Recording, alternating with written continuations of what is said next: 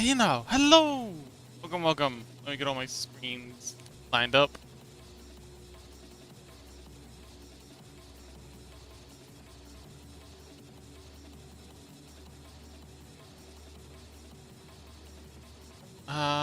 We should be live. Yeah, we are. Hello! Welcome! So, either that's dude. I see you sneaking around down there. Is that Chaos, too? Hello! Welcome!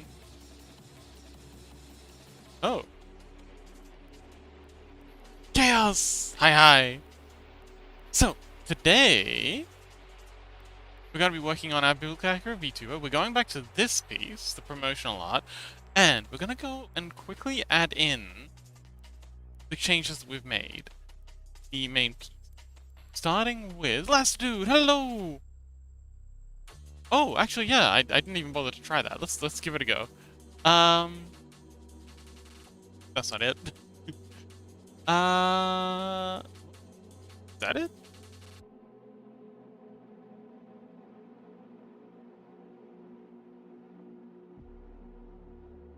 Nope, that's not it. The heck did I put it? Oh, here we go, restream chat. There we go. Oh, it seems to be working. Yay, let's go.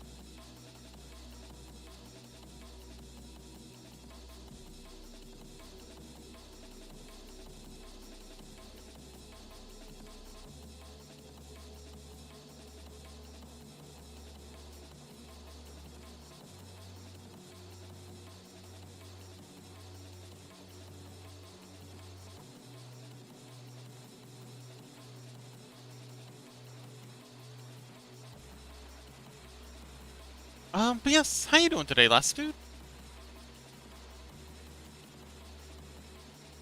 I want to get a render of the current version up on our screen.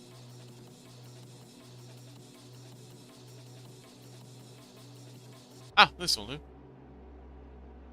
Too good. So yeah, so we're going to be applying, oops, these changes. I'll have this over on my second screen. Oh, wonderful! I'm glad you're doing well. You been up to anything today? Going to be applying these changes to this previously made promotional art. So we're adding in the, really it's going to be the wings, like the wing clothes, because they're going to cover up everything, pretty much everything we've changed with the main body. And maybe update the feet or whatever else is showing clothes. That's all that really got changed. Oh, and maybe get rid of the here, and then I need to change up the eyes because they've been altered. So yeah, we got a little bit to do.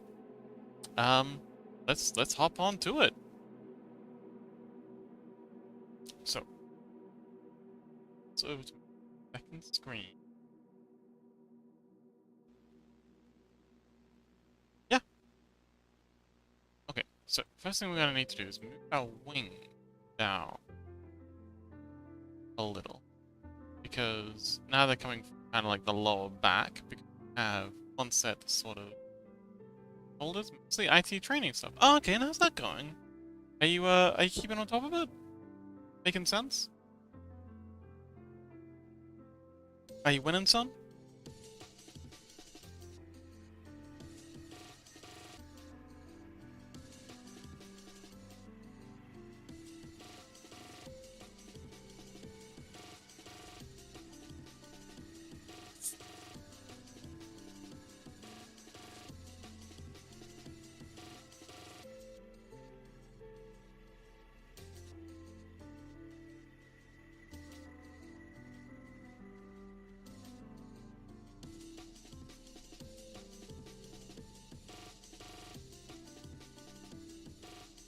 Now, all of the layish movements on.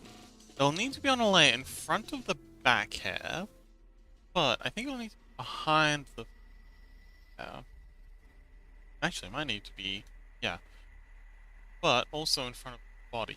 So behind the front hair, and that's this one here. Is there. I think. Hello, welcome! Yes, we're doing a update. This is our early promotional piece. we're adding the changes in the eyes, the changes in the wing clothes, and the changes in whatever parts of the body are going to be sticking out of the wing clothes. Last view says, going well. Finished most of the topics. I have to start some practice tests soon. Ooh, sounds good. Good luck. Yeah, we're gonna start with adding our. We're gonna add a group layer there. This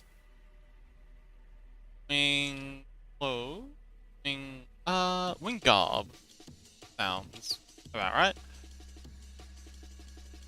Like I'm naming variables or functions. Gotta come up with something short, catchy, but also that explains the thing. You know all about that. Actually, we've got a lot of programmers. Latitude, Crow, and Chaos. You should all know about correct variable namings. Similar vibe when naming layers. At least, IMO. So, actually, let's make this line a bit thinner. Bit thinner still.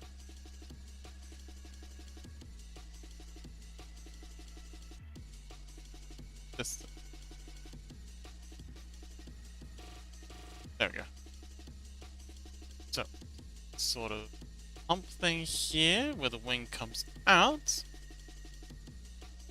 And how's about you, Kale? So you keeping on? I feel like things have been pretty rough for you lately with all this studying, university stuff, or maybe I'm just projecting. I did not like exams when I was at uni. Maybe you're having a different experience. Maybe you're more on top of it than I was. Wouldn't surprise me. I'm very I'm gonna invert this layer, make it. Actually, no. Let's make this layer because we're doing either white on white or black on weird colors. I'm gonna make this, and then we'll add a filter layer to it once we're done with the line art. That'll make things a lot easier. Actually, not green. Let's make it blue. Nicer. There we go. Now I can actually see what we're working here. So let's go like so. And then, hang on. No. Come down like this. I'm gonna be behind that arm. I'm gonna come around. And then up.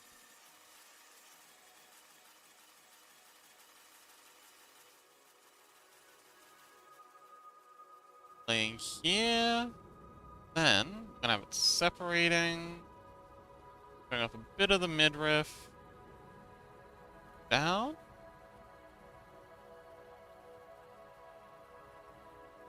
And then, same thing here. Chaos says, I'm a chillin', like a villain. Kinda. No. Kinda. I don't fear failing or anything. Just hoping for a good grade. And feeling like I'm not studying enough. Most of the time, I'm just pretending to study while my brain is sleeping. Oh man, that sounds exhausting.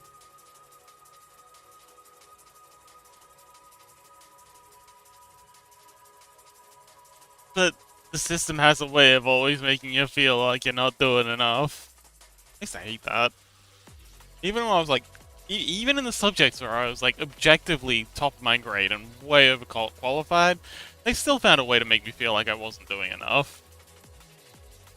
Which, as someone who hates being told what to do or how to be, that did not rub me the right way at all. That made me a very grumpy fox.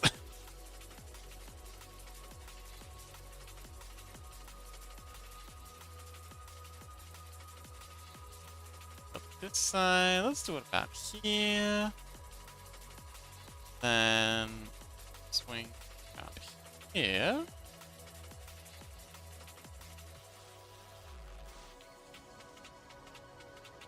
I know I can get an 8 or a 9, but I should be studying for a 10. Maybe.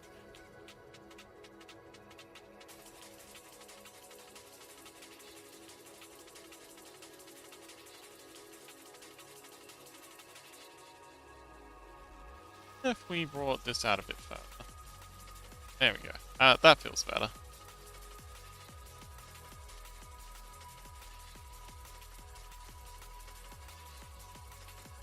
So the way we set up the hair layers is going to get in the way. So we're going to hide that for a minute. so we can see what we're doing. Up around. Down here. And then, I don't know. Yes? Guess you'd come... Alright, let's do it from this end. It's here.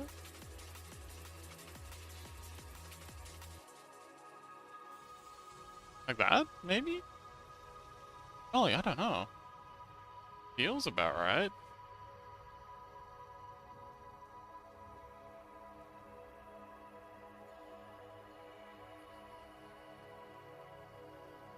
Yeah, that'll do. Burley, hello! Hi, what are we doing? We are currently working on updating the promotional art for Biblically Accurate Angel. While we're doing the orthographics, we made a whole bunch of changes, so I'm just kind of like backporting all of that over to here.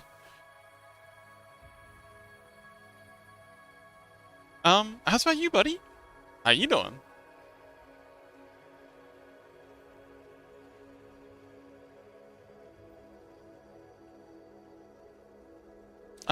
And then we got the underside, so that'll be kinda... What's on eraser? The underside, so these wings will be coming out of the small of the back. Burley says, okay, did some commission work today, which has been nice. Smaller projects. Awesome. Okay, so you kind of come around here. Got there, and then you come up, and then they cross about here. Then they split, much like the short piece down here. It's here, down and around.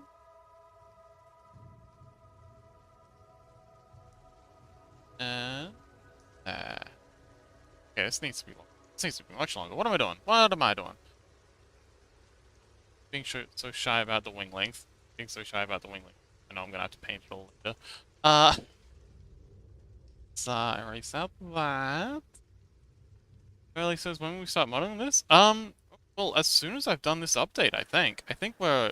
Yeah, as soon as we're done updating this, if I can get all these updates done tonight, next episode of the Angel will probably be, modeling.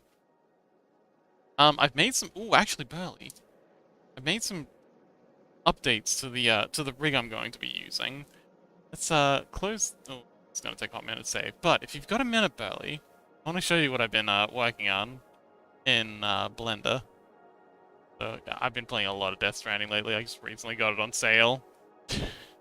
I used to have it on Epic, but when I moved over to, Linux, obviously Epic and Linux don't play well together, but Death Stranding was on sale over Christmas, so I grabbed that on Steam, so I've been playing that a lot. Apparently it was here we go. Okay, so this is the current rig. You probably recognize the wonderful not do x-axis moving. So the wonderful butt physics. Still very proud of those. Look at how they squish. Squish. But what I've been working on recently, updating, not naked, she's wearing a skin-tight suit or something.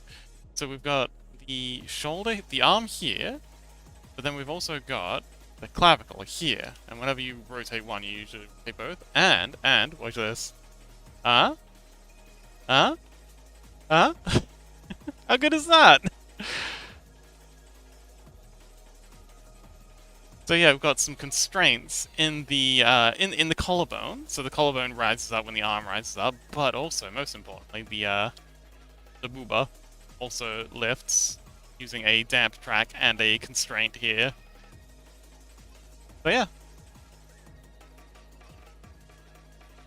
Oh, okay, it breaks if the clavicle comes down further than it, normally would, but yeah.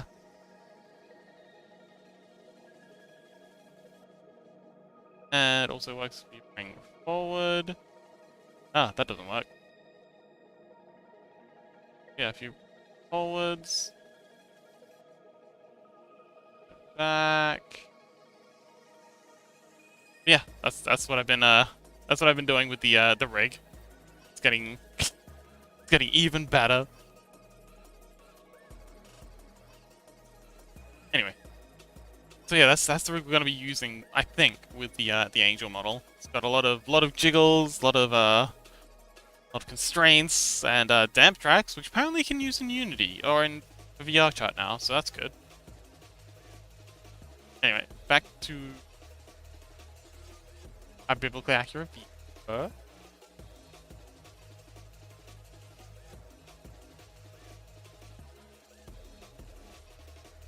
Anyway.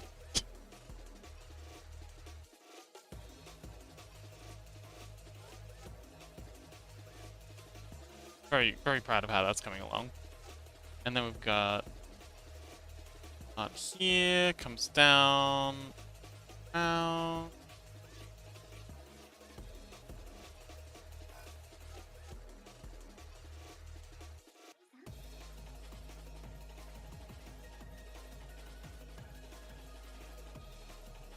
Got this section here, so this will be wings.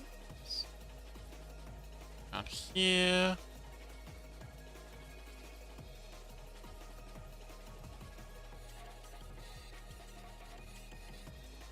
To be more like this.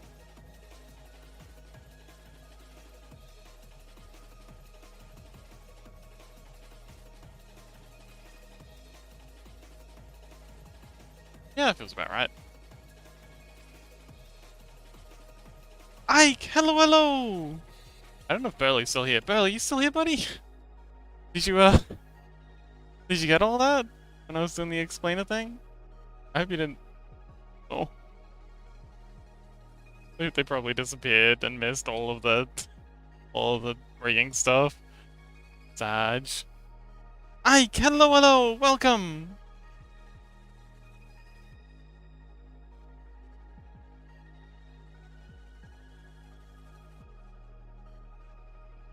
Hello! How you doing, Ike?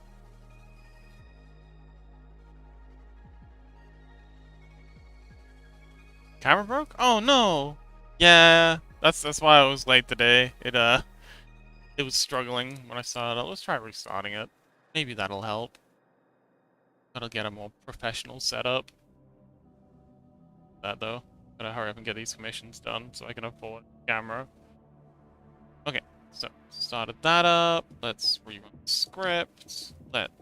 Yeah. Oh, wait. Did that fix it? Oh, that did fix it. Oh, just had to restart. Hope it is. Oh, no, it's crashed again. Well, it was fun while it lasted.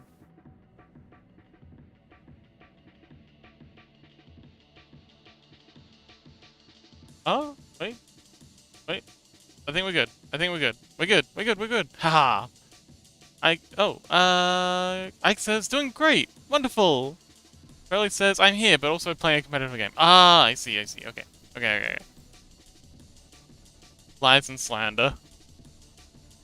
Hey, Burley's streaking in chat, let's go. Love it when Burley streaks in my chat.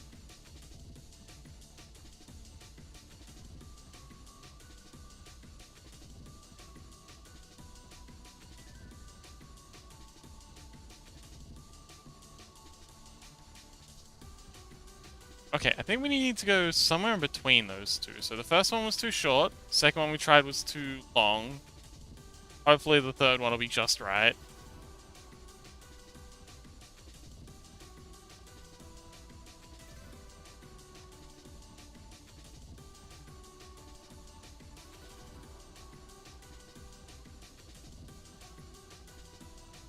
Oh, and let's kick it out a bit at the bottom.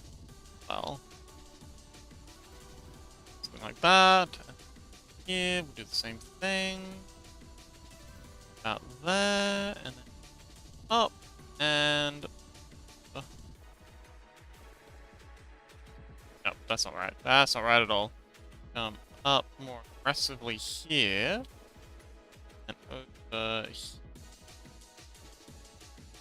Yeah, feels about right. Cow says doing good. Wonderful. Oh, Risty! I mean, Chompy! Welcome back! I'm sure I'll get used to the new name eventually. I'm bad enough learning names the first time. Learning new names, like when names change, is really difficult for me. Because I have to like, I have to put so much effort into learning names the first time around. I think it makes it like extra difficult for me to like rewire that part of my brain. Because it's so hard wiring it in the first place. You can call me Risky, that's fine. It's okay. I'll get the hang of it, don't worry. Just be patient.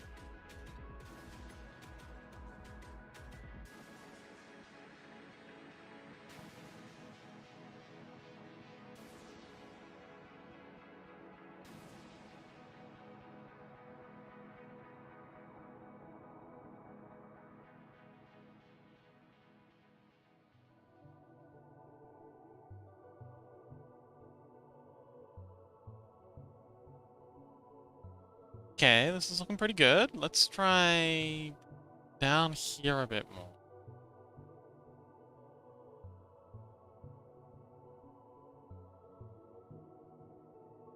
Actually, let's try bringing it up here a lot more. Little something. Okay, that's... Okay, and let's see how that plays with the hair. Oh yeah, that kind of works. I want to bring it out here a bit more. Yeah, here a lot more actually. Make it extra fluffy. Yeah, Rissy, how's the tooth going?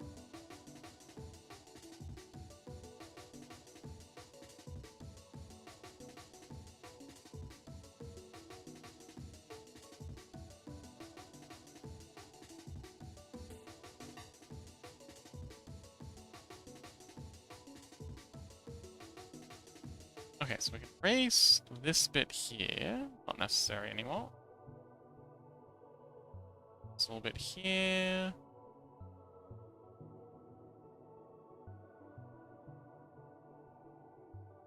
Erase this bit back here. Too easy. Piece of cake.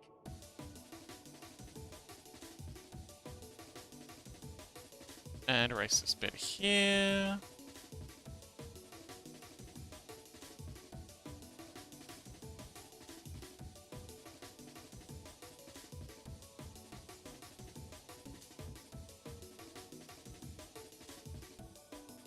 Alright.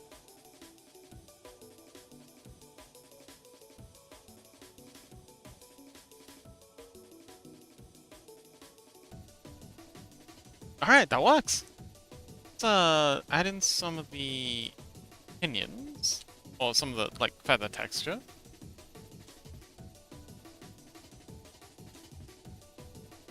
Actually, let's clean up these lines a bit first. I don't want to get caught out like I did last time with failing to do that until the last second. Alright, that'll do. And some feather.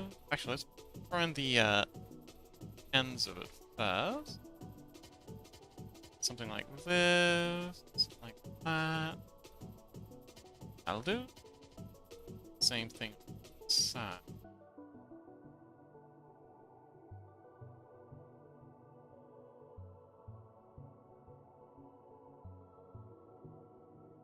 Yeah.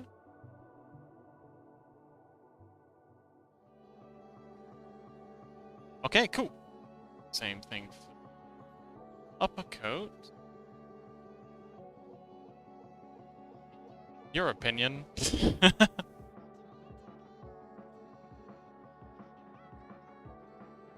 No, these opinions we actually care about.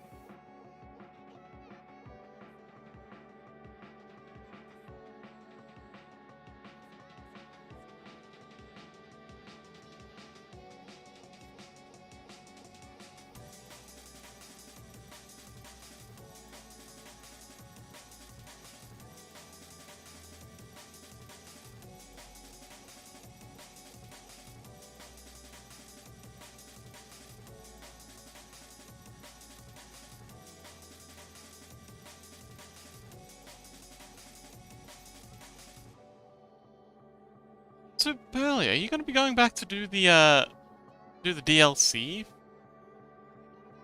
Blasphemous? Or are we all done with the Blasphemous playthroughs? Is Burley's Blasphemous arc complete?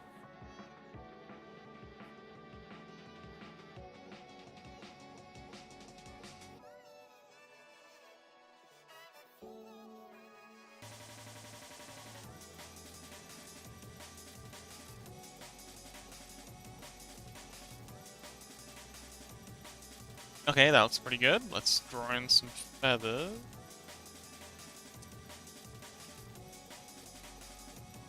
I do have my wrist straps here. Let's go. That'll help my hands from puckering out too quick. Bit of extra sport.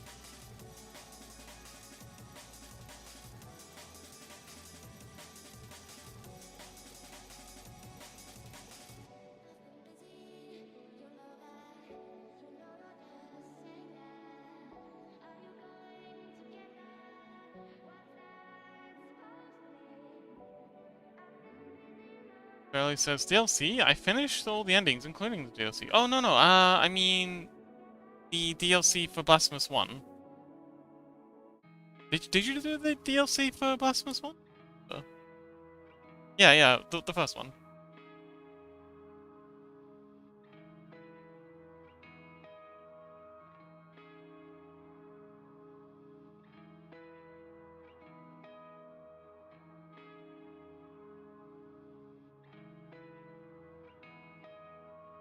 I'm pretty sure it does.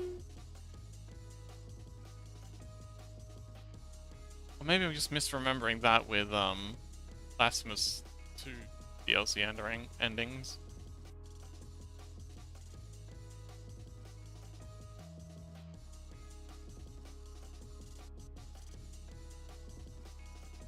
Alright, let's go ahead and add in our filter mask. And saturation down to nothing, and lightness down.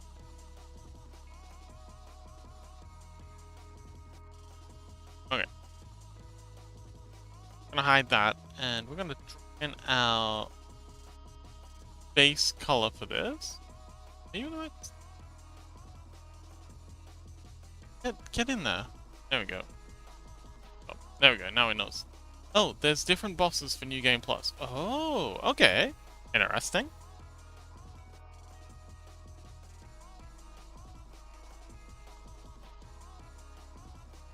Like, shout out. Awesome.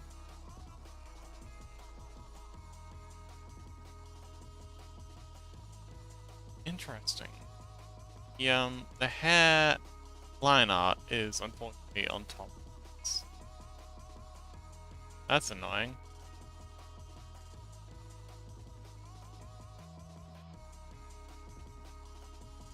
Oh, hang on. Wait, you don't go here. Go up to here. There we go.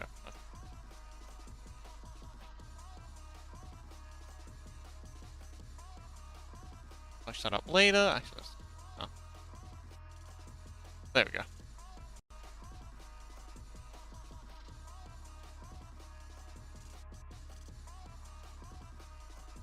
But I like to do these in these really garish colors because that way I can actually see what I'm working on, especially since everything's so white and I've got like the line art underneath it. It's really difficult to see what I'm doing. So if I do the painting in, these super stark and reds, I can just apply a filter mask afterwards to make them whatever colors I want them to actually be. But yeah, this isn't the final colors by any stretch, just what I'm using at the moment. See what I'm doing.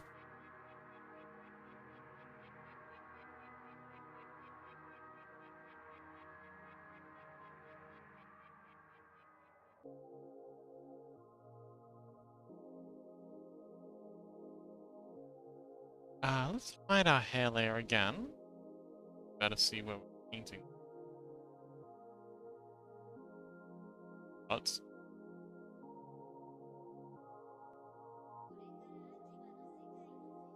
Go.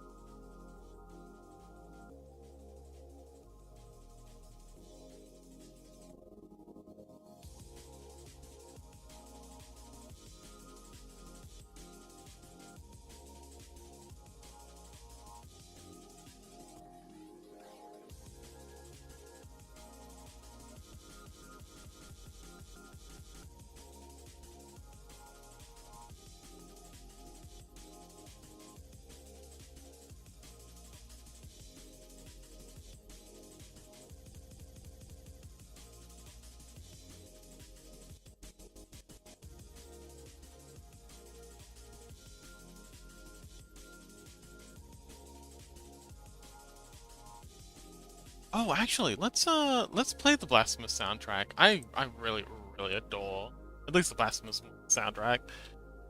Blasphemous OST, especially the DLC. Actually, okay, this is fantastic. But oh, here we go.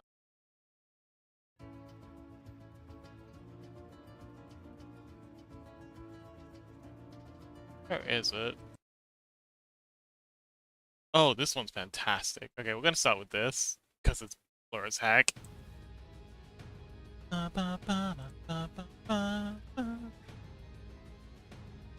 I listened to this on repeat for like a week straight. So good.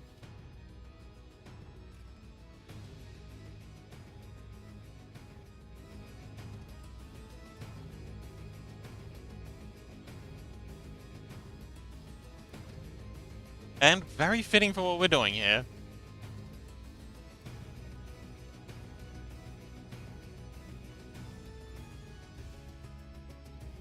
I feel like this theme song almost fits this character too well. Let's see. Nice to be able to get this hand on another layer, but unfortunately we're just gonna have to hope and do our best to sort of like sketch in between this drawing. Come back and do some erasing to get these lines just right. I mean, ideally it would be better to paint this on a layer behind the hand, but that's gonna be a whole nightmare of getting those layers figured out. Ba-da-ba-da.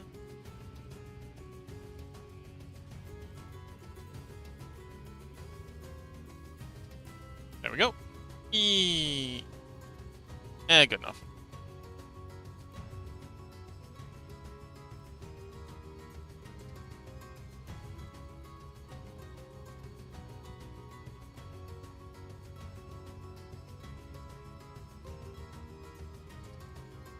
Alright, just mega brush all this in, and then we'll see how it looks with the filter master swoops added on. And then we'll get back and do some more sketching, more line art, then texturing, then shading. Another thing to do.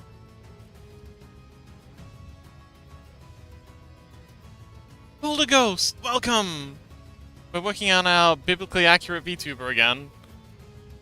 I was just saying earlier, this might be the last episode of 2D. Thanks to Raid Rest yesterday. Oh, anytime, buddy. I think it was Chaos that suggested that, so, thanks to them. But yeah, it's, we're almost done with the concept art. So we should be on to 3D modeling very soon. Maybe next week? But yes, welcome, Polterghost. I saw you were doing art yesterday as well. Sorry I wasn't very chatty after the raid. I was just heckin' exhausted. I just crashed as soon as I was done my stream. Okay, I think we can do better with this. I think this coat tails needs to be much further out. They're much more like, you know, dynamic. It's looking a bit flat here. But aside from that, let's pop on our layers. I'm gonna add one for this one. Mask. And then this one's white. Down.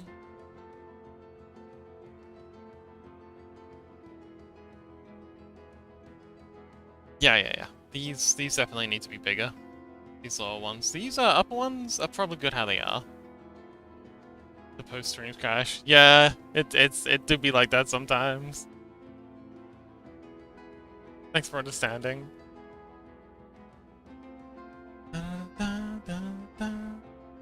So let's just way out here.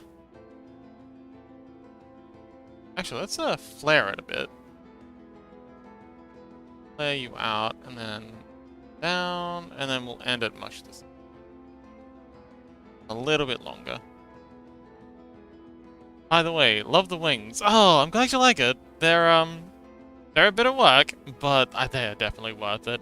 Old Ghost says, and my process is a mess and a half. My people were close to screaming at me because I worried about seams in my trousers and didn't even have the hair started. It do be like that. Alright, thanks for the luckies, Ike, by the way. And good luck with the studies.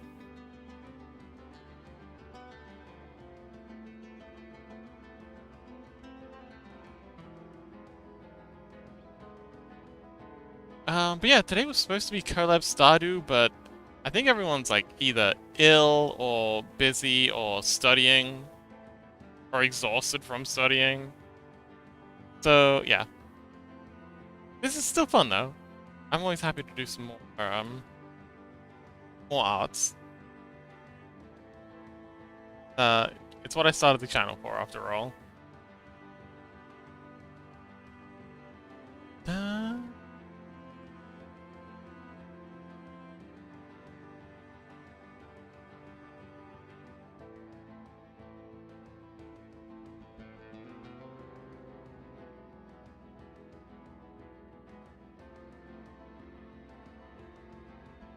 Okay, let's round this a bit.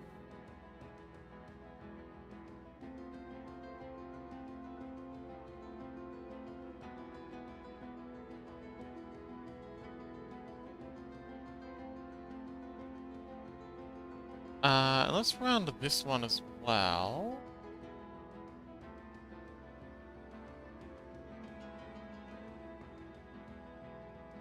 That way it looks like it's kind of like arcing around the body, rather than just being flat on. Okay. It's doing better.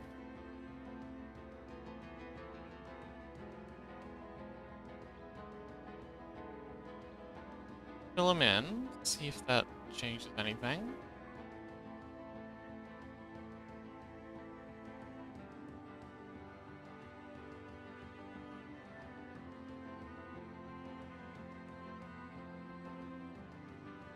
Okay, I like how round they are, but I think they need to come up a bit higher.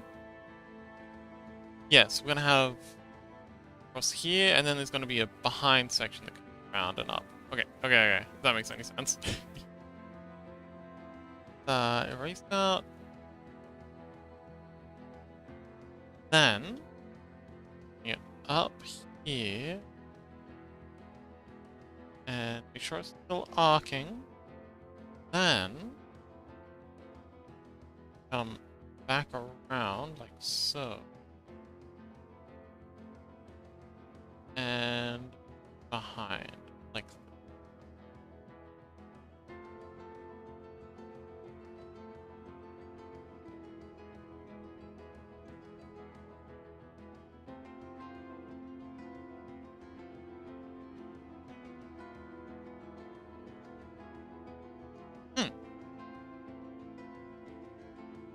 That's kinda interesting. Let's back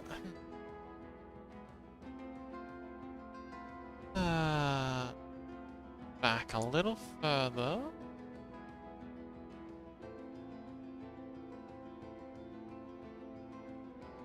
Okay, that'll do. But that means we need to make this one a bit more, oops, a bit more aggressive. Did I? Oh no, I did. Oops. I've accidentally painted some red on this one instead of erasing. That's okay.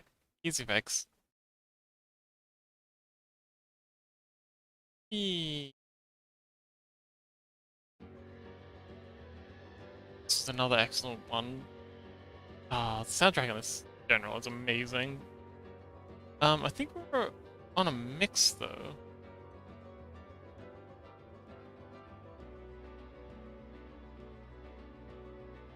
Yeah, this is a mix of the OST. We want the actual playlist. Here we go. I'm gonna set the. I'm gonna set it to shuffle as well. There we go.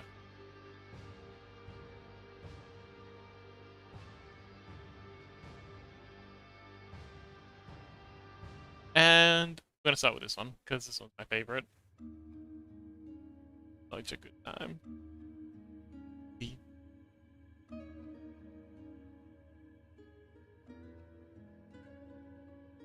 And another piece that I feel really exemplifies this character.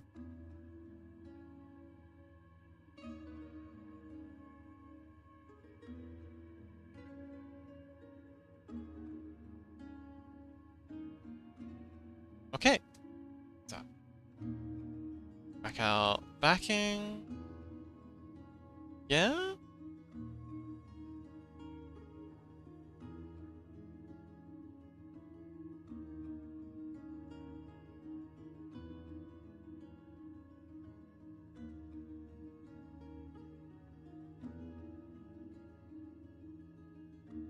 Okay, I feel like these should be arch. So these outer edges probably be arching this way.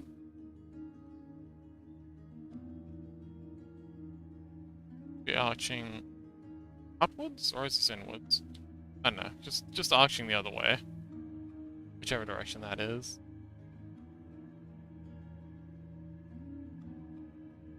And I also want them to be much further down. It's a little bit more aggressive.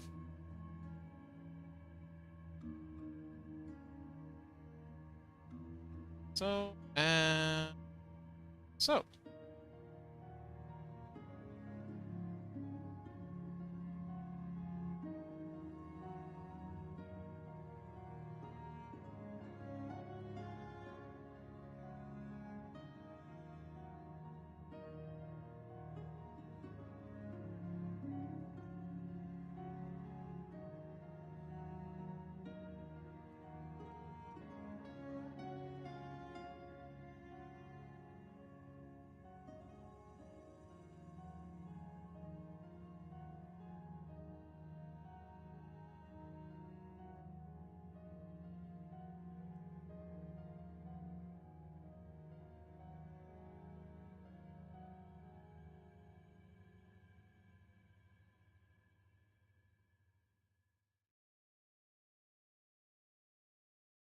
Let's do some more.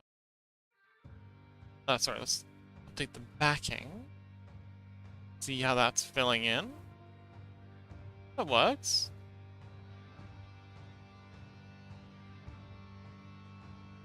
Okay, yeah, that looks much better. Well, we gotta extend this one now.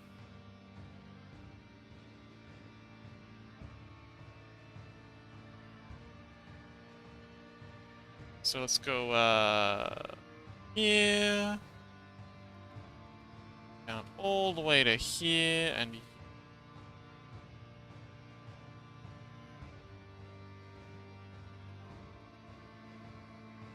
here. Like that?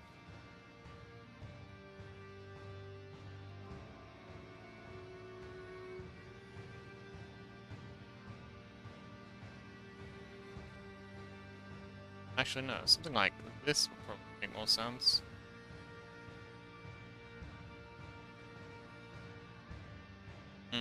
Actually, no. Something more like this? Really, I don't know.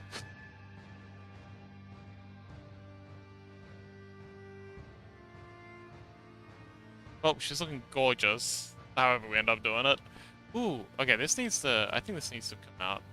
Like so.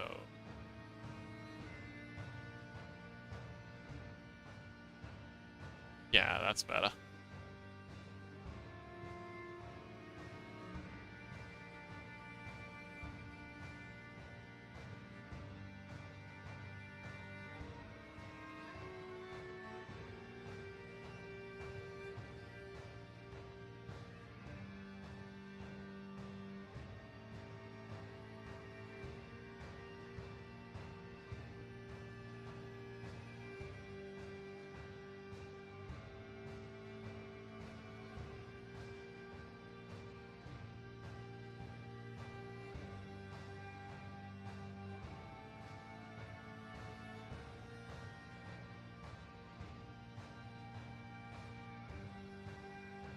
Nope, no, no, no.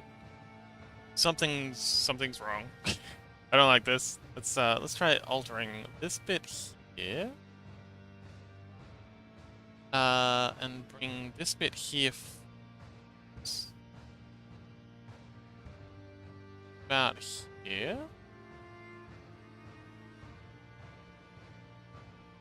That help? To come back in and yeah. Oh, and paint in here.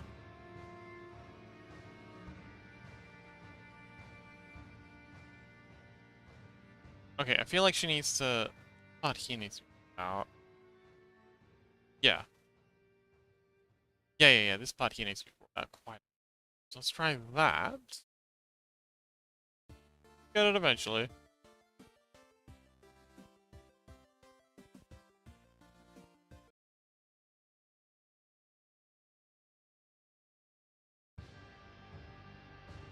I'm actually gonna skip this one. It's a bit too metal. I'm sure.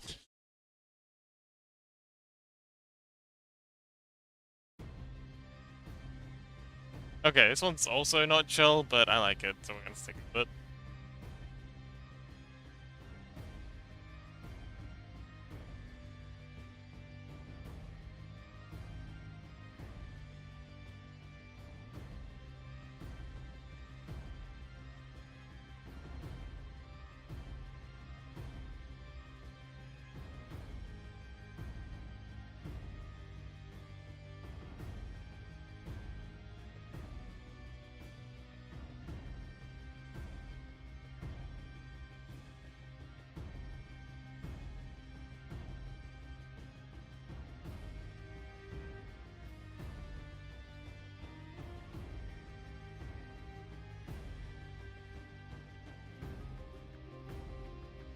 Better?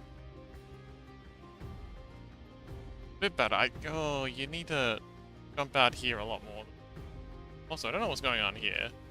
I think I put this this back coloring on the wrong layer.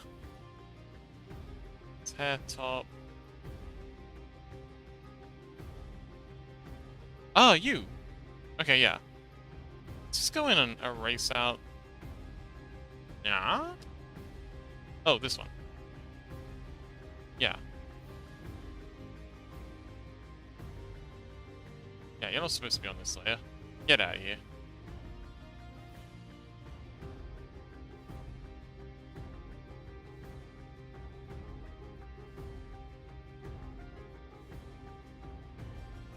Hmm.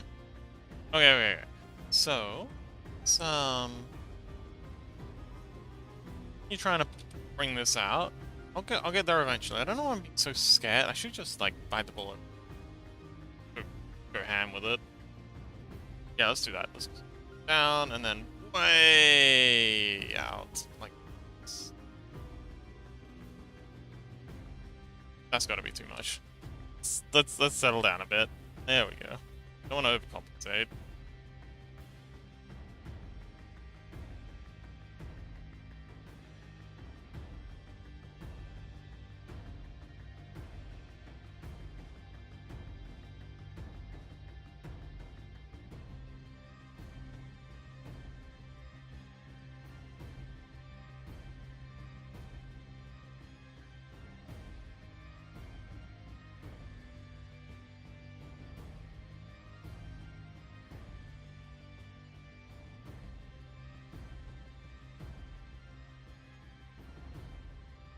Okay, that feels better.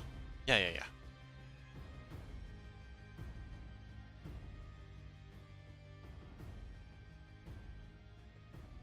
Okay, so we've got you arcing out, but I think it looks better if they arc in. So we're gonna go back and update this.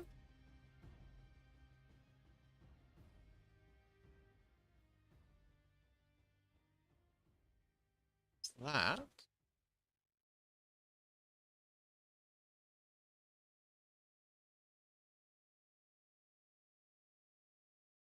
Yes, just a little bit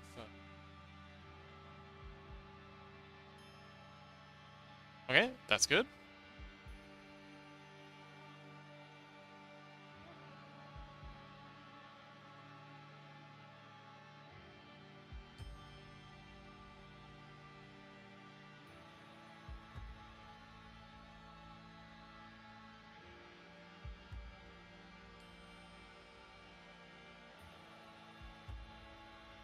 Okay.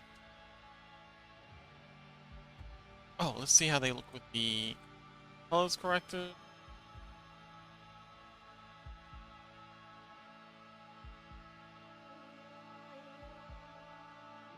No, this isn't working. What is it? Where am I going wrong?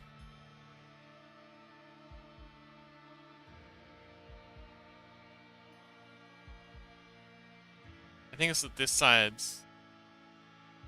here. It's because this side here is poofier than this side here. So let's go ahead and see if we can correct that.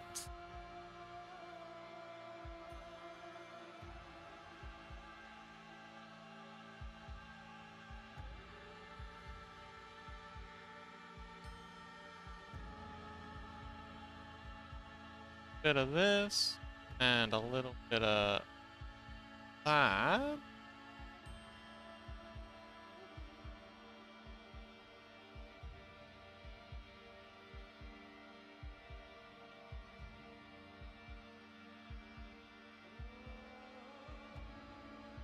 And red.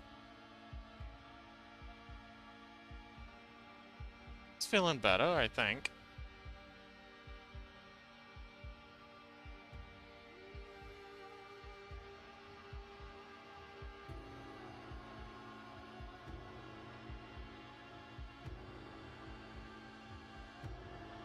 Okay, let's get in and add in some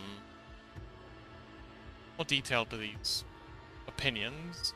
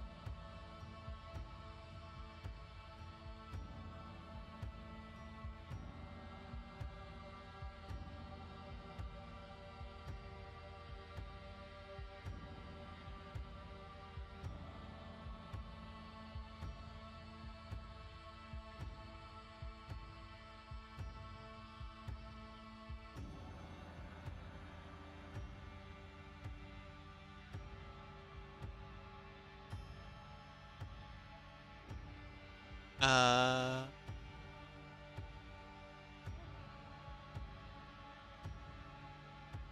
not gonna lie, I'm a bit worried about how this is gonna look when I zoom out.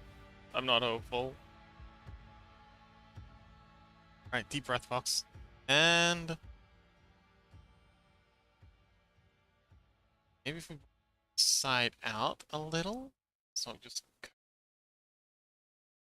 that help out to here.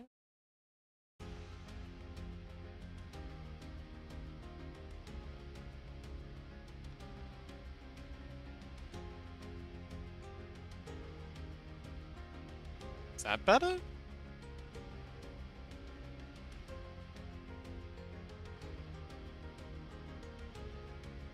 Oh, that is better. Okay, okay, okay, okay. So if we bring you down, and then kind of have you step up one at a time. And then over here, we have another set kind of coming down, going opposite direction. So this is behind. And then beds.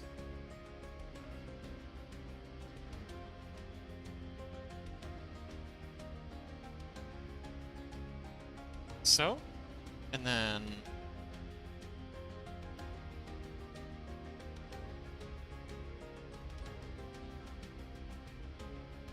okay, that's feeling better.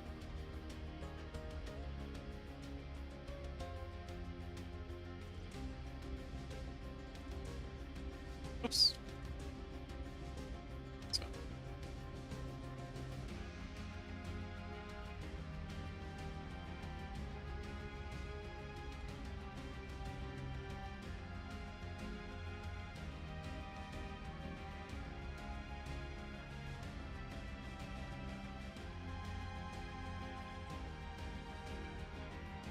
yeah. Yeah, I think this is coming together. I was a little bit worried about it for a minute there, but I think we're getting on top of it.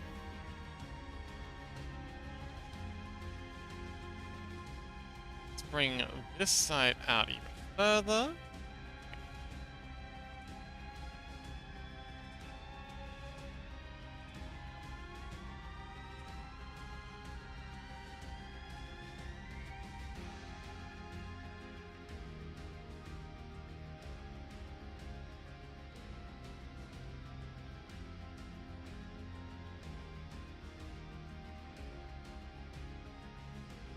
Alright. Oh, let's see how it looks with the colors corrected. Oh, hang on, what's that? Heck? Oh, you. Oh, you're on the wrong layer. Get out of here.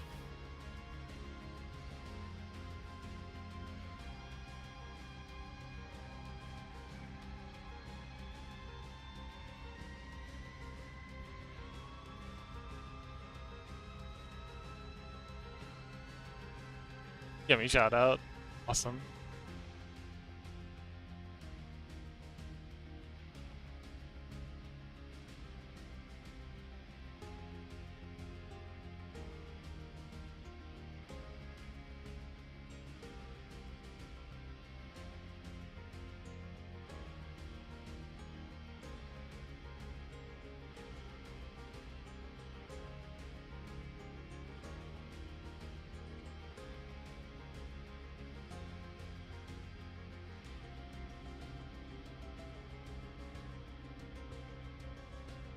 Alright.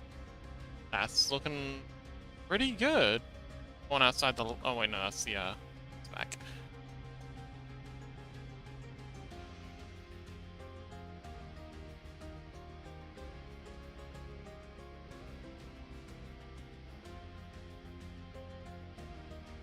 Yeah. Yeah. Okay, cool. So we just gotta do some touching up here, I think. And then set up the pinions for the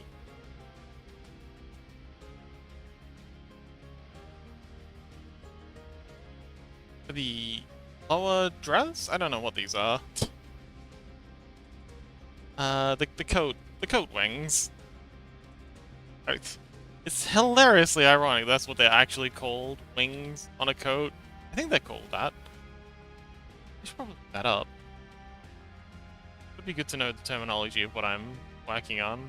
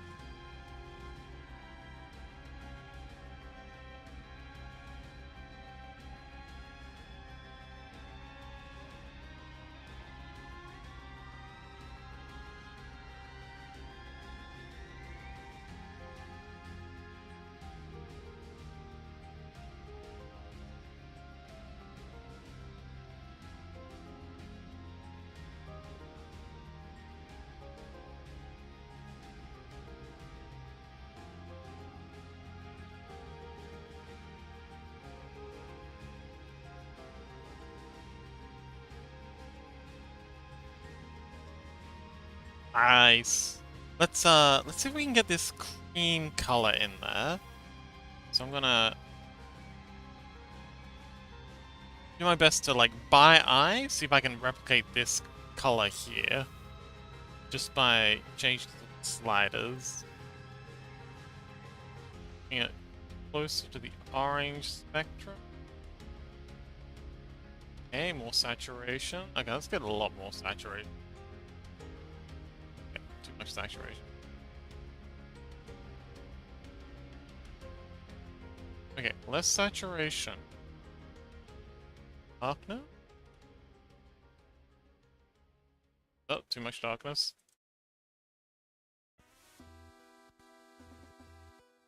I dislike the chiptunes versions. It's cute, but I much prefer the... Actually, no, I guess I don't dislike them, I just prefer the, orchestral one. Lily? Lily! Thanks for the treats!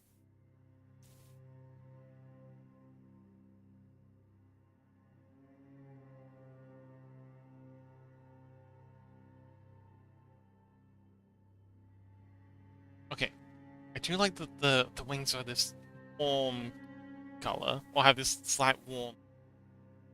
How you doing, Lily? How goes preparations for the trip to Spain?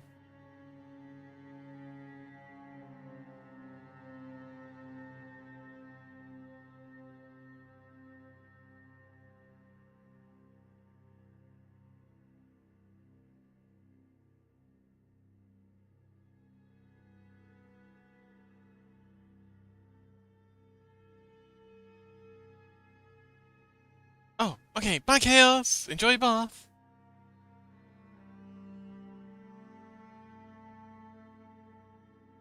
Ultra tired. I had 9 hours school tomorrow to... Oh no, you thing. You must be heckin' jet lagged as well. Dang.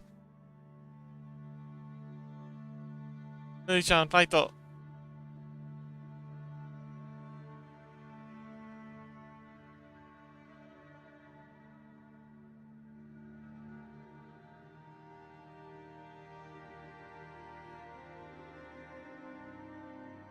Oh, Lily. Travel a lot. Like a lot. Do you have any, like, travel tips? I've done a lot of traveling as well. Like a whole lot of backpacking. I spent like 3 years backpacking. I think I've told you enough stories about that. So I often have people, like, when they're going traveling, asking me for tips and stuff. Just wondering if you have any I can add to the list. You know, just like things that people might not know that make things handier. You know, for example, like just carrying check-in luggage, like just going on with a backpack and just trying your best to get everything into that backpack so you don't have to wait in line to get the stuff from the carousel, to get your undercarriage luggage from the carousel. Things like putting a Canadian patch on your backpack if you're American, because most foreigners don't know the difference between Canadians and Americans. They just know that they really like Canadians and they really dislike Americans. Um, what else? Ooh, getting a burner phone. Oh, I don't know, I'm too tired to think, so nope, I don't. Okay, fair enough. I understand. Rest well, Lily.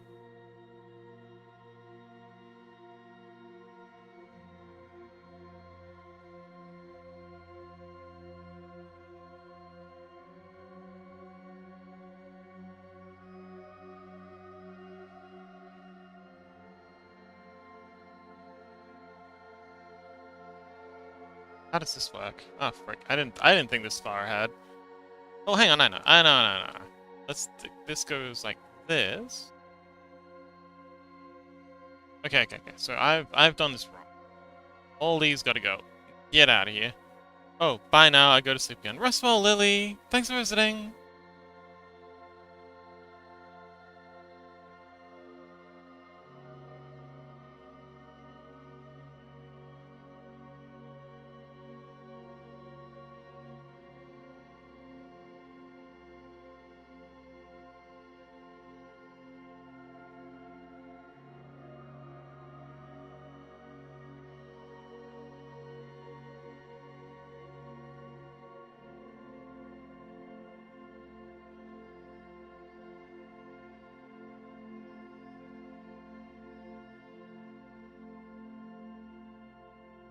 wonder if those dang Stream Boot ads ever...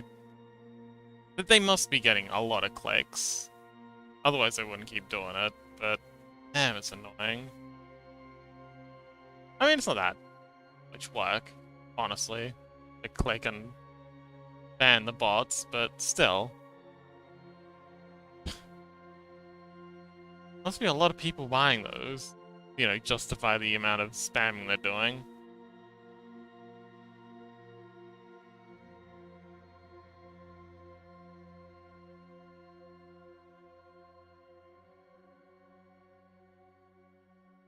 Hang on. Am I doing this the right direction? No.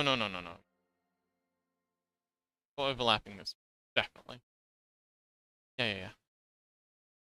Ike! Hope you eat well.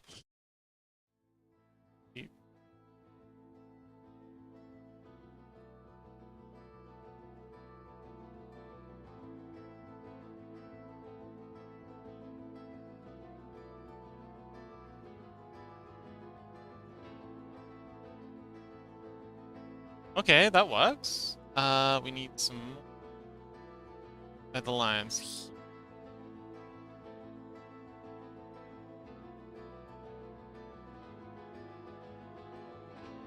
And so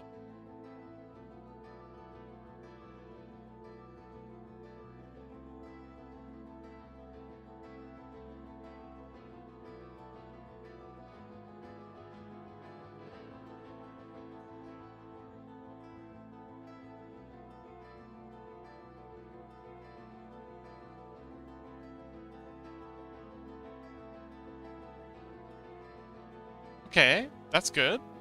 But it says, wait, no, I can't sleep. Why not? Oh no. Do you have a paralysis demon haunting you?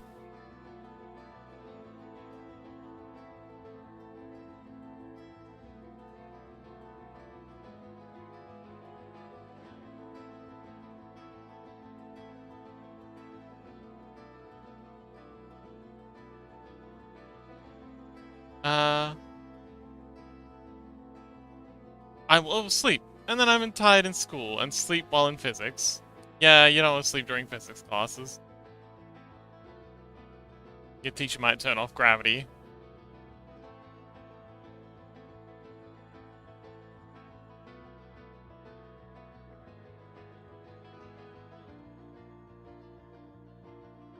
I think these need to be even longer. Yeah, let's... Why am I being so shy about how long we make this code? I'm not paying by the meter. Let's just go way down here. Yeah, just drag it. Drag it out.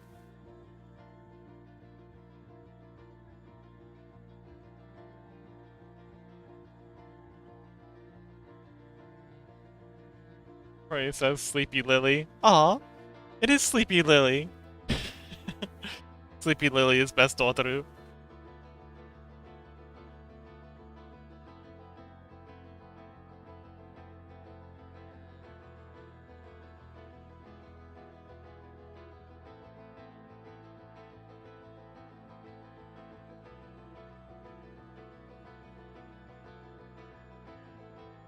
Oh, it says food. Okay, So, I've recently discovered something fucking amazing. So, Lily, you know what Punko breadcrumbs are? For anyone who doesn't know what Punko is, it's kind of like this Japanese brand of like super high quality breadcrumbs they use for crumbing things. But recently I thought I just had this wild... I had some tofu, and I had this wild idea of like, what if I shallow fried this? Like, what if I battered, like, cut this into slices, shallow fried this in panko, like, so just take the tofu, cut them into, like, hang on, like thin slices like this. So you've got the block here, block of tofu, and y'all know what tofu is. We've got our tofu block here, and then just cut it slices like so. And then take these slices, pop them in some, like, I got a plate with some flour on it. Pop them into the flour, and then stack them up when they've been floured. And then get a bowl, and then replace this flour with panko crumbs. Bowl, and then pop an egg yolk in there. Well, actually 2 eggs for a decent sized block of things. Whisk them up, and then I take the powdered tofu, dip them in the egg yolk, pop them on the panko, flip them over, pop them on the panko, and then maybe flip them a couple of times, and then chuck them into a pan with a bit of oil at the bottom of it, and then just fry them up. Shallow fry them until they're gold on each side, and then I went and put these on a. So I've got like my sushi seaweed, like nori seaweed, and I got my rice. Yeah, go like this. And I got my rice on it, and you want to leave a bit of a lip up here. Ah, yeah, get out.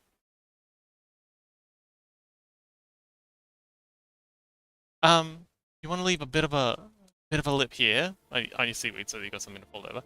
And then I went and put this is that, and then I sprinkled a dash of mirin on top of this, and then I went and put what was it? I think it was avocado slices here, a bit of Kewpie mayonnaise, like so, and then I went and took these fried tofu slices and popped those on top, rolled the whole thing up, and rolled the whole thing up into the sushi roll, and oh my god, it was so good.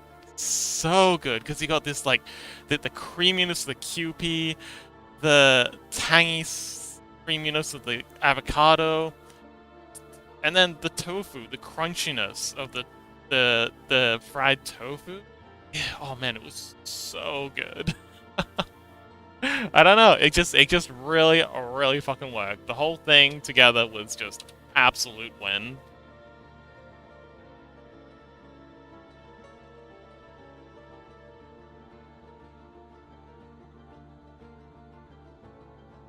And pretty dang easy to make too if you can get your hands on the ingredients.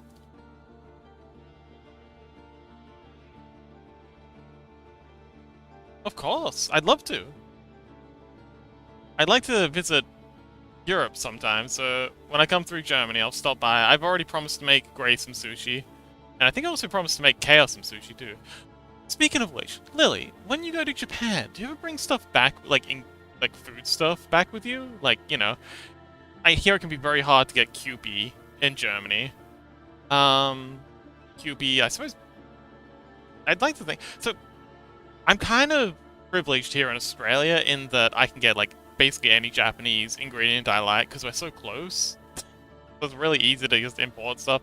Like, our supermarkets, they'll have, like, an Asian section. I can get Kewpie, I can get nori, I can get mirin, I can get dashi, I can get, like, all different kinds of ramen.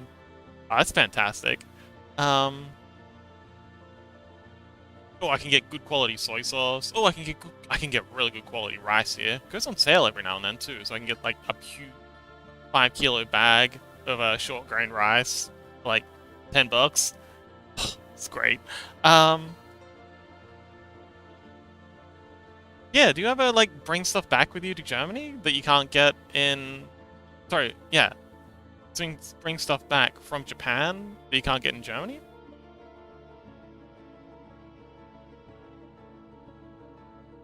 I just realized I gotta erase out some of this stuff where the tail's sticking through. Yeah.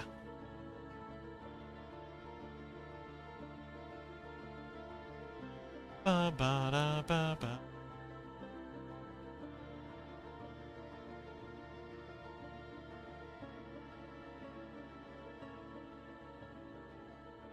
But yes, cooking for friends is one of my favorite things to do. I love getting the chance to cook for people I care about. It's one of my favorite things. It's one of the reasons I learned to cook. I get everything in Germany normally, but if I really know I can't find it, then yeah, of course. Oh, okay. So what kind of things do you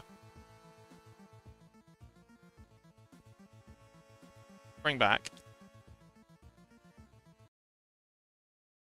Like what kind of things can you not get in Germany? I feel like Bonto flakes would be difficult to get. I'm just assuming. Wild guess. Ba-da, ba-ba. Easy. Stuff. Iterate.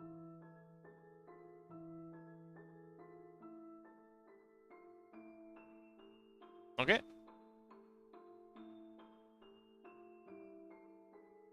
I'm mostly just asking for when I go to Germany, what stuff I should bring along with me. Like what stuff I might not be able to get in Europe that, you know, but when I do come around to cook for my friends.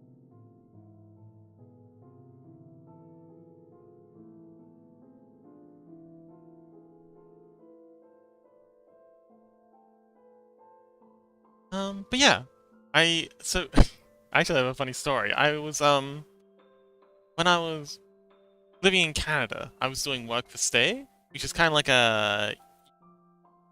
I think I've explained this already. You whatever jobs they tell you to, and they give you a room to sleep in. So that could be washing dishes, that could be changing bed sheets, vacuuming the room. Yeah, so basically you do housekeeping work, and exchange they let you stay there for free, and it's a pretty sweet deal. I really enjoyed doing that.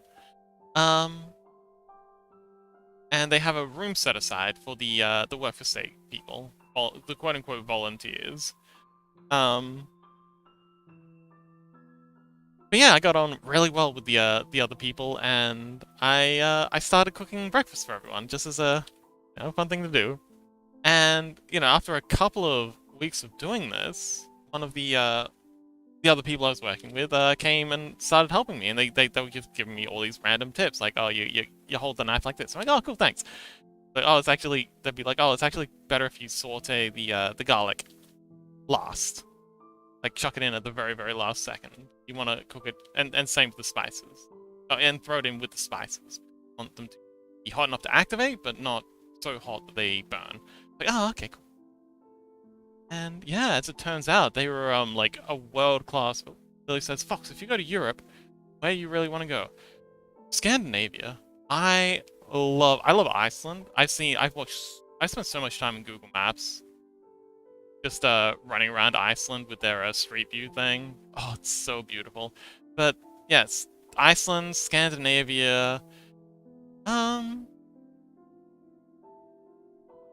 Germany would be cool, but mostly only because I know so many people there. I don't really have much interest in Germany itself, just people that I know. But yeah, checking out the fjords and forests of Norway and Sweden, that'd be ideal. Where else? Well, it would be nice to go to Spain. I hear so much about it. Where else? Switzerland. I've heard really good things about Switzerland. Switzerland seems really nice. But yeah, mostly Norway, and Sweden, and Finland, of course. See. Wow, Fox everything, but not the country where I am. Rude. No, I did say Germany, but only because of the people that I want to see. I don't know, what is there to see in Germany? I guess I could go see the Holocaust Museum, visit Auschwitz. Yeah, I said I'm not interested in the country, but I'm interested in coming and seeing the people. The difference.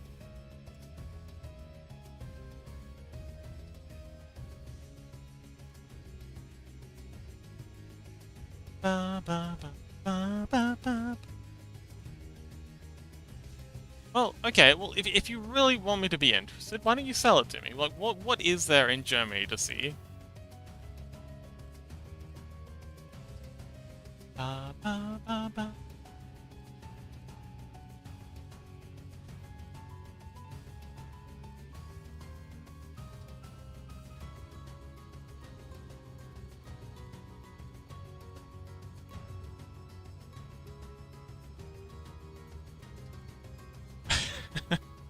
That's what I thought. It's not an easy question, is it? Well, I was struggling. I don't know. I've heard the forests are nice. The food is good. Going out drinking, but I can do that anywhere.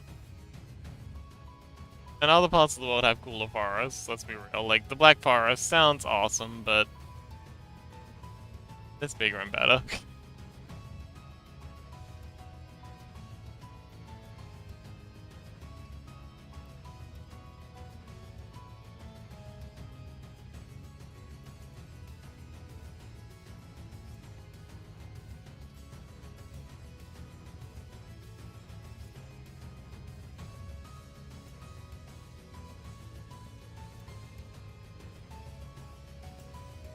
I don't know. I live in Hessen. That's boring, trust me. Hessen. Hmm. Where in Germany is that in like the north? Is that in the south? God, I hope you're not in the east. I've heard bad things about East Germany. And I've had so many good things about southern Germany, like Bavaria, that I'm very suspicious of it. Like every time I've spoken to a Bavarian about where in Germany I should go, they just like, oh, just come to Bavaria. And forget about the rest of the country because it's trash. We hate them. They're awful people. And it's an awful place. Don't go there. Which leaves me a bit suspicious. I don't know. Go look. Okay. Google Maps.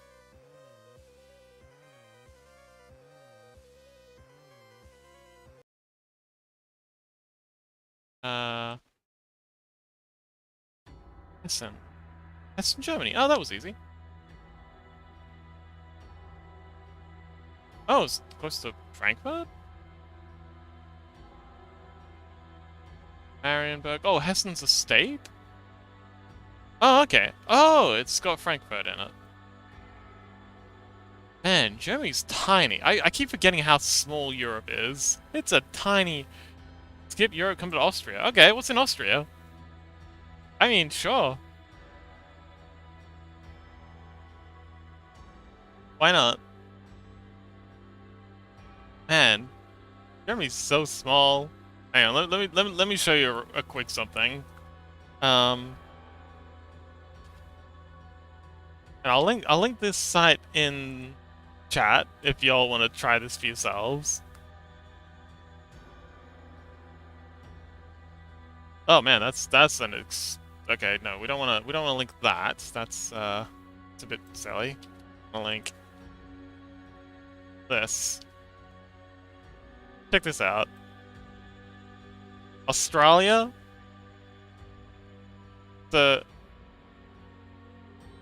I live down in this region. This is the closest capital city. This is where I was working for a bit. And yeah, I would, yeah, that's, and this is where my sister lives. And I occasionally go for, like, holidays up here. I went for a road, I used to work up here on fruit farms. Oh yeah, the map has no deformations. See, well, no, it has deformations. It deforms the countries based on where they are in the map. This is my country overlaid over Europe.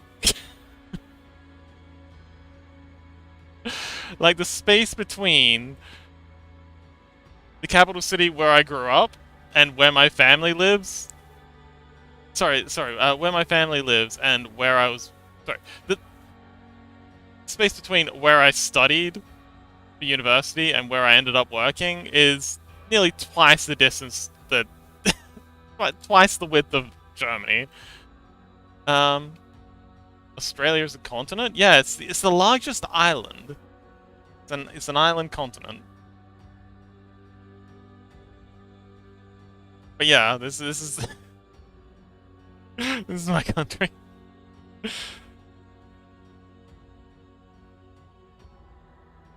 And like, and all of this space in the middle, this is just like barren wasteland. Actually, no, all of this is barren wasteland. Everything except like this narrow band along here is uninhabitable.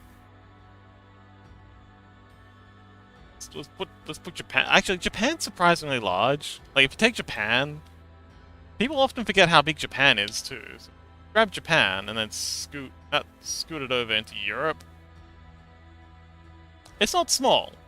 Like, it's a hefty sized European. It's like, you know, square footage has got to be about the same size as Germany. Almost all of Europe is uninhabitable. Yes. Well, I don't know, give global warming another couple of years. That's actually why I'm personally not so worried about global warming, because Australia's already an irradiated hellhole. It's not like it can get any worse. You guys, on the other hand, you're all living in countries that are actually that are actually habitable. So you're in for a rough time.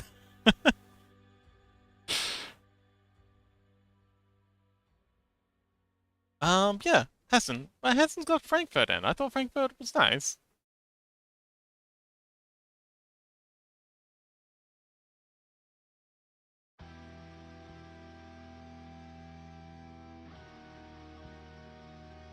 Ba ba ba ba ba. Billy says, "Yeah, I live. Oh, yeah, I live there. I think you mean live. Uh, but it's boring for me. Yeah. I understand that. I mean, heck, even Australia gets boring. Like the fact that I think that Australia is boring when, let's be real, every day is a occupational hazard here. Actually, the weather yesterday was, what was it? 100. I was talking to an American friend about this, so it was 111 degrees Fahrenheit. I think that's like 44 degrees Celsius. I forget what it was, but yeah, it was insane, like crazy hot.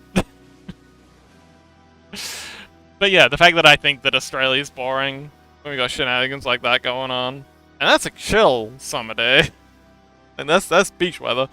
Um, ah, so live is like you live somewhere. It's the doing thing. Life is the having thing. So yeah, LIVE is anything kind of like doing, and yeah. Whereas LIFE is just something that you are, or something that is happening.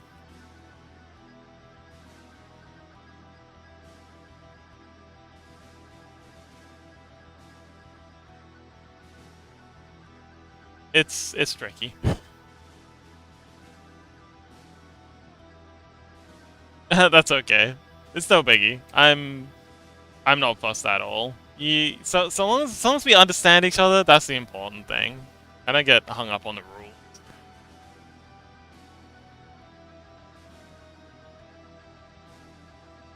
Anyway, Fox, why Frankfurt? I don't know. It's the only other place in Germany I've heard of. It's just that in Berlin. That there are other places in Germany? Is there anywhere else?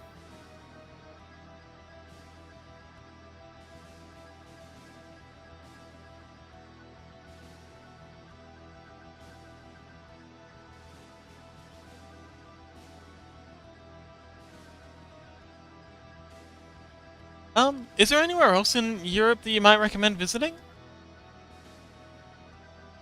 I mean, I know we've got a couple of Europeans in chat. Polterghost, you got anywhere? Like, actually, Polterghost, you were saying to come and visit Austria. Like, what's to do in Austria? Like, where do we go?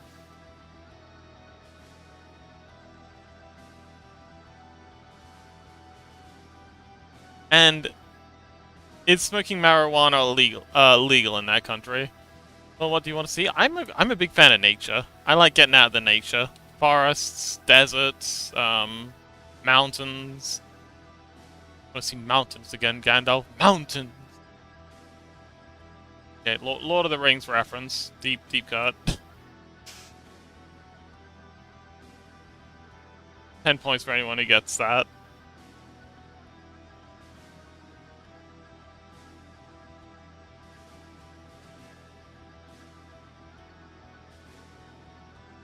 We have a lot of mountains, and a lot of lakes, and a lot of woods. Ooh, okay.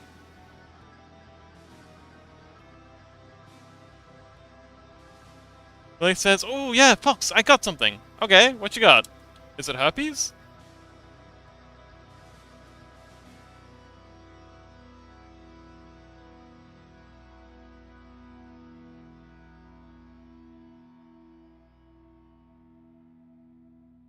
Polterghost says, "Where I grew up, there is high mountain right next to one of the deepest lakes in Europe." Ooh, like somewhere I'd like to go swimming.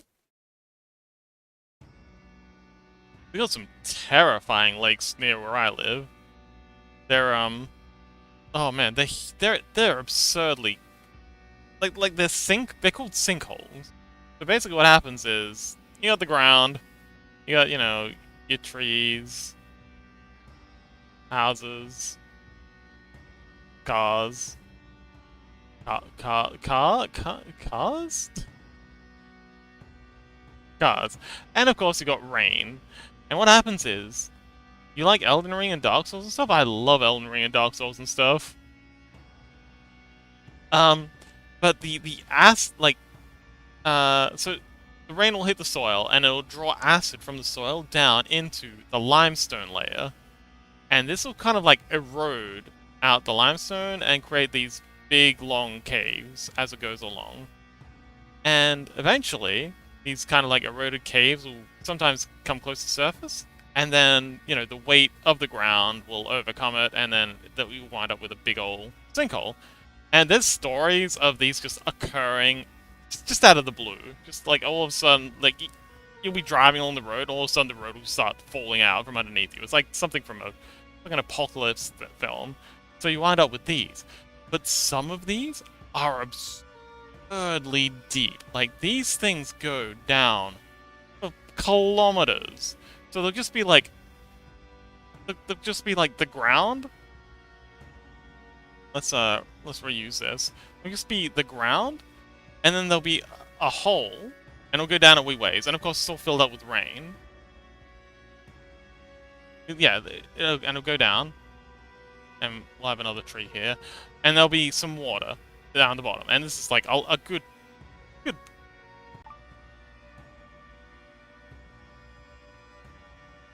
And we're back. I completely forgot about the reset. See, this is why we need foobar. I'm useless without foobar. Hi-ho reset. Yeah, sorry. I can't do anything about it.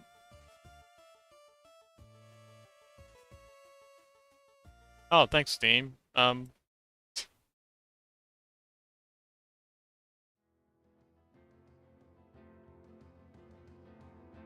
But yeah, but then there'll be the water, and then there'll just be an absurdly deep hole, and this thing just goes down for fucking ever, and then it'll meet up with like a cave network deep underground, and it's actually very popular to have like divers, kind of like, you know, scuba divers go swimming in these absurdly deep holes, and getting stuck and dying.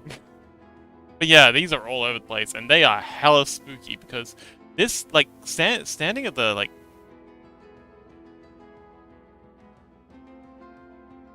lip of these, standing at the lip of one of these, and looking down,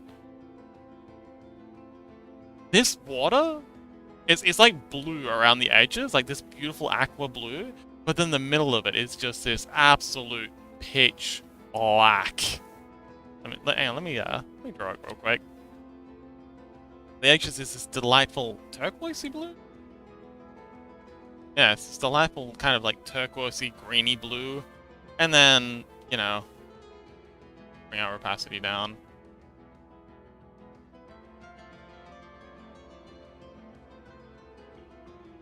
It's this absolute pitch fucking black in the middle. And it looks kind of like an eye in a lot of ways. And yeah, it's really heckin' spooky. Oh yeah, I do that all the time. And the drop at the one near me is ridiculously far. Like, I forget how far it is, but it's a long ass way down. And of course the water is deep as heck. So if you get in trouble, no one's getting your body back. Like like if you get like a leg cramp or something while you're swimming in this, and the way up is like really hard. Like it's nearly a sheer drop. You gotta go rock climbing to get back out.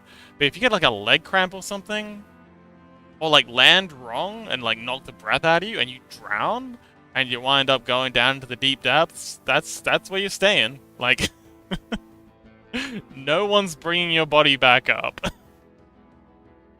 And that's kind of what's happened there. There are actually a few bodies in this particular lake, like mostly from scuba divers who've gotten themselves stuck for whatever reason, and there's just no way to get their bodies out.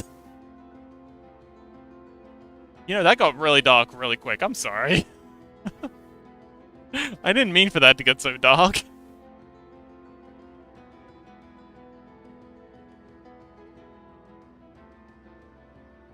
I should come to you just for the bathing.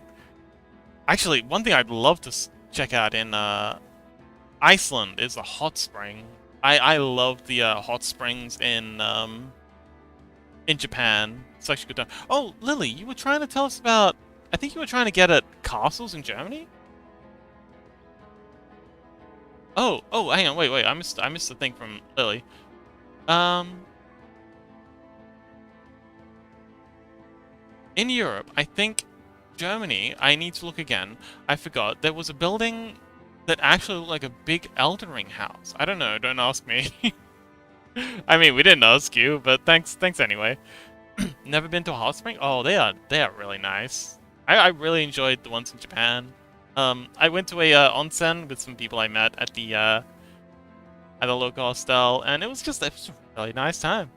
Oh, and also we have a lot of castles. I do like castles. And castle ruins in Austria. We have a whole state that was named after them. Ah, neat. I would like to go castle hopping.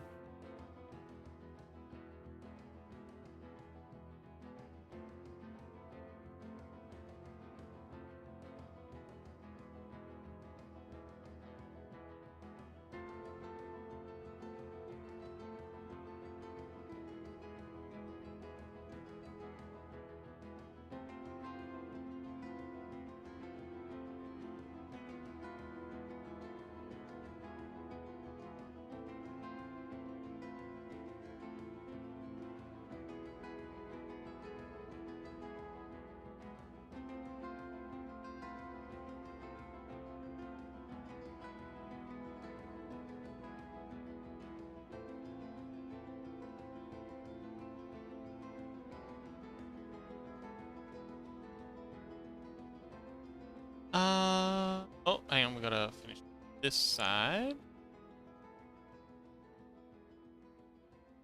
There we go. I don't know what's going on here. We gotta erase some stuff. Gotta go in and clean up all this line art. This is...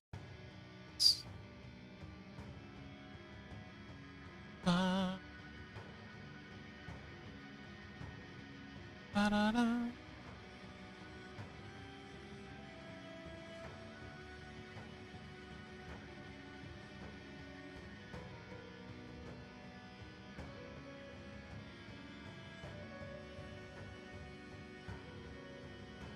There are even some overgrown ruins of towers that don't have real names or anything. Right next to Vienna.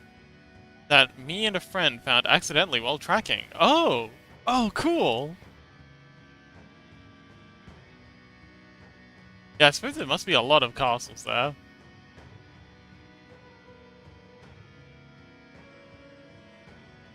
I mean, being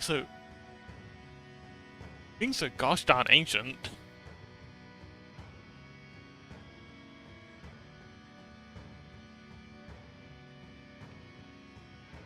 Enough that we don't bother naming them all, I guess. Yeah.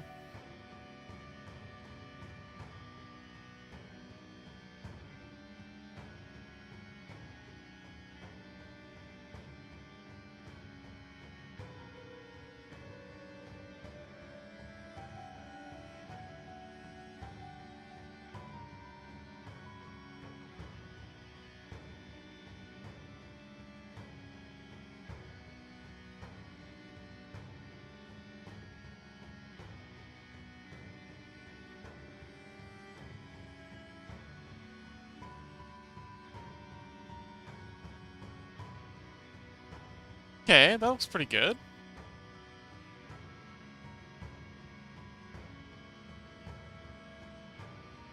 Alright, I'm gonna go for a quick bathroom break. I should have added some little text here. Let's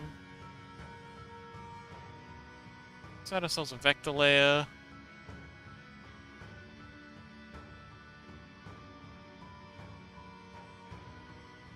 E, right, back, make it white, and deja vu serif, that'll do.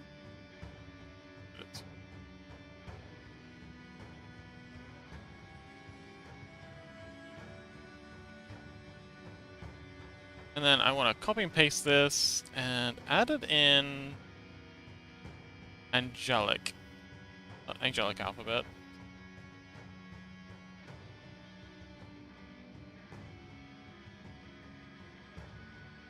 And have that there, so the E and whatever that symbol is are merging. And we'll set it to... Actually, hang on, let's get bold. Bold. Really need you to be italic? Actually, yeah, italic's cool. Save. Is there a bold? Sarah? No, there isn't. Oh, there is. Uh...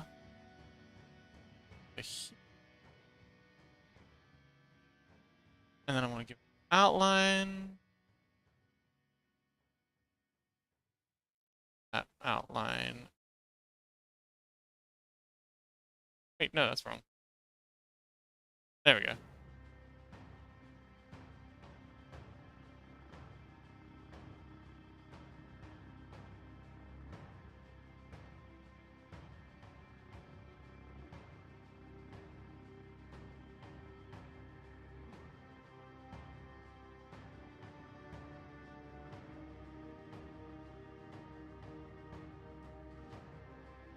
Uh, Ghost says, now that I think about it, we even have schools that use castles as school buildings. Oh, that's actually pretty metal. I gotta go stream today. Okay, bye Lily, good luck with the stream. Thank you so much for hanging out, I'll miss you. Anywho, I'm gonna go for a bathroom break, but I will be back in just a sec. Zoom!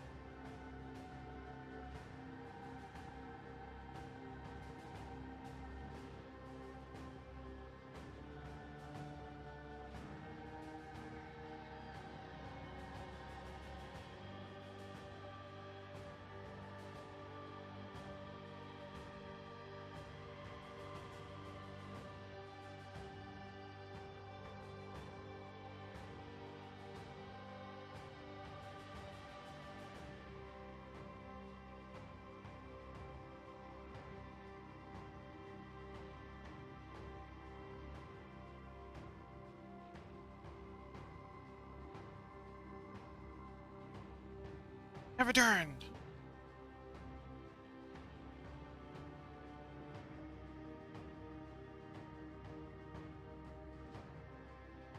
I don't understand why outlines are just outlines, but also enrich on the other side. That is because they're outlines of shapes, not of form. So you have a ooh. Oh, that's right. Get rid of BRB. Actually, let's name this BRB. That's okay, but I think that might be because you don't understand it. Why it's important. So you've got your cube. So I'm gonna do my best. This. So this here is the shape of a cube.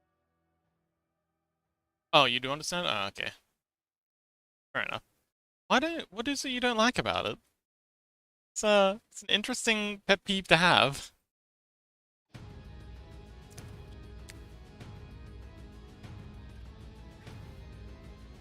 Never really never really met someone who's upset by outlines being also on the inside.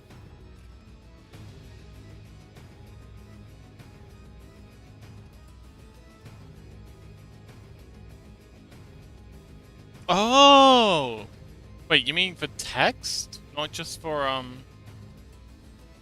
huh? Wait, you mean just for text, but not for I guess oh, good. Yeah, is that just for text, or do you also mean it for like shapes and objects and stuff?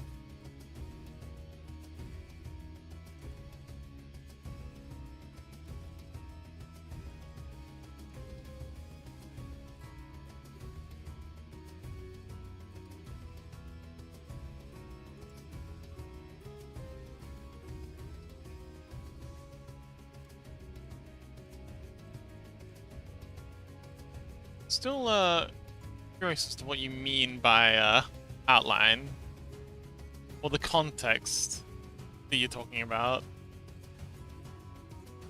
Oh yes, me too. I'd love to show you some of my vector art sometime. That's actually how I started with digital art, because I'm a 3D modeler, so doing vector art actually works a lot better for me, because, you know, working with vectors is a lot like working with vertices.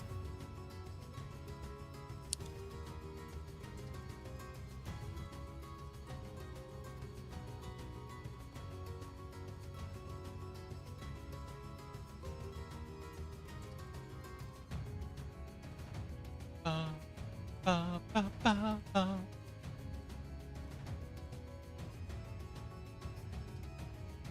Meow, meow, meow.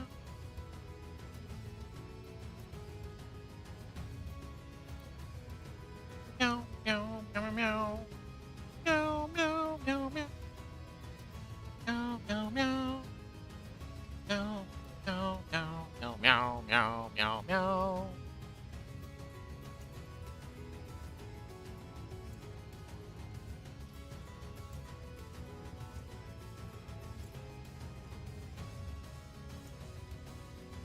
Now it says, I'm starting to get recommendations of a bunch of Blender tutorials on YouTube again. I don't know why YouTube thinks I need them. Oh man, I've been getting so many miniature painting tutorials that I'm fucking loving. I'm so happy YouTube's decided to start pushing those at me, because I love watching miniature painting. Even though I think it's mostly because like A, don't have the equipment, B, don't have the models, and C, don't obviously have the time to do miniature painting on top of all the other stuff I'm doing. But I do love watching other people do it. And if anyone else is interested in that stuff, Freddy is streaming that stuff fairly regularly. They do a lot of miniature painting, so they appear on the shout out carousel fairly often. Definitely give them a follow if it's something you're interested in, if you're not already. An impromptu shout out. Out. Ready. Break, I think it is. No, unrecognized. Wait. Oh, that's because I misspelled shout out. Out. Out.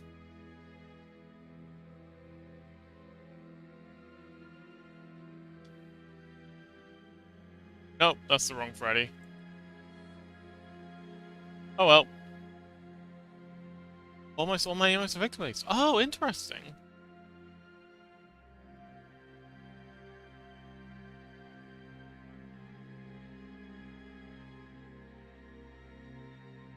Well, that's cool. Yes. I originally started doing all my emotes in vector. The thinking was that they'd scale better. Turns out I have to pixel art them anyway because vector scaling isn't perfect at the 28 pixel resolution. Like, it's good, but yeah, really needed to get in with the pixel brush and a lot of touch-ups, especially with the outlines. Just never knows quite where to put them. I wonder if there's a program that does do pixel art vectors. Like, draws the vectors out as pixel art, rather than trying to, like, rasterize them, blur them out. Could be worth looking into. Man, I did this line art so thin.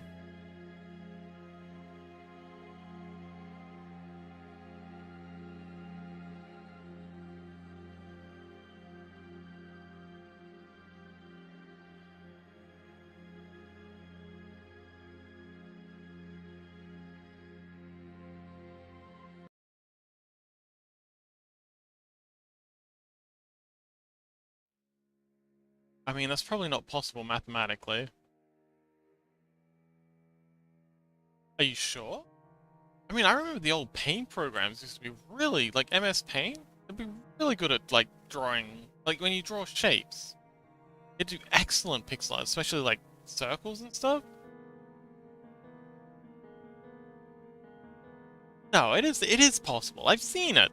It's just no one's doing it anymore, because everyone thinks that you need to be all smooth. We want those big, massive pixel canvases.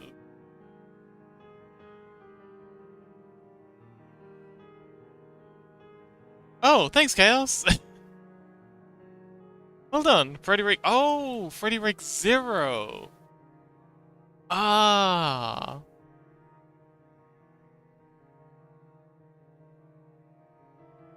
Yep, that's the one.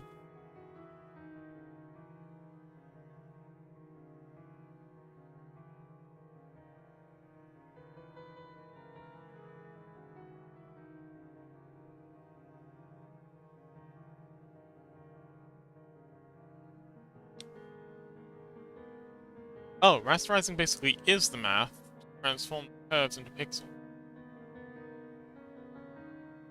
Oh, I always thought well, yeah. Rasterizing for me is like taking, you know, you got the heavy pixels. That's bad. You got the heavy pixels.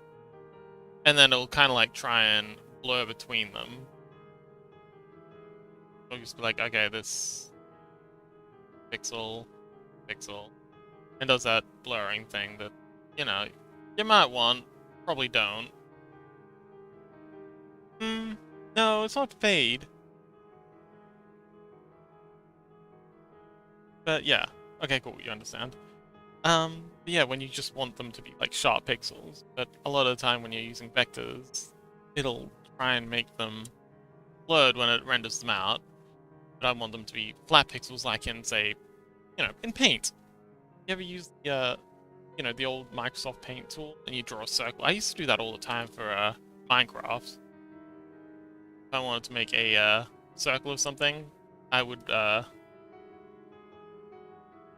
it in Paint first, and then... Actually... Yeah, I'd make a circle in Paint, and then just copy the pixels that it made. But, yeah, most programs don't do that. And it'd be nice to have a program that would draw out the vectors in just sharp pixels, rather than, you know, trying to make it blurry. For example, if I do a vector... Actually, wait, we've got the BRB layer. Yeah. If I draw a circle here...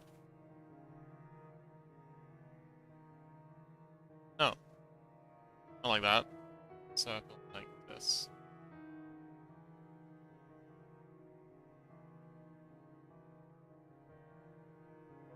Set to 1 pixel. And then, yeah, see it's all blurred out. Oh, Freddy, welcome! Impromptu Angel screen, yeah. Also happens if you upload pixel. Yeah. But yeah. It's annoying the way it blurs, and it'd be nice to have an option where we can just set it to, you know, just flat. I just want the pixels. I don't want any of this blurry stuff. Thanks for trying to smooth it out, but don't like it. But yes, Freddy, welcome! How you doing, buddy?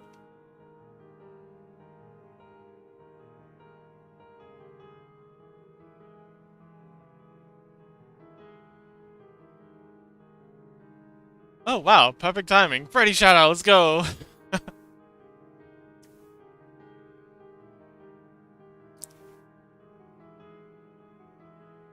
How does the bot know? How does it always know? It's kind of unsettling, honestly. What? Oh, I've got the opacity on. Good, just sat for 7 hours getting tattooed. Ooh.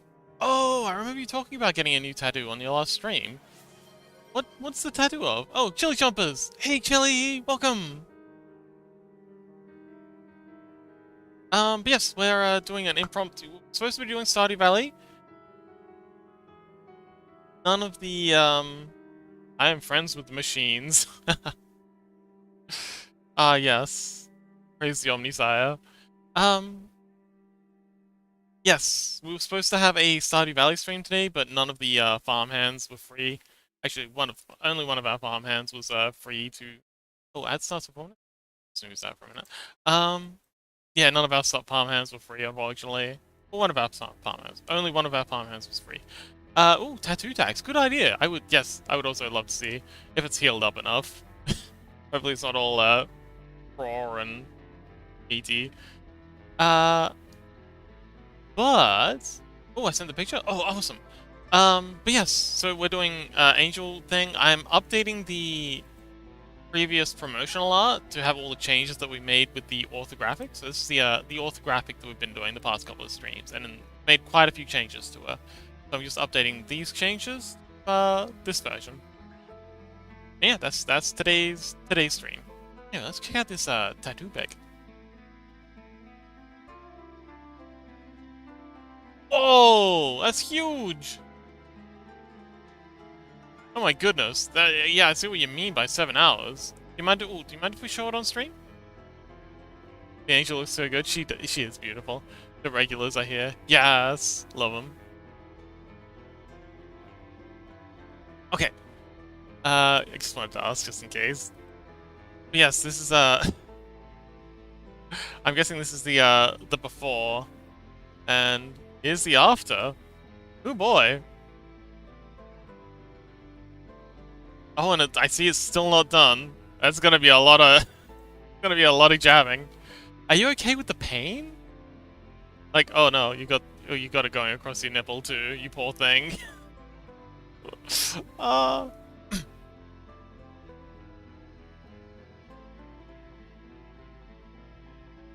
That line work style, it is. The nipple made me want to throw up.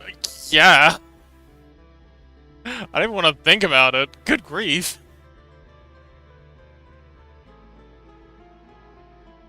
But yeah, that's an awesome design. I also love the way they've done the cloud. Oh, they? Who? Whoever designed the clouds. I love that spiral cloud design. But yeah, that's really heckin' cool.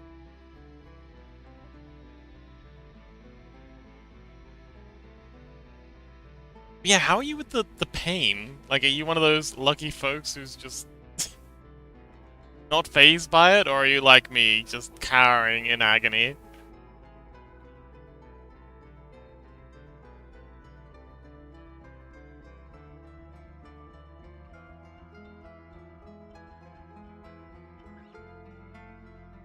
Uh,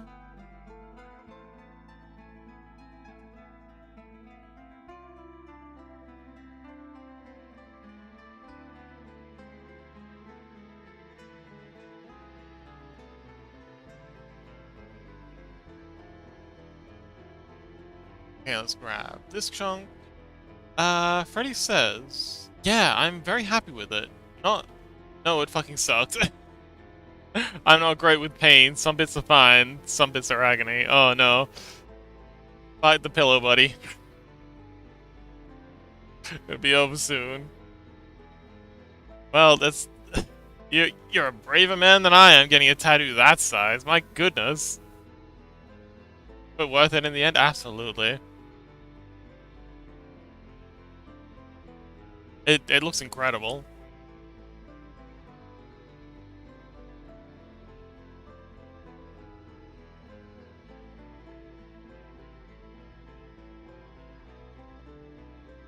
Okay, let's shuffle this line art up a bit.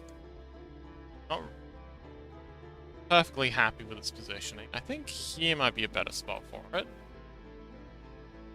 And then we'll go ahead and do the same for the backing. Alt selectable there. Like so. And do a shift selectable.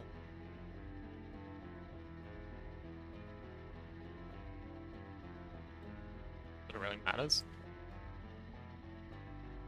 Up to match. That'll do.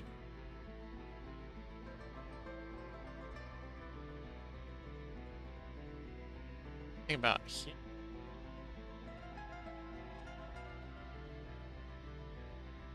Oh, I don't know. I think that might be right. Yeah, that'll do. I missed tat. I missed. Oh, missed the tat. And let me. Why wouldn't you behave yourself? I don't know why it's. There we go. There's the design, and then there's the there's the full body. I see you've got like a chemical thing, some kind of chemical formula here. But yeah, that's the tat. Rat-tat-tat.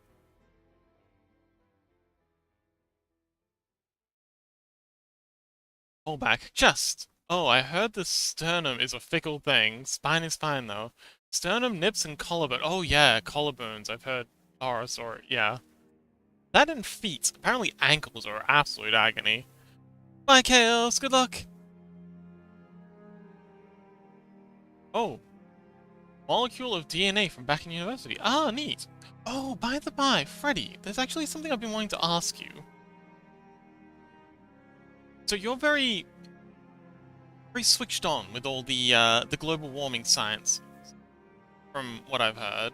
Like, you've studied it quite a bit. What are... So we keep hearing about all the places gonna suck with global warming. I'm just curious, are there any places that are gonna do better because of it? Like, I keep hearing that Greenland, places like... Well, we've been hearing a lot about Greenland, but prior to the recent nonsense, that Greenland's gonna be doing pretty well, and some places in Siberia. Oh, Russia! Yes! Good point. What about places like Canada? Canada? Yeah, Canada.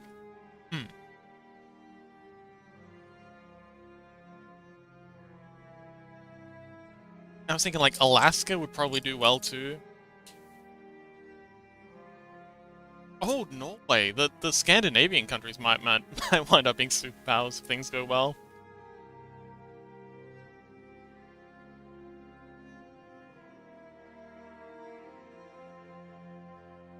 Oh.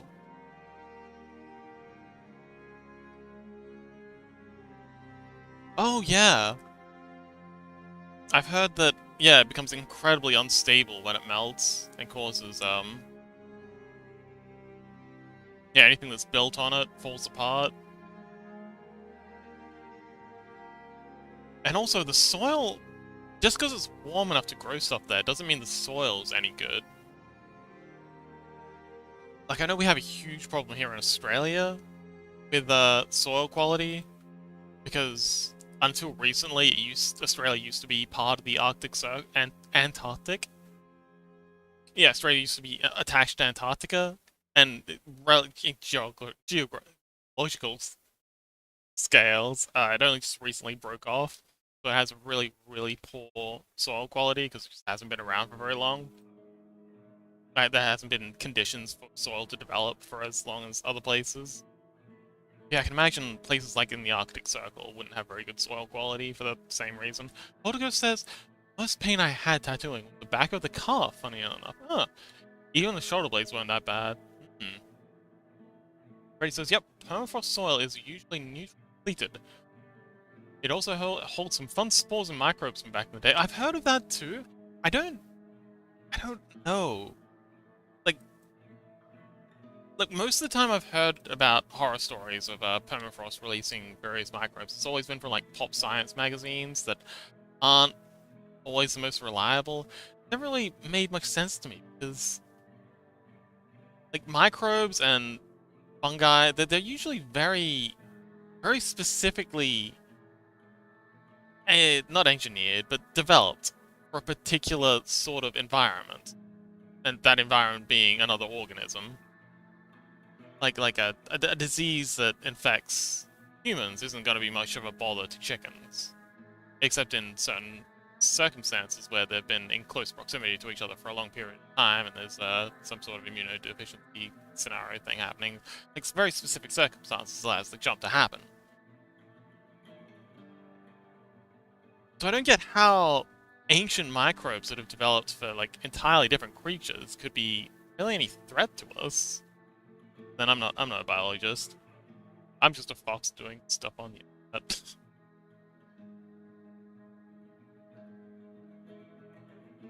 Yeah, I've never really seen talk of ancient microbes being problematic in mainstream things, sciencey things, journals. Oh, Freddy says mold spores and are more an issue because they can last for ages and they get airborne easily, especially if the soil ends up farmed. Like you said, microbes are usually not so bad, but some will work on mammals and... Oh, okay. I suppose that could also be an invasive species issue. You know, like some grasses, when they're transplanted, just absolutely wreak havoc on native ecologies. We have a huge problem with that here in Australia. It's just regular Eastern European grasses just absolutely go ham and ruin local ecologies. Um, so yeah, there could be something similar to that, I guess. Transported through time instead of space. Today's was definitely the worst I've had. Well, thing. You did it though. Mad props, bro. It looks amazing. And oh man, it's gonna look so good when it's done. How many more sessions do they think you're gonna have left? Like, have they given you an estimate of how many more sits you're gonna have to do?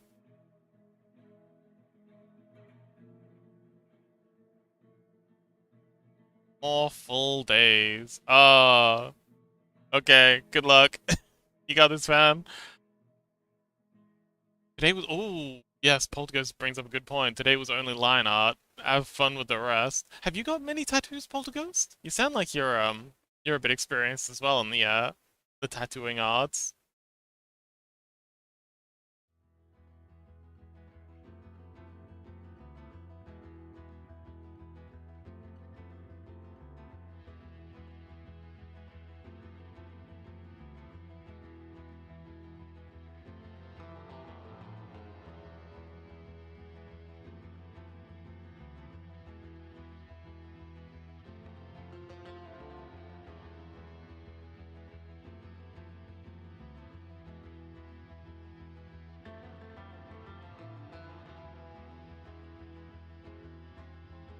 I have only two, honestly. Oh, okay. I had to get a smaller one before the artist did my back.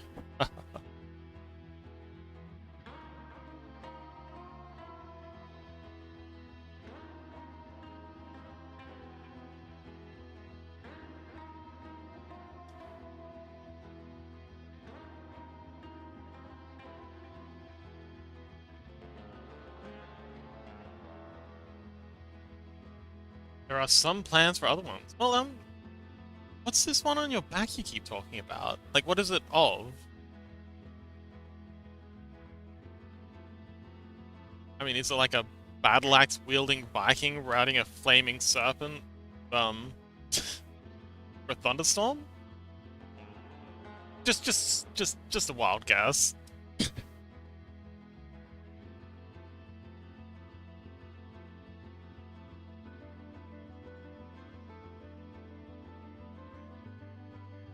Do you know of a little game called Vagrant Story? Hang on. I do. I do. That rings a whole lot of bells, but I don't... Nothing's coming up. Hang on. Vagrant Story. I think I've played that. It sounds very familiar. Oh, right! It's the Final Fantasy, Final Fantasy 12 spin-off. Right? Loved it. I sucked at it. It's very pretty. I mean, this is... I think this is just going to start. No? Oh, okay, I'm thinking of someone else then.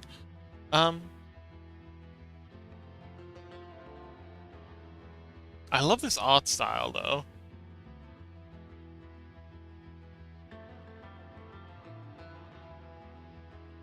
Oh, PlayStation X. Oh, okay.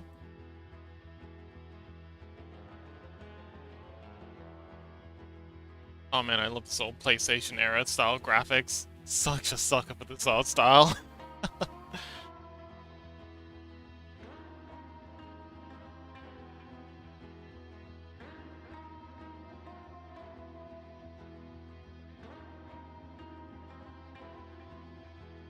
It was a prototype for Final Fantasy Tactic, and was too complicated, so they toned it down. Ah, okay.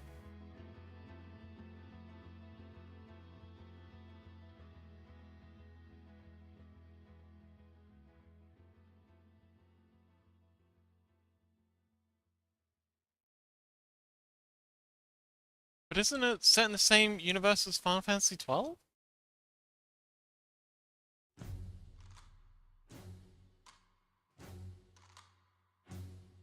Or maybe that's... Oh, I must be thinking of Final Fantasy Tactics.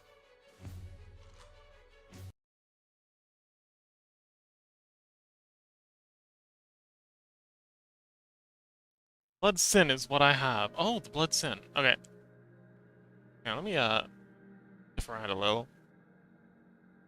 Oh, Ivalice! Yeah, it said in Ivalice! Yeah, Ivalice is the same world as, Final Fantasy 12. Why are you gaslighting me? So, cut it out. It is related to Final Fantasy 12.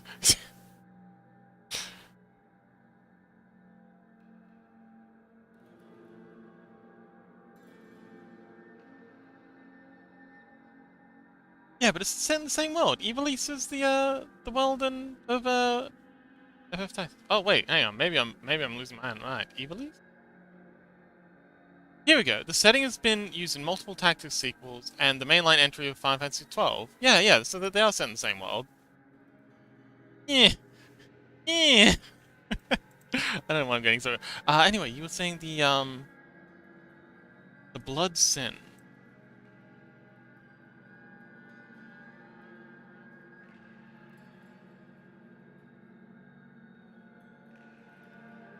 Ah, okay. So this pattern. Whoa, all those curves must have been heckin' painful. Is this you?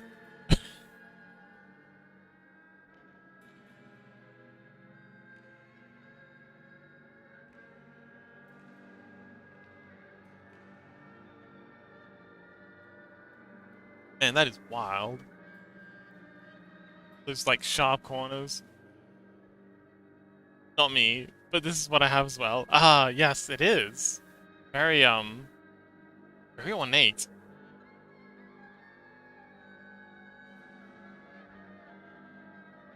Oh, so it's like what this fella's got.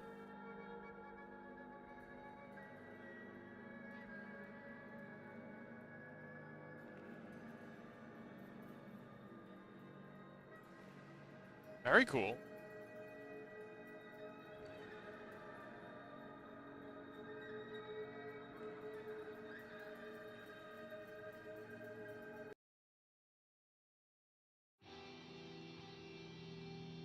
I wanted this tattoo since I was little.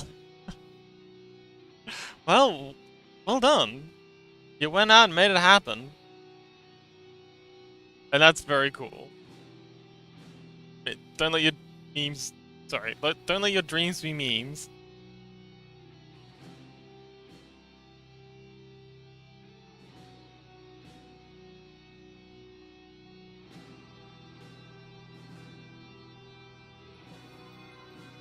The heck?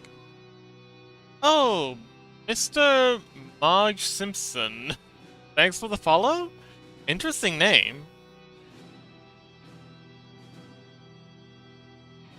By the by, speaking of names, Polterghost, where does your name... I'm always fascinated in people's handles, origin stories. Would you mind sharing where your name came from? My name? Yeah, Polterghost. It's a very cool name. I like it. It's catchy.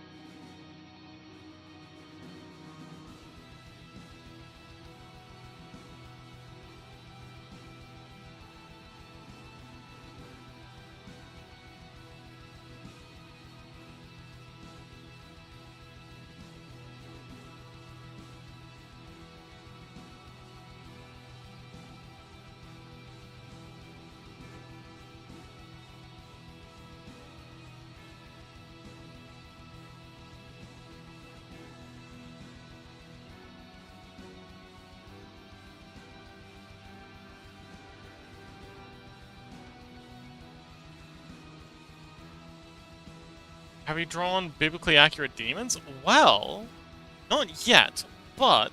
Oh, hang on. Poltergeist said, well, it was based on a pun. But then Poltergeist already was taken everywhere, but somehow I was the first person to translate Geist into Ghost instead of hanging on some X's or some other stuff for them. And, okay. Cute! But yeah, so we're doing the biblically accurate, VTuber here. But we also have, so this is the orthographic view of and we're currently updating the promotional art to match the changes that we made to the orthographics. But we also have, and I hope my computer can handle this. We have another stream I'm doing where I'm working on a TTRPG set in sort of like a Wild West.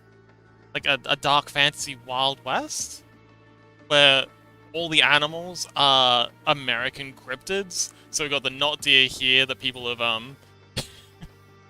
so that people have domesticated not deers as mounts, and of course carnivorous, six-eyed, horned.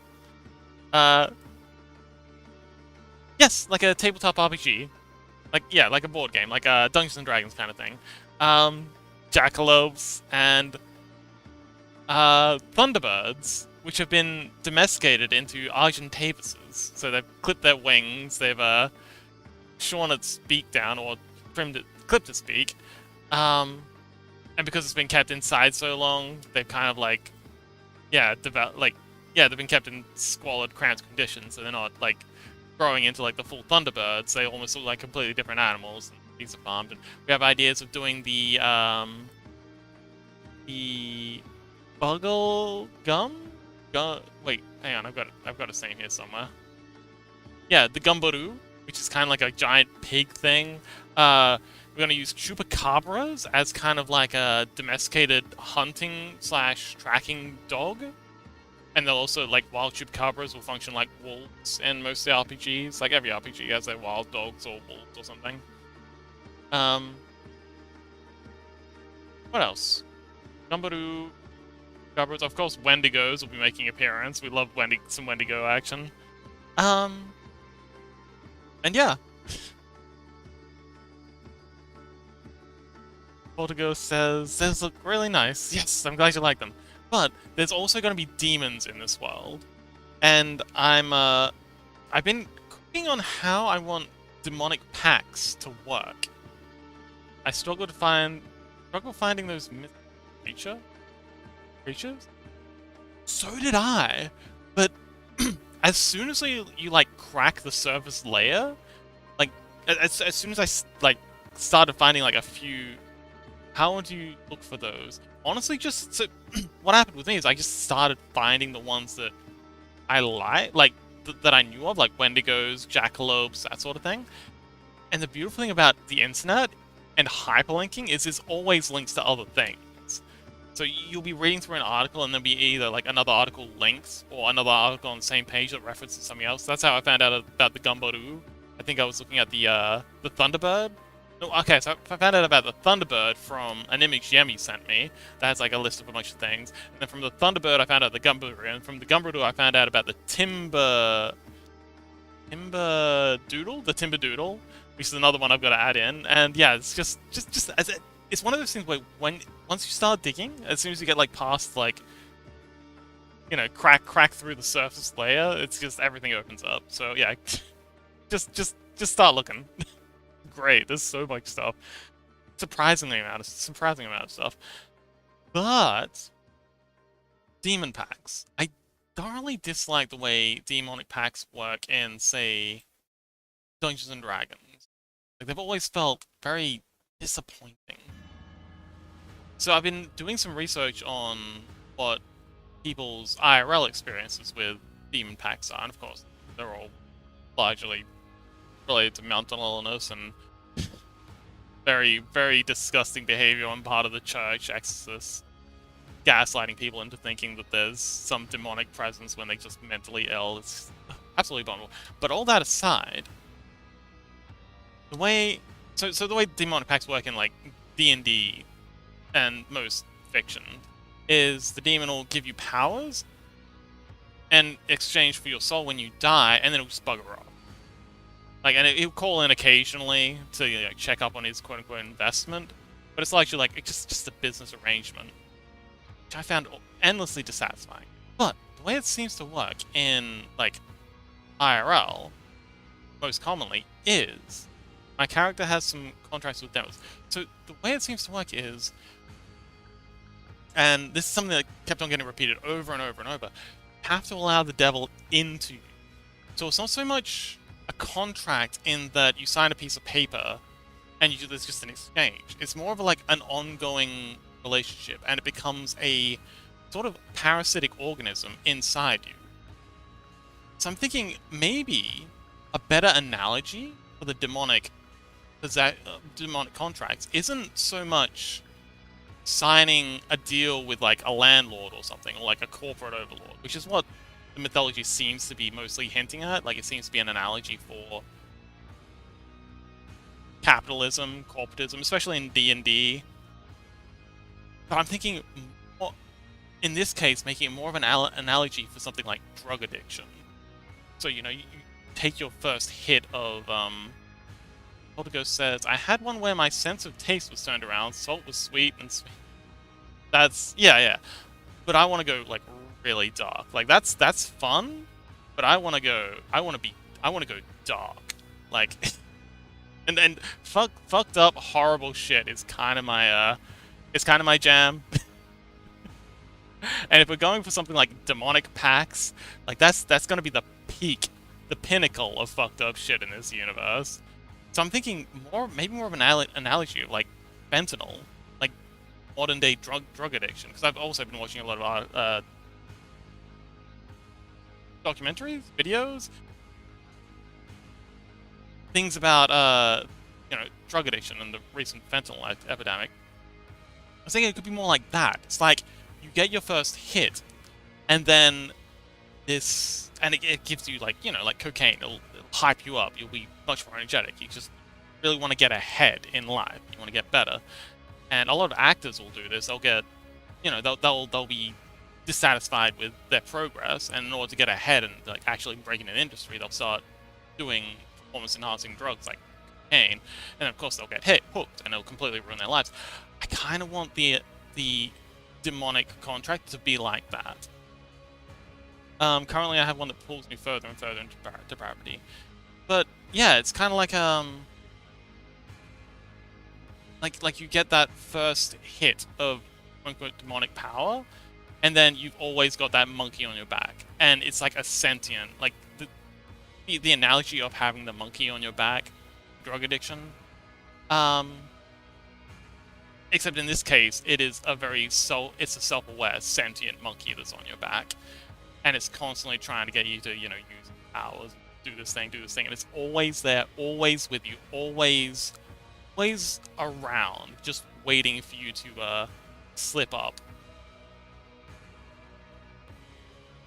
And the longer it's there with you, the more your body will start to degrade, your soul will start to depreciate, and the more and more you'll need to rely on it in order to just function day to day. And eventually it'll start, withholding its abilities because, it wants you to do various things. Like, it's going to want you to, like whatever its agenda is. Like, the whole point of it making the contract with you is so that it has an agent in the real world to, act through. And so it needs you on a very tight leash, and it does that by getting you on its power.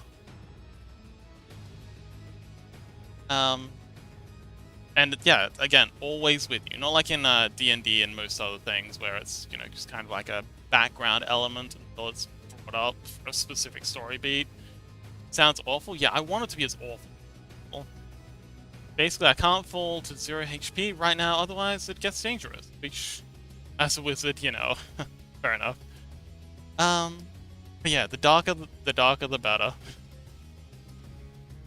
And yeah, swapping from the corporate contracts analogy to drug addiction, I feel like gets really dark. And having any players, like, yeah, I want it to be like signing a demonic contract, and even just like interacting with someone who has a demonic contract, they're gonna be like super desperate all the time. And it's not going to be like, oh no, my demon daddy overlord. How's that saying go? The a warlock and a cleric having a conversation, and the warlock's just like, oh yeah, it's basically the same thing, right? And the paladins and the cleric's just like, no. Oh father, forgive me for I have sinned is, I'm so sorry, daddy. Oh, daddy, I'm sorry. It's not the same. But yeah, just to be constantly terrified that... No, just be constantly possessed, I think. Yeah, to get across that it is a possession. And it's not a fun time. And that what you're giving up is a lot. Like, it actually means something, rather than just getting some cool abilities. There's a difference between devils and demons. Oh yeah. I do keep getting those mixed up. I know this. I know that there's a difference. I know what the difference is. I just it's tricky.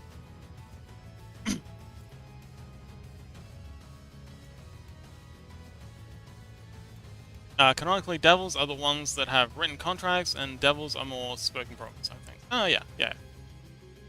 Yeah, one's the chaotic evil, and one's the lawful evil.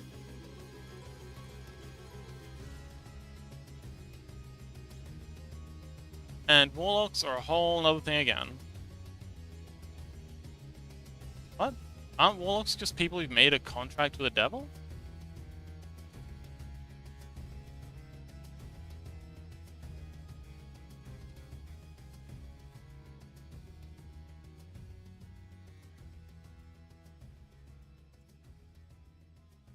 Oh.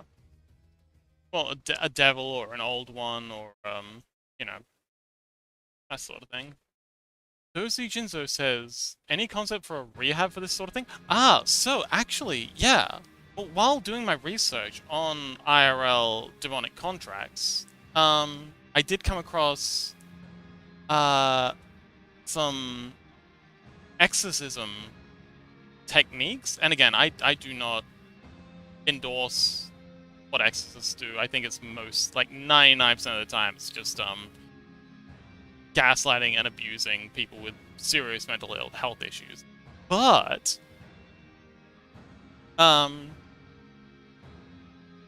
the common method that they seem to like to use is kind of like an anti-contract, so that will get you to write. I forget what the word is.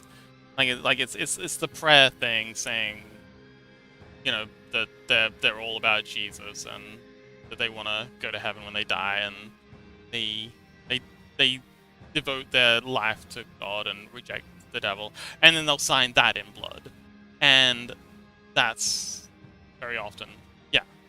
I was actually just watching an interview with someone who claimed to have been possessed by a demon and was part of the Satanic Church because of that. I think they were just mentally ill. But they said that their rehab, quote unquote, was coming to Jesus, the typical come to Jesus thing.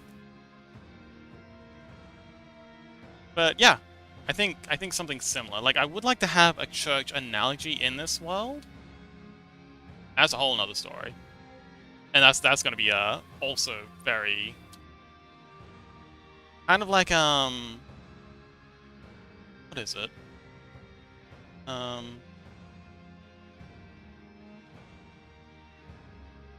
Yalzabaoth, kind of like a Yalzabaoth kind of thing, demiurge style god. In that, you know, it's not a good god. It's kind of an ass. Just a narcissistic wreck of a deity. Born again with blood contract would be a strong commitment, but rehab is rarely a smooth one-way trip. Oh my goodness. I have a... So my cousin, I go and play lawn bowls with them every week.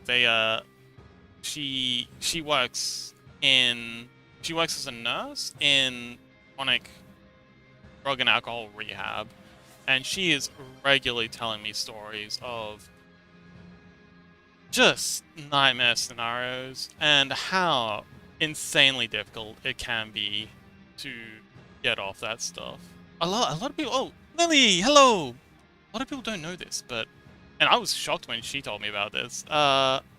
When alcohol, the majority of deaths... Oh yeah, she's a massive... She's the toughest person I know, and she has a huge heart to go with it, so there's really no one else who's better built for it, but I can tell some nights that she's just got that 30-yard stare, and you just know that she's been through a rough time. But she was telling me, and I was very surprised by this, that apparently most of the people who die from drug rehab are from alcohol addiction. Apparently alcohol withdrawal is one of the most deadly withdrawals that we know of, mostly because nobody knows that it's a thing. Like, you'll have well-meaning parents just being like, oh, we'll just get our child on cold turkey, just lock him up in the attic or the basement for a couple of days, and they'll get it out of their system, and then they'll be fine. No. And then what happens is they'll rush them into the ER ward being like, oh no, we just stopped giving them alcohol. We wanted them to get off it. And they die. And the parents will kill their kid trying to, quote-unquote, cold turkey them off of alcohol. So yeah, just cold turkey is not a good way to recover from alcohol addiction. It's very often fatal. Fuck, that got dark again. Why do we keep getting so dark? Puppy dogs, cats, who likes kittens? Yeah, we like kittens here, right? I mean, Freddy says, I mean, like, even a regular hangover can give you traumas. Yeah.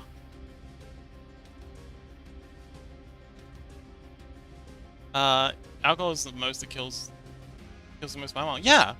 And I'm a huge proponent of drug legalization, like marijuana. I smoked a lot of weed when I was in Canada. Not anymore, because it's very illegal here, which is unfortunate. But everyone drinks in Australia, which is endlessly hypocritical. And then everyone's like, oh no, we can't legalize marijuana. That's a gateway drug. Less of a gateway drug than alcohol? Like, alcohol is way more deadly. And the fact that my drug rehab cousin thoroughly agrees with my point of view is endlessly vindicating.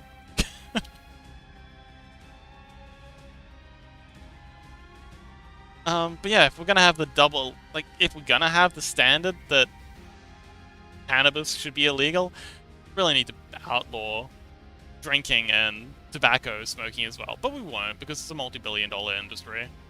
And let's be real, it's not about saving lives, it's about the money. Dozy says, yeah, you need to ease off any crutch you lean heavily on. Yep. Polterghost says, alcohol is the drug that kills the most mammal. Yeah. It got dark because you love dark contracts for your PCs, lol. Yeah. But it's so much easier if I can just blame other people for my own mistakes. Polterghost says, I also think drugs should be decriminalized. Yeah, decriminalized. Yeah. Well, most drugs. Some, like, fentanyl's a heck of a drug. That should probably stay illegal, and meth. That's, Did I ever tell you all about the time I broke into a meth house? Yep, that's the thing the Fox has done. I got that on my resume.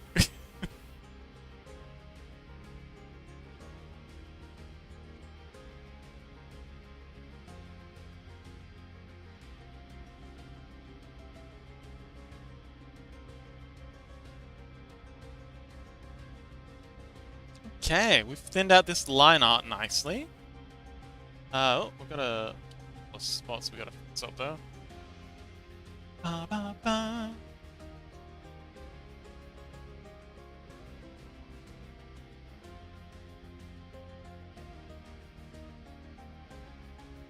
Polterghost says, nah, you should decriminalize them for one very simple reason. You can control the substance and the people that use the stuff can have a reliable source then. Grabs some snacks and pulls up a chair for that story. We have a channel redeem, if you want to give that a go. If you have enough channel points. Foxtails. I have a lot of stories to tell, so I made a channel point redeem. So, you know, it's not a bits redeem though. I'm not gonna charge people IRL money for this stuff.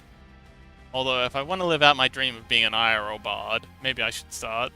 I'll have to lurk a bit longer to get the points then. Okay. Oh! The drug house. Okay. So, my little sister, unfortunately, had a bit of a drug problem. So I was in the capital city, studying at university. And I get a call from my mom saying, "Oh, hey, Fox. I thought you might probably want to hear it." Like, my mom's obviously extremely distraught, crying, bawling, just absolutely like messed up. She says, "You probably should hear it from me first. Your sister's died." And I'm like, "Well, damn. That's not a good time. That's very a bad time." And she's just like, yeah. It's not public knowledge yet, but it's gonna be out in the newspapers tomorrow. I just thought you should hear it from me first. I'm like, okay. I went off and did everything I could to process that. And then, a couple of weeks later, with I get the full story. Well, a couple of days later, I get the full story. She was driving. She'd gotten hooked up with some very rough crowds. She'd been driving her friend to the next town over. They got pulled over by some bikies, and bikies are kind of like the our version of the mafia, I guess, or cartels in America. Driven off the road, and her friend was shot, and she was also killed. A couple of weeks later, I get another call saying, "Hey, Fox, you're sitting down." I'm like, "Oh, great. Who's died this time?" She's like, "No, actually the opposite. Your sister's fine." Like, oh, what? Turns out that as soon as that had happened, she'd immediately gone to the police in the next town over, and they'd straight away squirreled her away into witness protection without telling anyone, as witness protection should probably do. So she's so the media just ran the story that 2 people had died because that's what the cops had told them to tell, but they didn't tell anyone that that's like the story.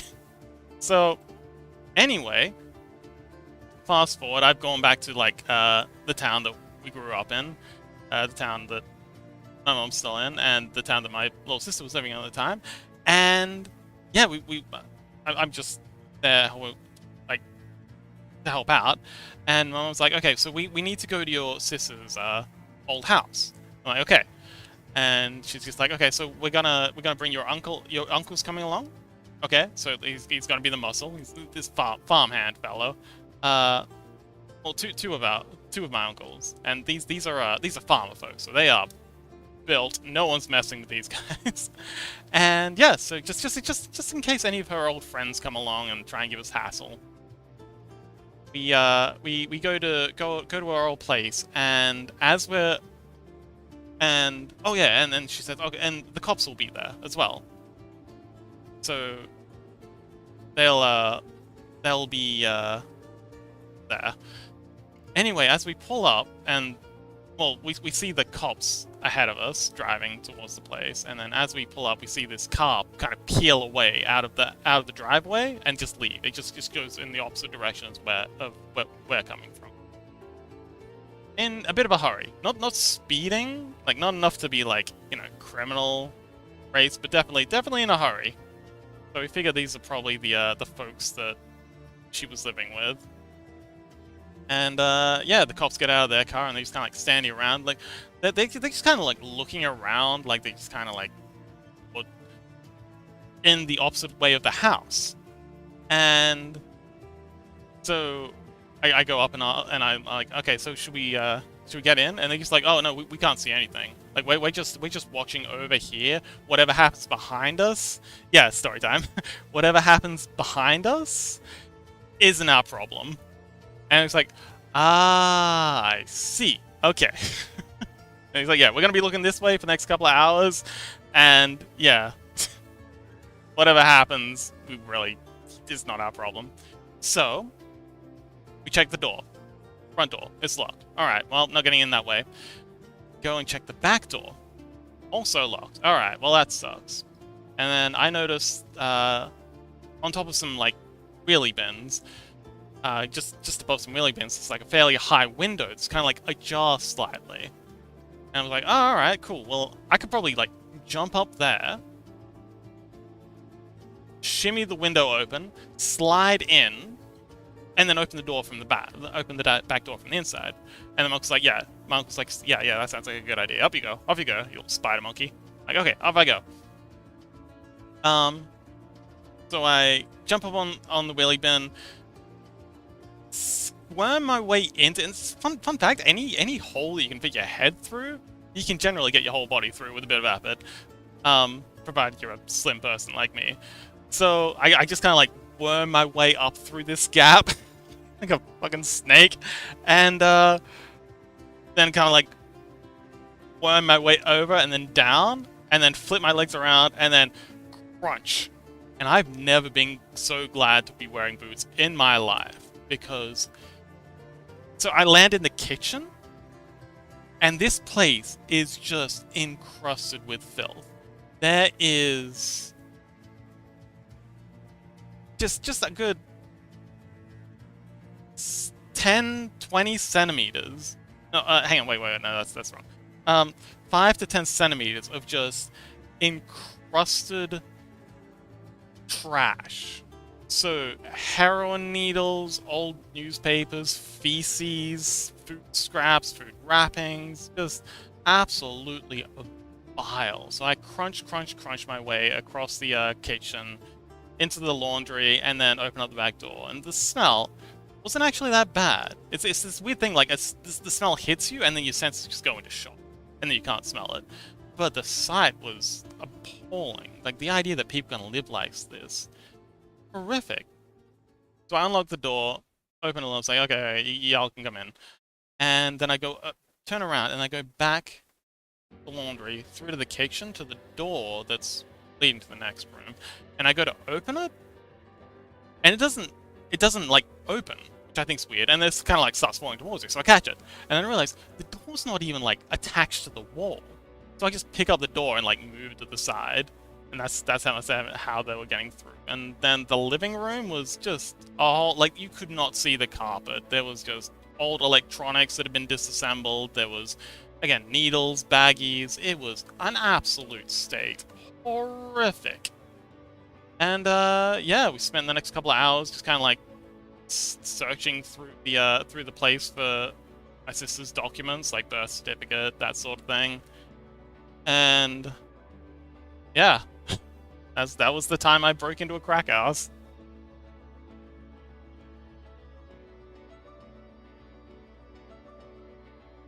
Okay, this is looking pretty good.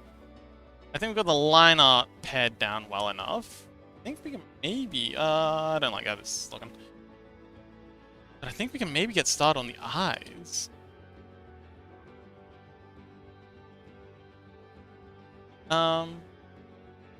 Freddy says, pretty sure that's rats that can do that, not people. Yeah.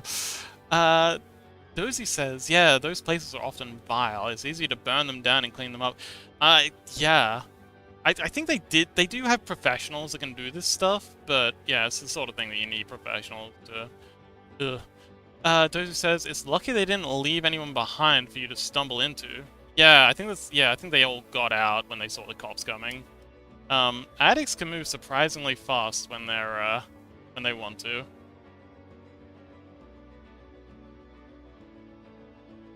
Damn, you're one of those sorts of people that have a lot of crazy stories. So, when I got back from Canada, like, no, back from my backpacking adventures, I've gotten around quite a bit to all sorts of places. But, when I was on the bus from the capital city back to my hometown, because I wanted to, you know, see my family after being away for so long, I guess the redeem is for a reason. Yeah. I actually happened to be on the bus. So I got on the bus, sat down, and then I see a familiar face, and it's one of the people I went to high school with. And I wave them over, like, hey, and it's not like an assigned seating thing. It's just like you buy a ticket and sit anyway. So I wave them over, and they sit next to me, like, oh, hey, Fox, how you been? I haven't seen you since high school. I'm like, yeah. And I'm like, what you been up to, buddy? And he tells me what he's been up to. It's, you know, he's got himself a family now. He's just been up seeing his parents. Everything's fine. It's well lovely. And then he asked me what I've been up to. And so I started telling him a bunch of basically the whole 3-hour trip, bus ride, just telling him various stories, the shenanigans I'd gotten up to.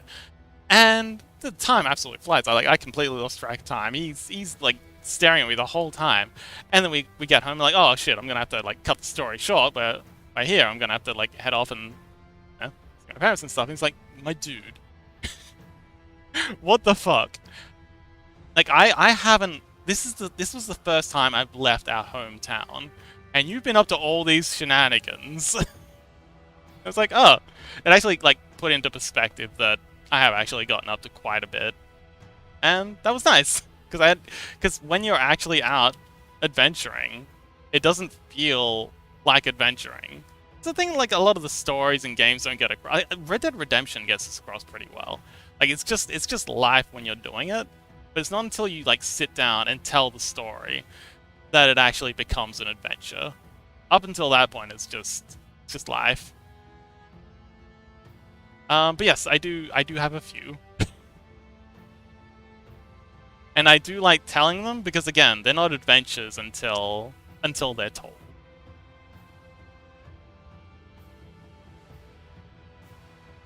A lot of them are just miserable.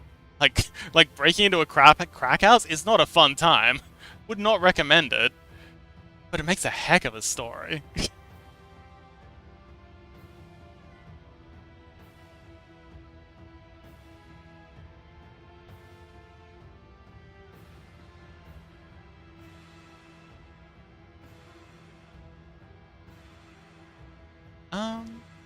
But yeah. Demon contracts as an analogy for drug addiction is something I'm very much looking forward to, because I've been talking a lot with my cousin. Oh, Poltergeist says I'm one of those people that physically can't go on an adventure. happen I happen to have very bad luck until I get into dangerous situations, and then I have more luck than should be possible. Ah, okay. So you're banking your luck rolls. Good. Hopefully you'll have them when you need them.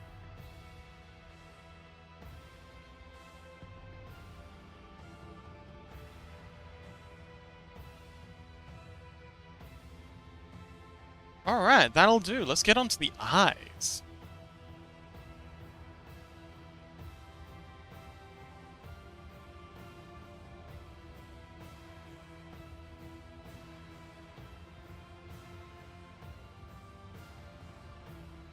Let's hide this layer. I don't know what... Yeah, chest eye shards. We can hide that. They're not needed at the moment.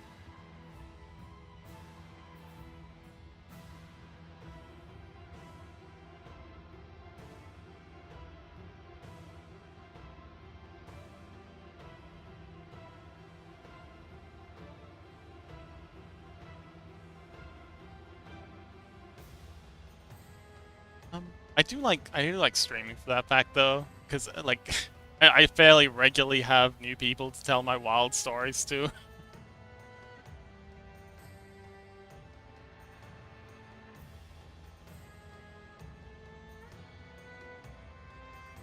Like I have a few stories, but you do run out eventually. So it's nice to have new people to regale every now and then. And if I if I had to pick a class, like a D&D class that best represents me as a person IRL, it would definitely be Bard, hands down. I'm so Bard pilled it's kind of embarrassing. Including the urge to seduce the dragon. Yes, I know the meme and I embrace it wholeheartedly. Sometimes, oh, Dozy says, sometimes you can be talking about something you think was mundane, but everyone else thinks is wild. Yeah, absolutely. You get that a lot when traveling. I'll warn the dragons. It won't help. You can warn them all you like. It's not gonna make a difference. Yeah, especially as an Australian traveling, just day-to-day stuff that we deal with is pretty wild to a lot of foreigners. Makes me very popular at bars and clubs and stuff. Hey Chaos, how you doing, buddy?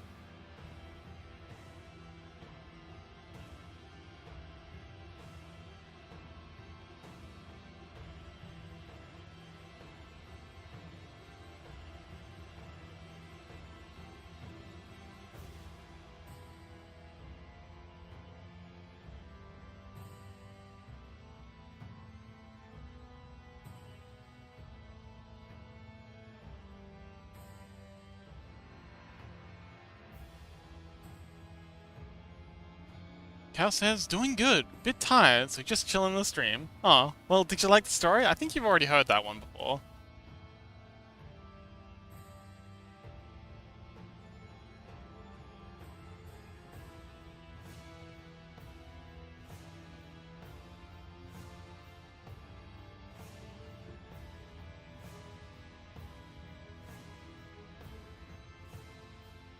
I really do want to get out and have some more adventures, though. I don't think I'm done adventuring just yet.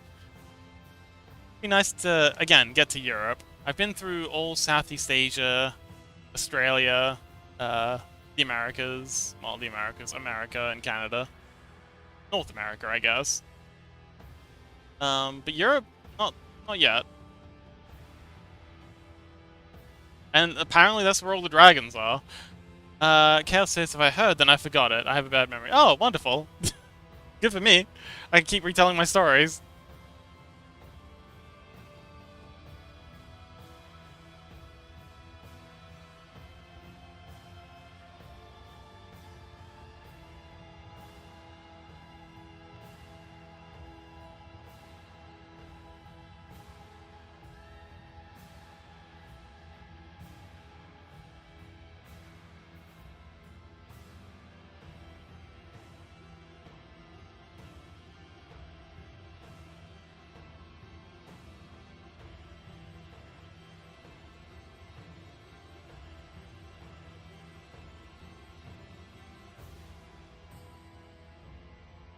I love how dramatic this music is. My goodness.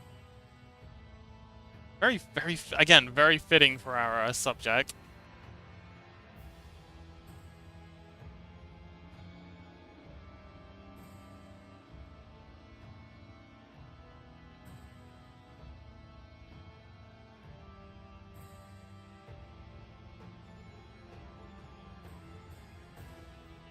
Josie says, I need to start carving out bits of the calendar to go traveling. I've been responsible for too long. Yeah, don't be too responsible. Still fun. Yeah, go out and seduce yourself a dragon. Or Hydra.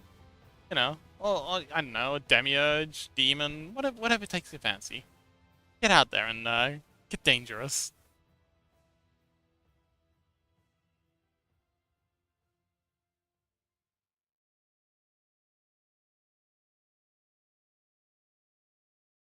But where would you like to go traveling to? Like, is there anywhere in particular you've been eyeing?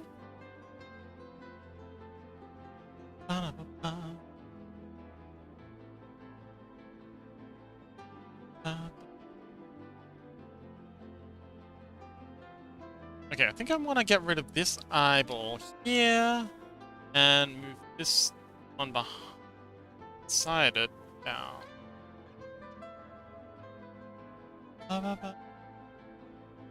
Da-da-da.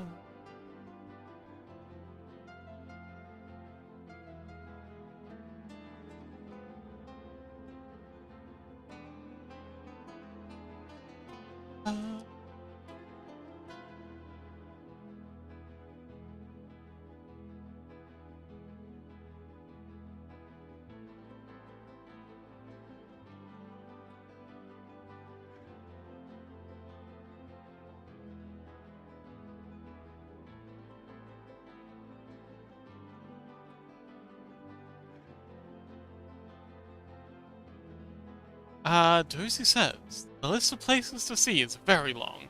I was in Japan most recently, so perhaps I should try some place in Europe next. Yeah. I mean, I'd honestly just go back to Japan. Japan's fantastic. My goodness, it's such a beautiful country. And also, this, like, how long were you in Japan for? I was in Japan for, like, I think it was closer to 5 months. Anyway, yeah, I was in there for, like, 5 months, and gosh, even that didn't feel like it was enough to really see everything I wanted to. I want to go to Australia. Oh, Australia is actually wonderful. Don't let the horror stories put you off. The latest Death Stranding was actually partially set in Australia, which makes me think Hideo Kojima must have visited recently. Which I'm looking forward to. I don't have a PlayStation, whatever they're up to now, so I haven't had a chance to play the new Death Stranding, but I'm very hyped for it coming out on PC. Just recently leaked that it might be coming out in March. Yeah, so that's something to look forward to. Anyway, Australia is gorgeous. Especially if you like, the Great Barrier Reef isn't going to be around for much longer because, you know, global warming. Definitely check that out if you got a chance. Check that out if you get a chance. We got some gorgeous rainforests up in the north. If you're into deserts, we got deserts. I don't mean that ironically. Like, I love deserts. I love checking out the Mojave and the Fire Canyon and Zion Canyon.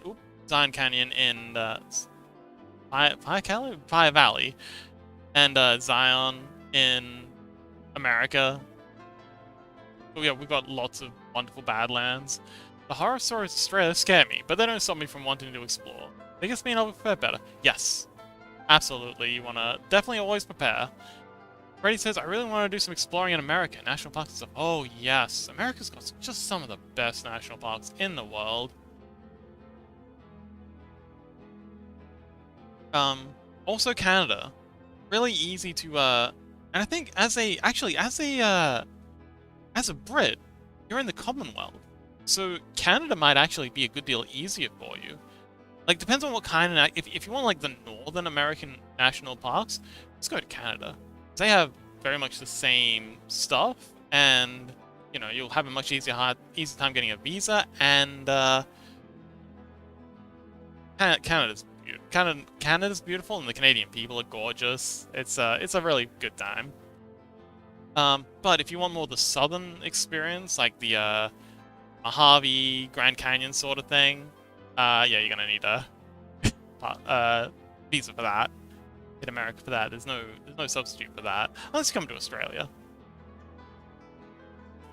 A lot of similar stuff here.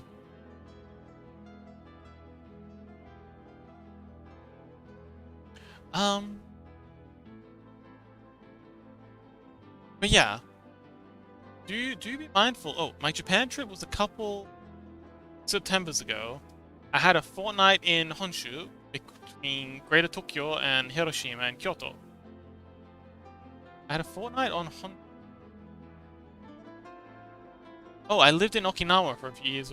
Oh, actually, that's two people I know from Okinawa. Cool.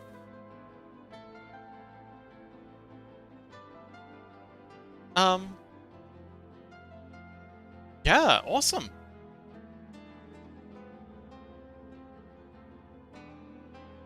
Freddy says the only place I have to check off my bucket list is Whistler Blackcomb. Go snowboarding in Canada. I've been obsessed since I was a teenager. Ah! Actually, hang on, wait, I've been to Whistler. Wait, Whistler? Hang on. It's just out of Vancouver, isn't it?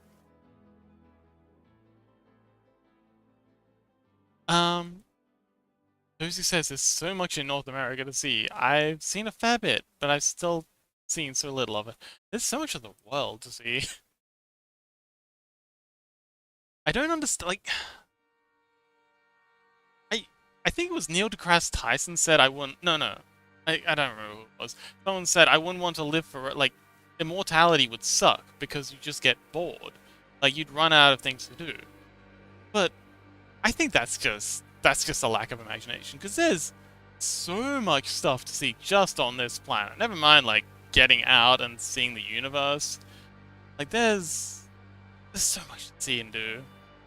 You'd never get it all done in one lifetime, let alone 50, let alone an eternity if you've got it. Like, my goodness, so much to do and see. Nowhere near enough time.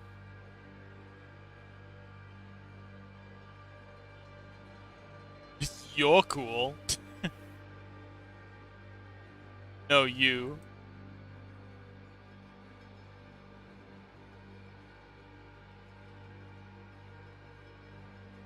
Yeah, it's close. About 80 miles away. Ah, okay.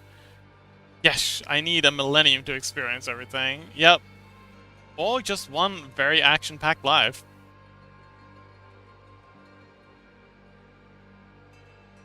Let's just pack it all in.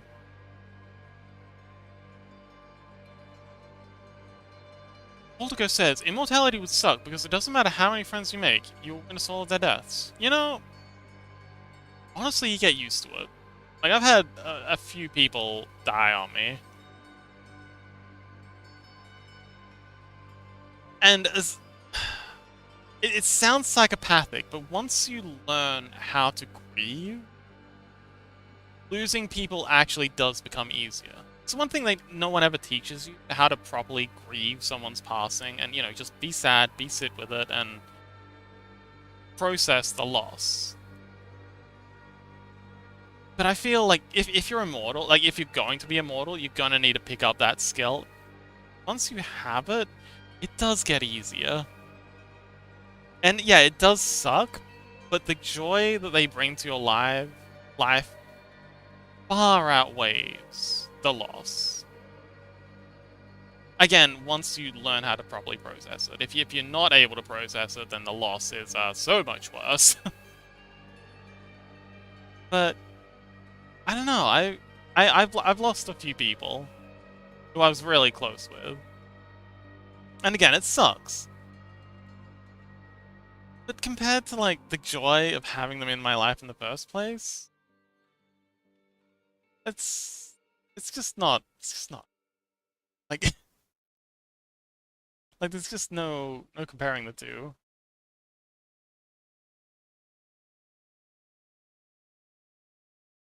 Dozy says, nah, I'd like to rest a bit between adventures so I can appreciate them and share them with others. Ah, yes. Back to the telling of stories. Adventures don't happen until they're told. Wait, adventures aren't adventures until they're told. Find ways to keep their memory alive. Yeah. Poltergeist says, well, at what point will you forget about those people? I mean, I don't know. I don't think you... I mean, if you're living for billions of years, then yeah, probably eventually. Like, unless you're coming along with an eidetic memory. But I find, even though I think about these people less and less as time goes on, they still pop up occasionally. And fortunately, they're fond memories. Like I don't mourn their loss anymore, or I'm just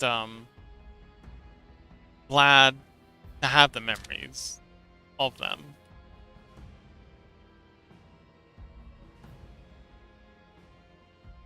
So, yeah, people do get forgotten, but no, not entirely. And I feel like the impact they have on your life will never be fully erased.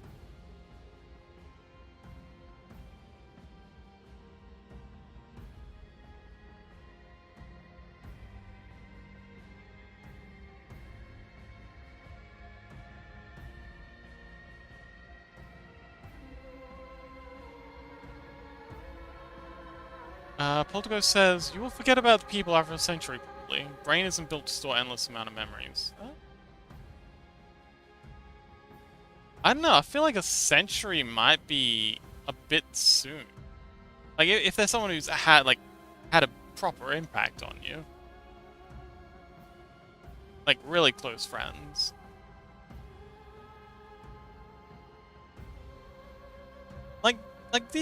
You have interviews with people from, you know, war veterans from World War, well, back when there was still any of them alive, but from World War I who talk about their buddies during the war, and they still remember them like 70, 80 years later. I feel like 100 years, no, 200, 300 maybe.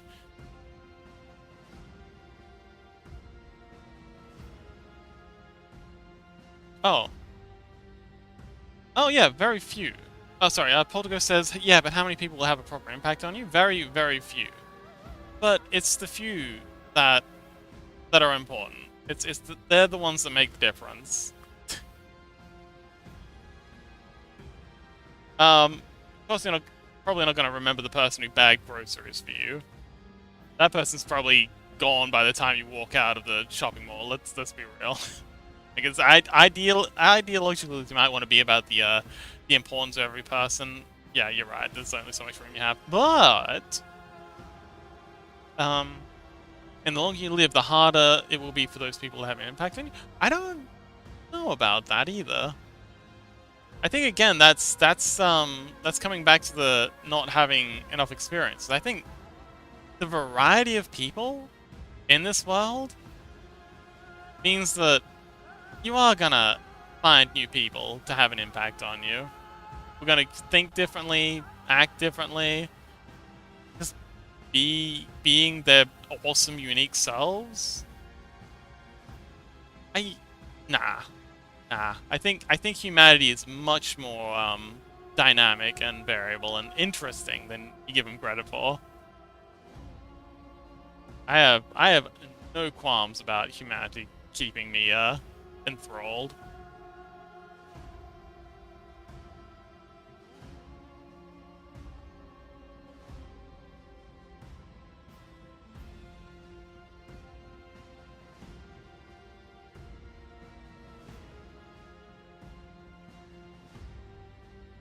And heck, if you're immortal, you're probably going to be getting around into like some very interesting circles. You're going to be meeting the Hideo Kojimas and the Keanu Reeves. You're going to be meeting the most interesting people of every generation.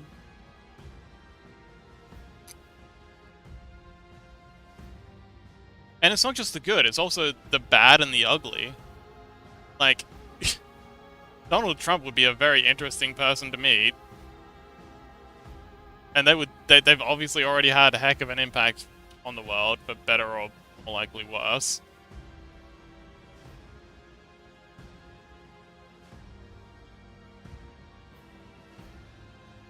does irk me that quote-unquote politics is a adults-only tag.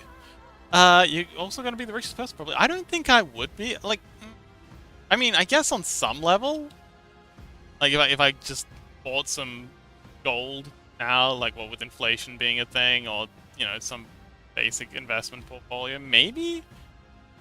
But I think at some point wealth kind of becomes, how's the saying? Um,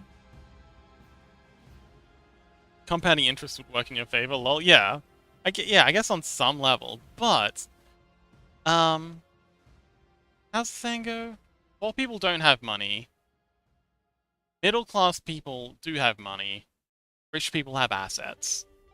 At a certain level, like having money isn't the same thing as having wealth, because money can only get you so far. You need just enough wealth to keep, yeah, just enough to keep keep life going. You don't need to be as wealthy as the Pope. Yeah. Because yeah, at a certain point, maintaining wealth kind of becomes an occupation in and of itself. And I don't want to be spending my whole life trying to hold sand in my hands.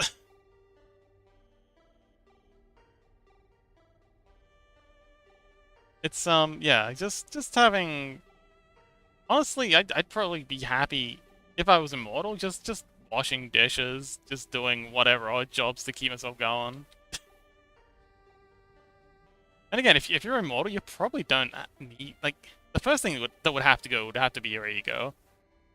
Like, you wouldn't want to be the kind of person just constantly trying to keep on top of everyone and everything, because that would be exhausting.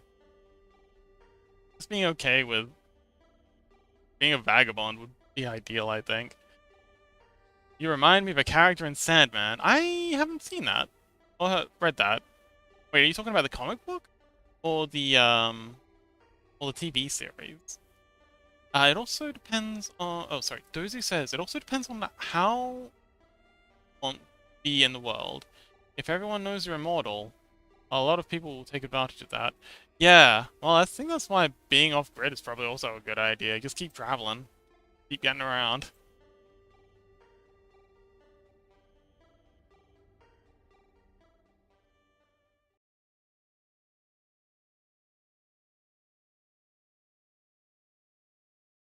A mortal that gets given immortality on the condition that they...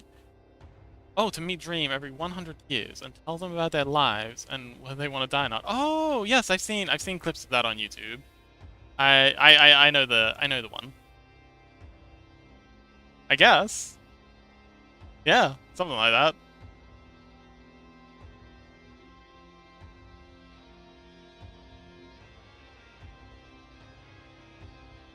Oh man, and music. Never mind music. Like every year I find a new music track that just makes me feel like I've discovered music all over again. And I'll just binge it on repeat for like a week straight. And I guess that comes back to the people thing, because like music is kind of an expression of humanity. And I think the fact that there's just constantly new amazing music happening is kind of like indicative that there's always new and amazing people happening. Portal, oh. Wait, that's just a bot. Oh, Dozy says, that sounds like a really good condition for immortality. It ensures you're making the most of the gift, while also giving you an out.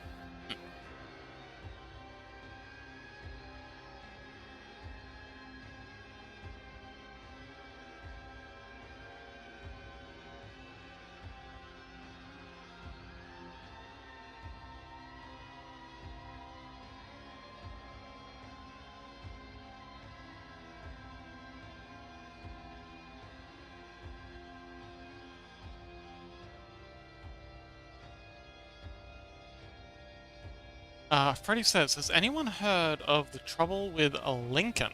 Oh, Lycan? Oh, has anyone heard of the trouble with Lycan by John Wyndham? Bynum? Bynum. By John Bynum. That has a depressingly realistic view about what discovering immortality might bring. Yeah. Portigo says, do you know that old band called Green Day? Dude, that was 500 years ago. We don't even have remnants of how they sounded. Man. Oh, they were playing Green Day at the supermarket when I was getting groceries today. I wish I could figure out that. Sorry, I'm not a fan of that period of music.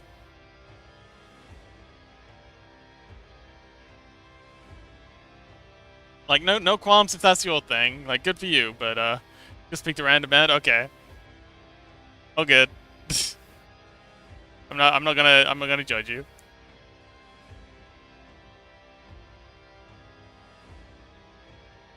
Not Herbert, but I'll check it out. You don't have to. It's okay. Really, it's fine. There's nothing to see here. But yes, personally, I've seen some fantastic like okay, so immortality for everyone, like the masses, that would be a mess. Like but there's been a lot of excellent exposés of that. Human overpopulation would suddenly become a huge issue.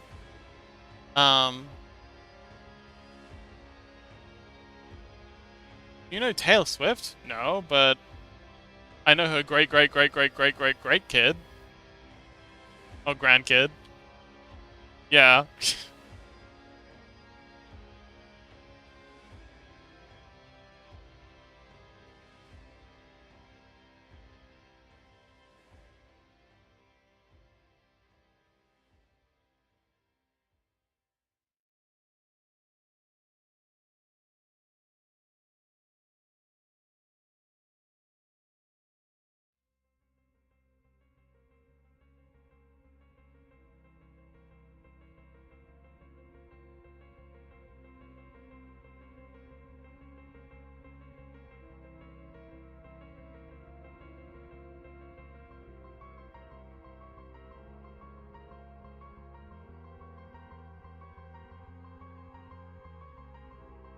Okay, that line art's looking good. Let's get back to doing eyeballs.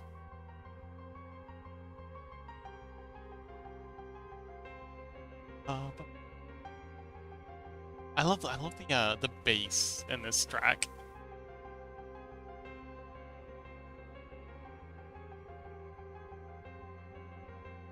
Just in the background there, just doing its thing.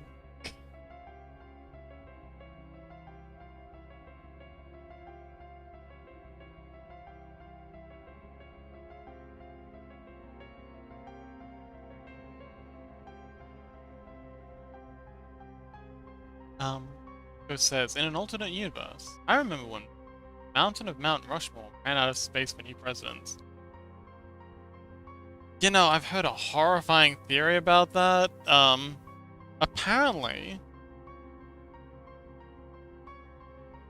the only presidents on Mount Rushmore are presidents who made land acquisitions in America. And the current running theory as to why Trump's so obsessed with obtaining Greenland is because he wants to be on Mount Rushmore. Which is a horrifying reason to, like, want to just, like, invade another country. It's just a theory. I don't know if that's accurate in any way. But it does sound like something, yeah. The fact that it's so believable in and of itself is horrifying enough. So we've got to that point. Anyway. God, today's been a really depressing stream. I'm sorry. I don't know why I'm like this.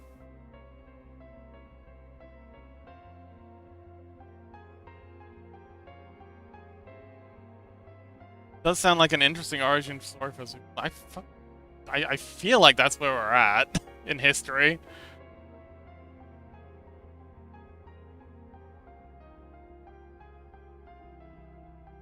Like this has been one heck of a timeline. Like the whole alternate timeline meme started up. When did it start? I think it started when Obama left office.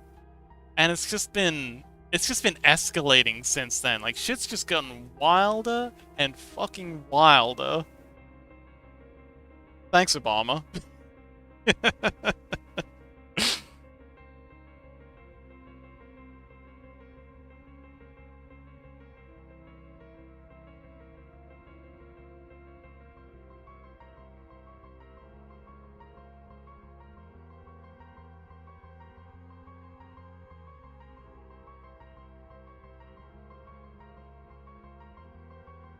Oh man, but the whole Melania film thing, that being a massive bust is it's kind of amusing. Dozy says he wants a long-lasting legacy with his name on it and will do anything to achieve it. That's why he keeps renaming things to have his name on it. The Board of Peace with him as lifetime chair in the same vein.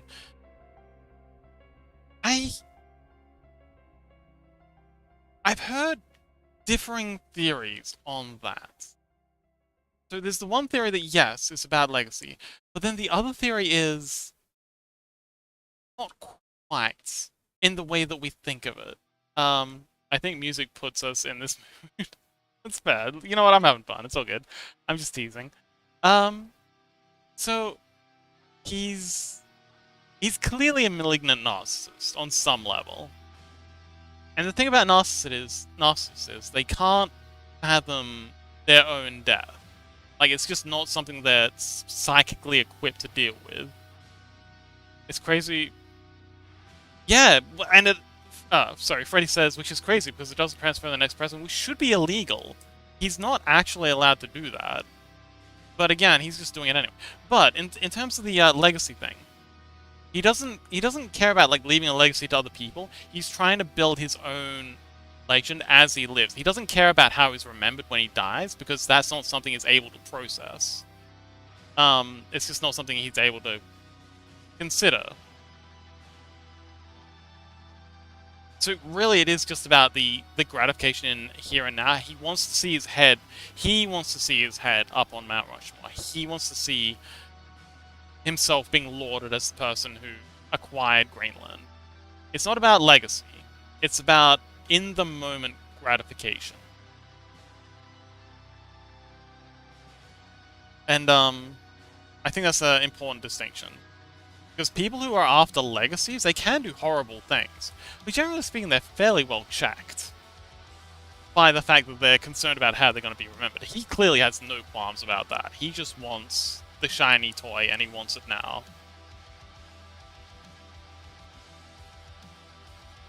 Well, the shiny toy, the accolades, the validation.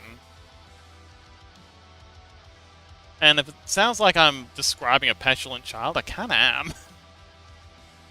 He's openly threatening about whether he'll get to go to heaven, whether or not he'd get to heaven a few months ago. Yeah, I think I remember that. That seemed more like just an unhinged rant than anything like properly considered. It's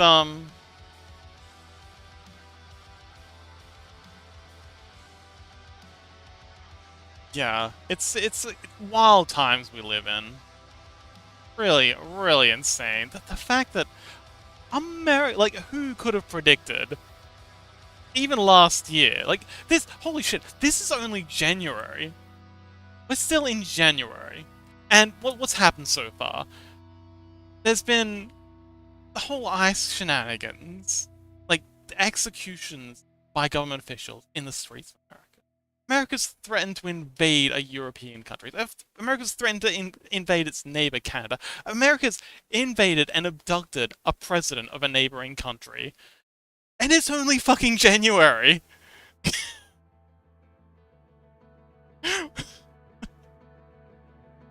This is not okay. Like I was saying, I love adventure. This is some crazy ass stuff going on. But come on, can we like pace it out a little? Like, we need room to breathe. Freddy says, I feel like if you're worried, then you know where you're going. I like that saying. That sounds good. Yeah, he's only just finished his first year in office. It's been a wild fucking year, and it's only January. feels like it feels like we've had like a whole year's worth of history just cramped into like a tiny, tiny little jar. But I don't think they're done. I think things are gonna get even wilder. So hope you're strapped in. America is. Oh, Dozy says America is also preparing an operation on Iran. I bloody hope so, especially after Trump hyped all the protesters up and got a whole bunch of them executed. Or we moved a chunk of our fleet into position. Man, that sounds like something from Star Wars. Right? Poltergeist says he did get rid of almost all the comedians as well. Oh dear. I hope that's a joke. I missed it. I slept on that if that happened. Crap. Oops.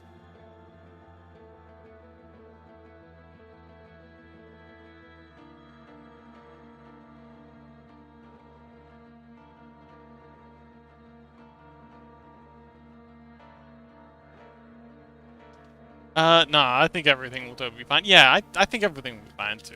It's just a lot.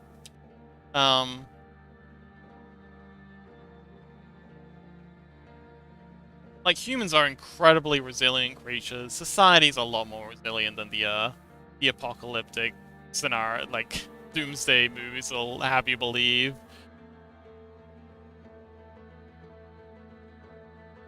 Well, all is a strong word, yeah. Freddy has. I have no reason for that. I just want it to be true. I do have a reason for thinking that, and that's. I think it's how much I've traveled and how many people I've met, and what I've seen of humanity is that we are incredibly resilient, creative, and resourceful people when it comes down to it. No matter how bad shit gets and how deep a hole we dig for ourselves, we're just as good as digging ourselves out of it. I think we'll be okay. Holdghost says, but the late night hosts that had a name to them, think on Jimmy Kimmel's. Only Jimmy Kimmel's shows left. I think that's more to do with the fact that no one cares about late night shows anymore. Like, I don't know. I've got no interest in them. Dozy says, there were attacks against a few people. One is losing his job shortly because of it. Another is rehired for now. You can't stop people from sassing, though. Yeah. Yes. None of this is permanent, no matter how spicy it gets. Indeed. And hopefully we learn a thing or two from this. Like, you know. Maybe the Americans need to, stop voting for, idiots. Late night shows are waning in popularity. Yeah. Yeah, I'm not sure what the market for them is anymore. Or ever even was. I'm gonna add some eyeballs to this one. Gonna need to hide the hair. Some people get unreasonable, or not, I shouldn't say unreasonably. People get very upset when I remove the hair. I don't know what it is. Like, y'all are hating on the alopecia crowd. I don't know what that's about. Like, bald can be beautiful too. Okay, I think we'll just pop one eye. Oh no, wait. I'm gonna pop one eye in here. Actually, hang on. Yeah, I gotta erase that because otherwise black.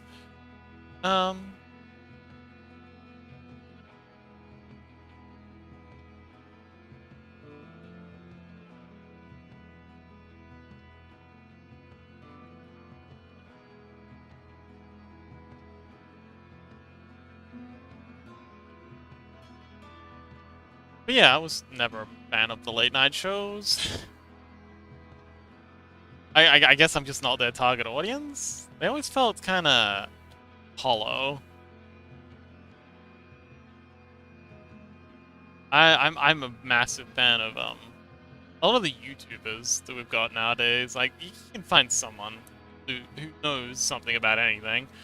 Polgo says, didn't they still top the ratings? To be honest, I'm bad at reading about news and stuff, so I use those to get a general gist of what's going on. Ah, okay. I don't know where I get my general gist from. I just kind of, I think I watch a lot of Times Radio. Times Radio's YouTube channel is actually pretty good. They have a lot of good people on. And I have a couple of YouTubers that I quite like to frequent, that I, you know, trust and appreciate. I keep seeing ads for Ground News. Seems like a good thing. Hoping maybe someday I can get a sponsorship from them. Hint, hint. Ground News, if you'll... No, let's be real, no one's listening to me. Late night oh, Dozy says, late night shows are tied to the cable TV model. And we've largely moved to streaming short-form content, yeah. Polgo says, don't care about the interviews and stuff, but the comic outlets are nice. Ah, yeah. Yeah. It's good to have it delivered in a way that's a lot more digestible, I think. It's a lot more accessible if it's made funny. Which is a important thing. Like, you might have the most important message in the world, but if no one's able to understand it or digest it, doesn't really matter.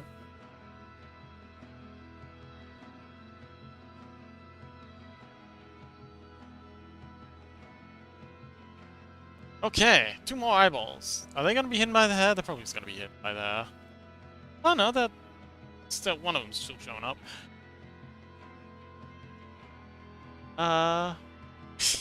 Dozy says, yes, I appreciate having a comic deliver the news. It takes the edge off. Oh man. Poltergeist says, and those were always rooted in the news of the day. As far as I know, they are doing quite good as of like 5 to 10 minute videos on YouTube as well.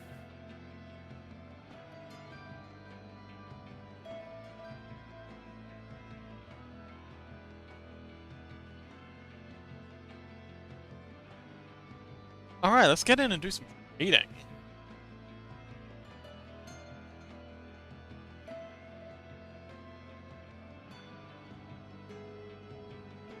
What's going on over here?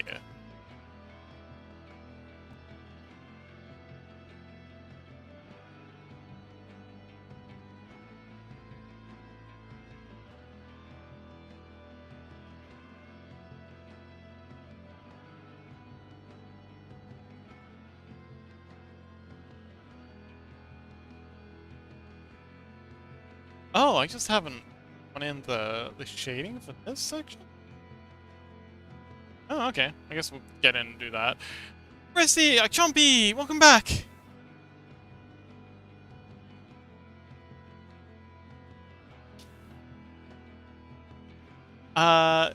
Dozy says, yeah, some of the shows have started splitting their segments into 3 to 4 pieces and uploading them to YouTube, which I think is a pretty good idea. Says, hi, tooth better. Oh, what happened? Did you go see a dentist or something? Or did he just work itself out?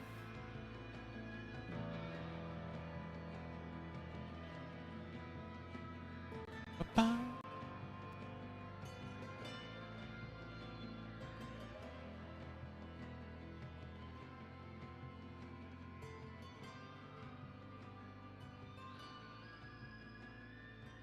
Oh, I know what's happened here. It's because I moved these wings down. And because the hair's not in the way anymore, it's opened up some spots that I hadn't painted in. Because, you know, hair was in the way. That makes sense. That layer, section. Chompy says, nah, I endured the pain until it went away. That's metal as fuck. He says, oof, hopefully it's not a persistent problem. Tooth pain is rough. Yeah, I would probably consider going and seeing a professional about that. Teeth can, yeah. Yeah, Please go see someone about that. I already know what you're gonna say. Chompy says, it is the second time. It's a cavity I have that is not happy with me. I think I disturbed it and it got angry. Yeah. Probably get that looked at. I mean, I'm not your mom. You do whatever the fuck you want, but also really should get that looked at. Ba, ba, ba, ba, ba.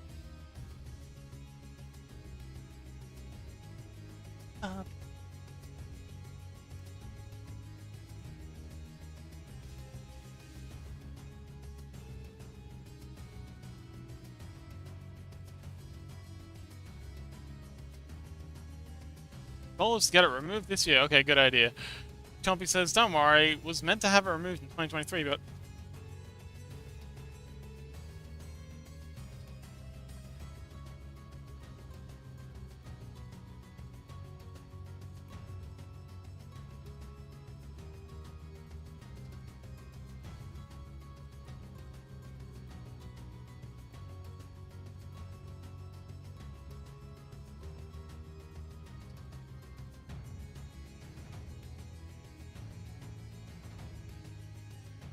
Okay, I'm back. Sorry, just having some technical issues with my meat suit.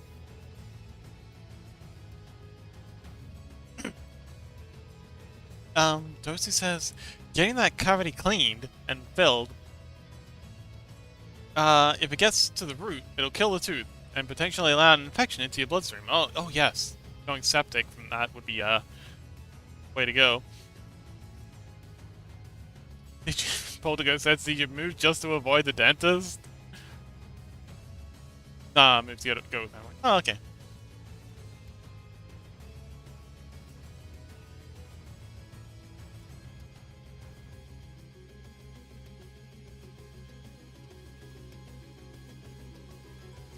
Okay, so time to get in with shading of these wings. Bum, bum.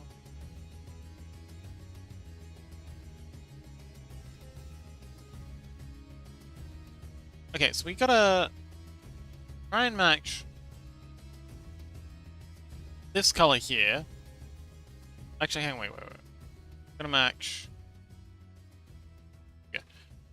these three colors here with these colors here. Let's paste in this layer up here.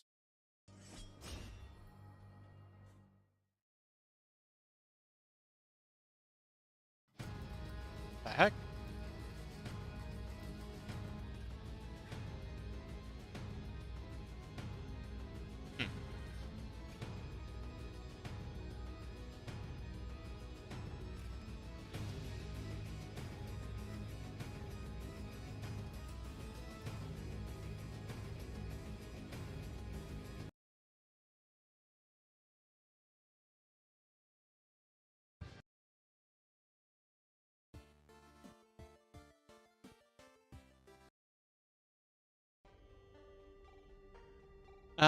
Chompy says, though it's funny what happened. I went to the dentist in like super early 2023. They asked if it hurt. I said no. They said they would get in contact with me with a time for surgery.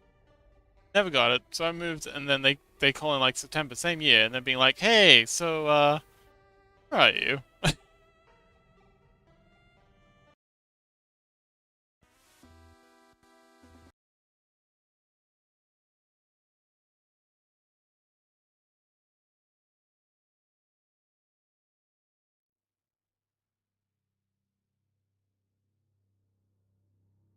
Now, why did that not copy over? Oh. A paint layer, I did. Go ahead and grab this. C. Yeah, and then that should... There we go. Okay, we got it right the second time. I want to try and match this color here with this color here.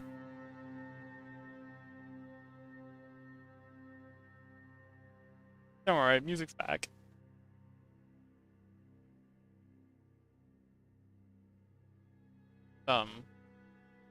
Having fun. Which is nice. I do love some of the chill tracks and Blasphemous. Is this angel one of your designing? It sure is. She's been a long time coming. Again, this is the what was it? The promotional art, and this is the orthographic art, and then eventually the next step is to make it into full 3D. This is a design for a VTuber friend of mine. You know, needs a VTuber avatar because they're currently just using some generic one off of the Sakai, I think it's called. I forget what it's called. It's just like some generic VTuber character creator app. But yeah, we're working on creating a very unique piece for them based on, you know, their personality, their likes, their dislikes. I've been doing a lot of back and forth with them to try and find a character design that works for them.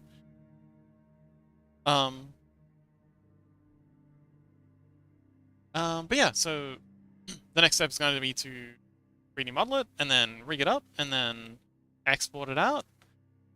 That'll be an impressive and imposing avatar. Maybe a little brutal on the memory cards.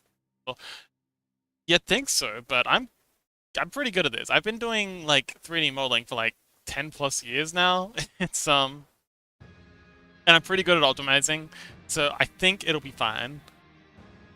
Just because it looks detailed doesn't mean it like looking good doesn't have to be heavy on the graphics card. Don't let those or quadruple A game developers tell you otherwise. You don't need a 1080 Ti or whatever the latest super high def graphics card is to get good graphics. You just need someone who knows how to optimize games. Like the new Arknight game is apparently really well optimized and an excellent example of what you can do if you actually put the effort in. 1080, yeah, I don't fucking know. I'm too poor to be involved with the graphics card race.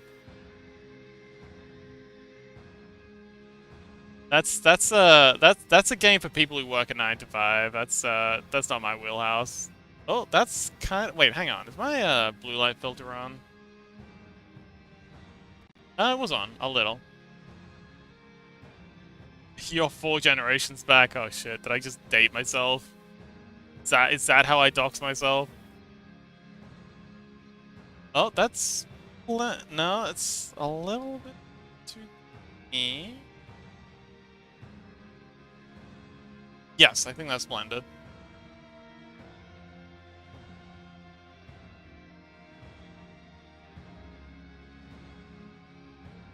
Yeah, that's actually perfectly matched. Okay, cool.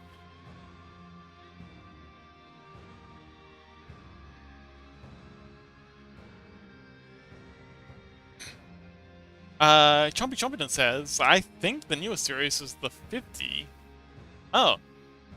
Yeah, they're up to 50 now? Okay. Dozy, you can design something that works smoothly on a 1080, then it should work great on anything newer. Seems like a valid start to me. Yeah. It's just about optimization.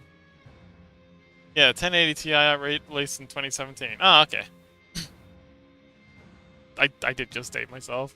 Please disregard. Pretty please? Okay, so we got 24% and a 31. Okay, so those are the numbers we gotta remember. 20, got the numbers already. 24 and 31. Let's add those in now. So we need a layer here.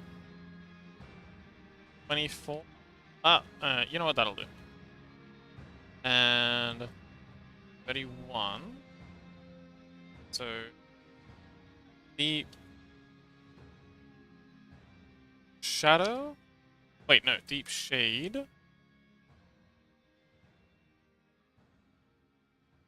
And then we'll set this to 31. This one's our base fade. Yeah, it's gonna be and there we go, that's how we're gonna do our shadow fading. Choppy Chopperton says, Cat will remember this. Oh no. Dozy Genoro says, nothing wrong with dating yourself. It merely highlights the experience. Why do I feel like chat's hag maxing me right now? I'm not a hag, leave me alone.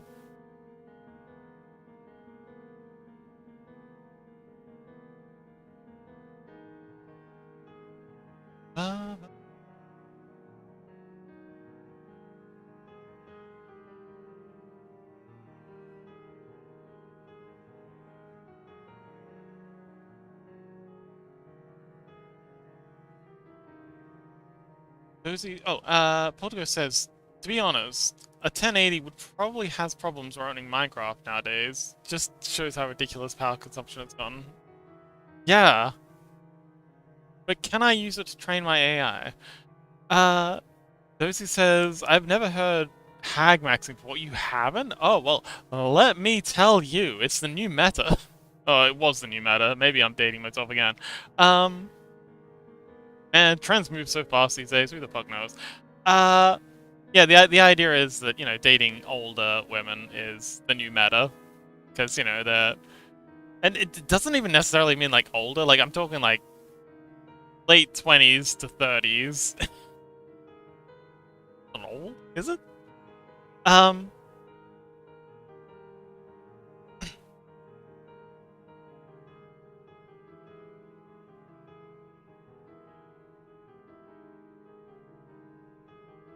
Where'd I put my, There it is, reference. I have this on my second screen and zoomed in so I can, Actually, no, I'm gonna get a snippet of this and reference that instead. That'll do. Then I'll expand that out on my second screen so I've got a reference to look at while I'm, playing. Am I a hag?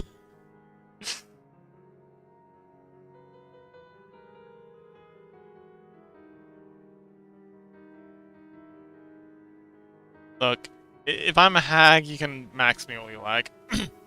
That's younger than me. Okay, that's good to know. Dozinaro says, if that's old, I'd better prepare my headstone now. Yeah. I mean, if you're over 20, you've practically got 1 foot in the grave. Okay, boomer. Podgo says, a 1080 you can, but you're not gonna get very far. You can also use a bicycle to cross America. Probably better to use something motorized, though, if you want to get somewhere within a decent time. Yeah, well, what if I'm just in it for the experience? We'll be hags together. Yay! Maybe the true hag maxing was the friends we made along the way.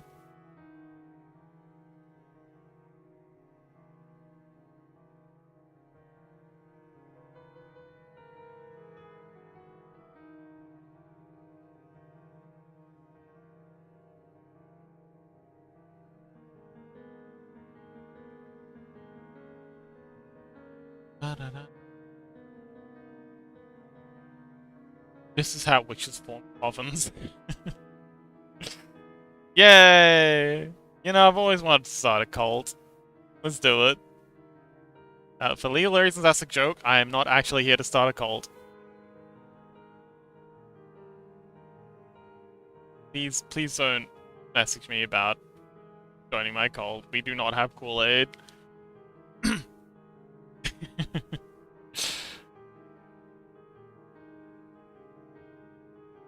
But if, hypothetically, I was to start a cult, you know, Freddy's actually selling it. Maybe I should start a cult. I do like the idea of dancing naked in the moonlight. You know what? Maybe I am starting a cult. Chompy says dancing around the big pole in the middle of summer, midsummer. You know what? You guys might be onto something. I think I'm coming around to this whole starting a cult idea. Oh, maybe we could start like a little commune. You know, like a little off-grid commune, just with all the cool artist friends that we know. For our own food. Got some chickens. Great. Dozy says, ah yes, the Beltane pole. Am I pronouncing that right? Am I pronouncing that even close to right? Or like in the same postcode?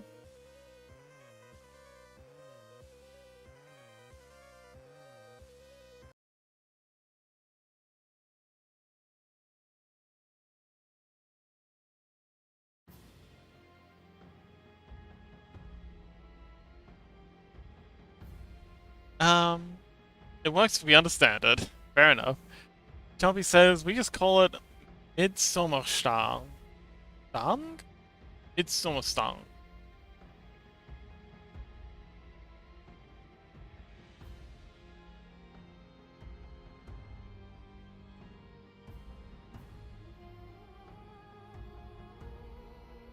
Okay. I'm glad we had this conversation. Oh, the A is not like an A, it's pronounced like an O. Oh, okay.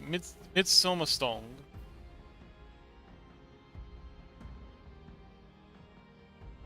How's that? Yeah, let's go.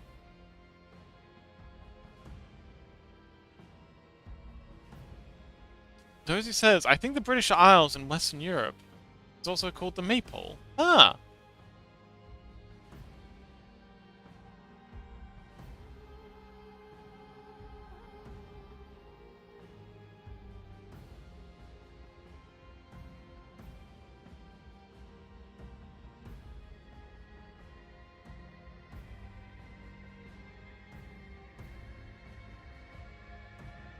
Ooh. Growing up this feathery creature, one cheating feather shape at a time.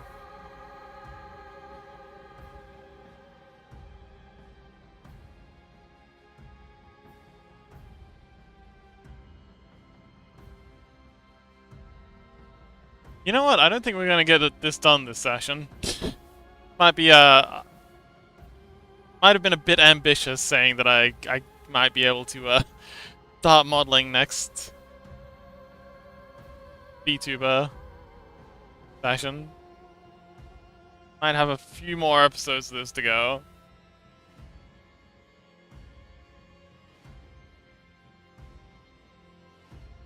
The symbolism of the maypole is 18 plus, so I'll leave that as an exercise for the reader. Yeah, we can do our own research. It's okay, buddy. We're good. Thank you. Much appreciated.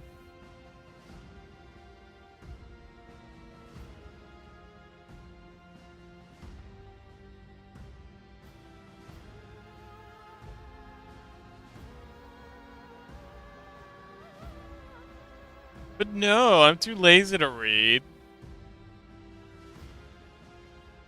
You literally read that comment, Chompy. What are you doing now?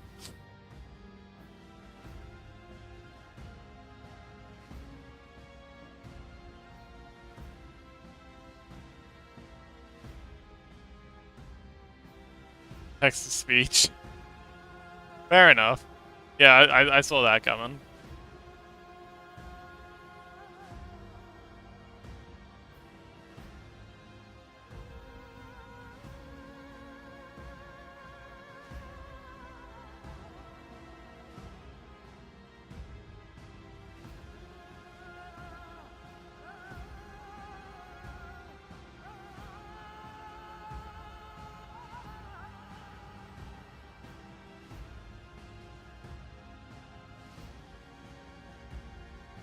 Okay, and a big other shade here. I think the rest of this will just be faded up. So, except for maybe a little bit here. Yeah, we'll give that a little bit of a anyway, and then we'll feed in here, and then boy, oh shit, my wrist wrapped at some point. Gotta reapply that because my arms are getting a little sore. Go.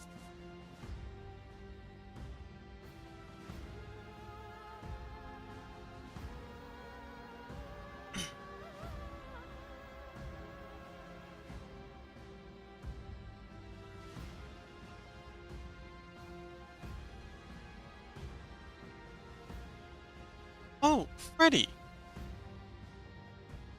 We were talking earlier about places to visit in Europe. Is there anywhere cool in the UK that you might recommend?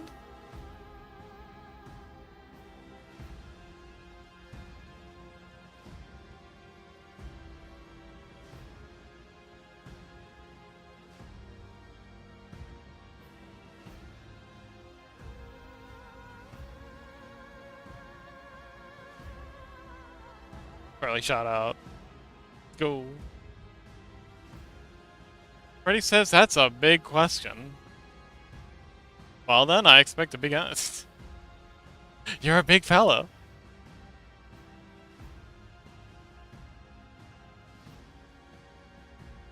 Pubs. We got pubs in Australia. Even more castles. Yeah, castles. I do like castles. Let's visit all the pubs in the UK and all the saunas in Finland. Ooh, I do want to go to the saunas in Finland. That does sound fun.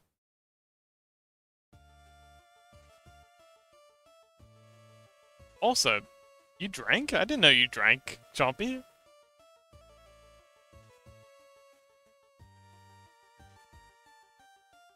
You never really struck me as the kind of person to go to pubs.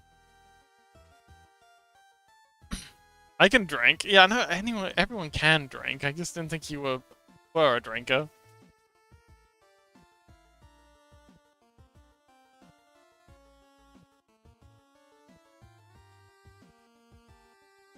Well, I shouldn't say anyone can drink. I'm sure there's a lot of people who can't drink because of liver issues.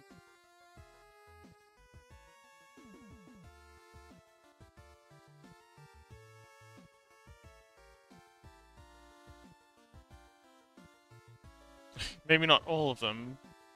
But I like the idea. Yeah.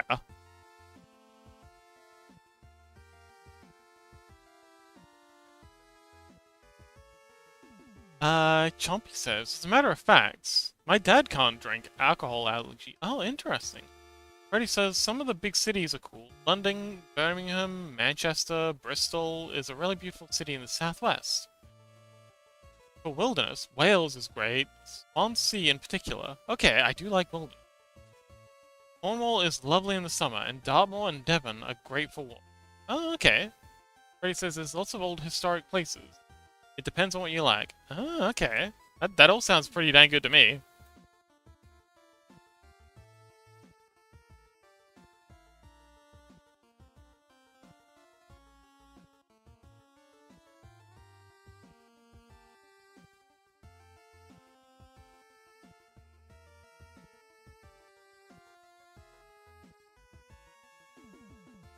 I think I'm starting to fade a bit. Might be just about time to raid out. If anyone's got some a friend or someone that they really appreciate, to drop a link in chat or send me a DM. Raid, you say? Portico says, heh, summers. Actually, fun fact. France is actually a good deal wetter. Like, average rainfall is much higher than in the UK. Than the average of the UK. So, you know. Maybe that's why the French is like... Anyway.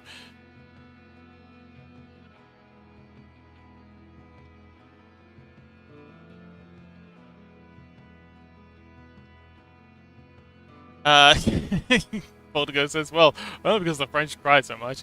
Let's raid Ike. Okay! Sounds good. I'll just get this upper section of the wings done, and then I think we're good to raid out. Yeah, I think that's a good amount. We've got the iron art done. Yeah. Chompy says... Also, I love the, I like that emote, Polterghost. Ulti for evil.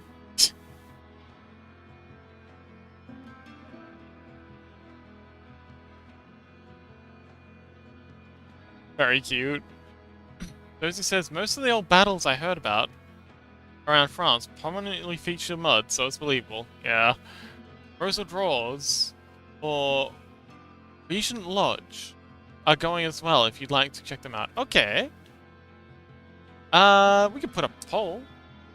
You know what? Yeah. Okay, so we'll go through all three together and put up a poll and decide as a group. Because we are going to be rating as a group. It does kind of make sense that we'd want to get some sort of consensus.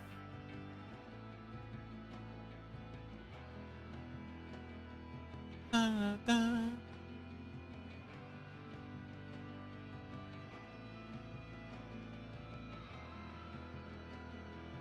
Don't want to do it just yet because, knowing my luck, as soon as we've decided, sorry, as soon as if we decide on it now, then as soon as I finish, I'll stop streaming. So, democracy in this economy? Yeah, democracy only works if you participate.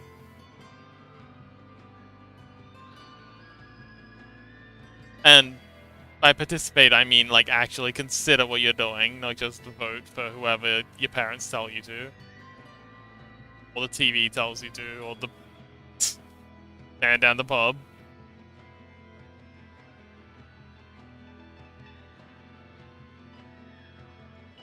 And yes, I know thinking's hard, but not thinking's how we got into this mess, so you better start getting used to it.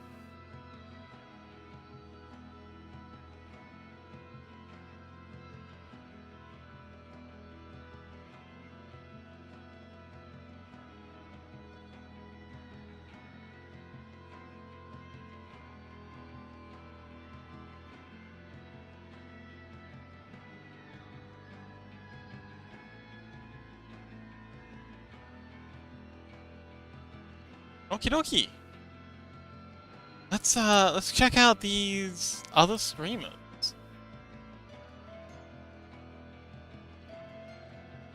So, this is Ike. We love Ike. Ike does a lot of 3D stuff. They're currently working on... They're usually doing a lot of very cute... Dozy says, it's a coin flip if a person will even vote at all in the US. Then, for those that vote, very few have done the research or have applied critical thinking skills. We are untrained in our own form of government here. It is really unfortunate. Like, it would be... Like, most people just vote for their tribe. A lot of people just identify as either Republican or Democrat. And they just vote for whoever their quote-unquote representative is. But then you've got the swing votes. You know, can change things. But like you said, they just vote for whoever feels the best in the moment. So that's not good either. Anyway, this is Ike. They seem to be working on a long stream incoming. Ooh. That sounds like they're doing a marathon stream tonight. Oh, they're doing... Oh, okay. They're doing soft selections. Oh! Oh, they're doing a cute...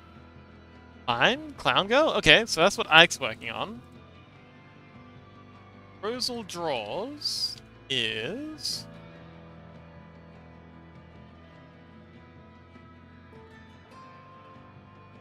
Oh, they're playing Elden Ring? Oh, it's a cute deer. Of course it is. That is a very cute avatar. Okay, so we've got a very cute deer playing Elden Ring with a big bonking hook. And we've got...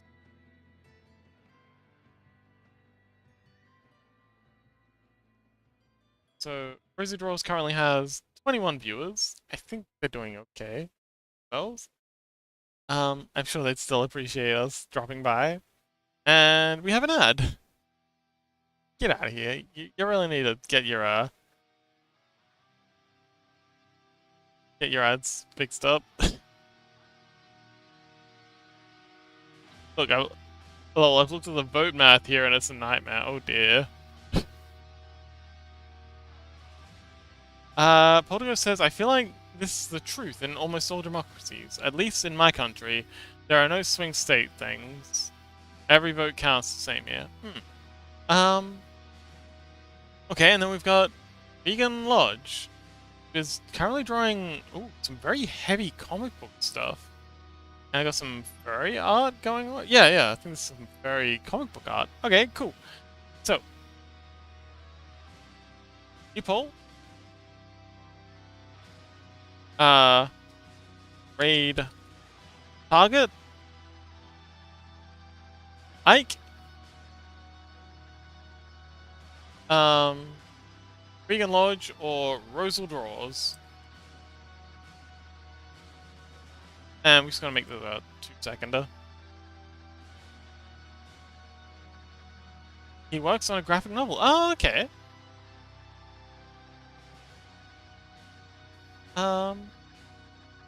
But yeah, that's why I'm making it your problem to vote, and not mine.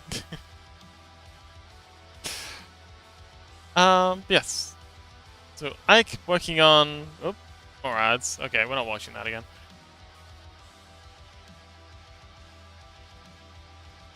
And while you're all deliberating on that very, very important question, I'm sure you're all going to consider your vote very carefully, and you know, do your research and due diligence, like good voters should. I don't know what I'm talking about.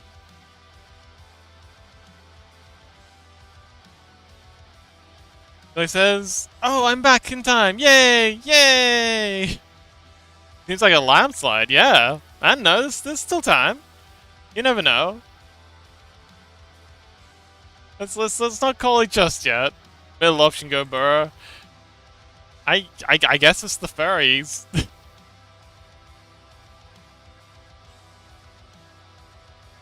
Being a furry really pays off in these days, doesn't it?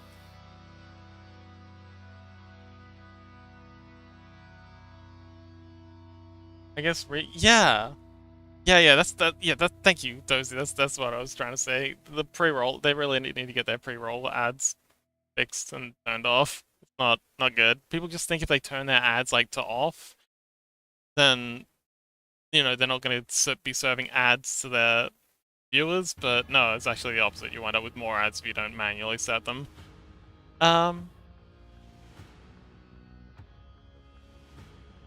Well, that's topical.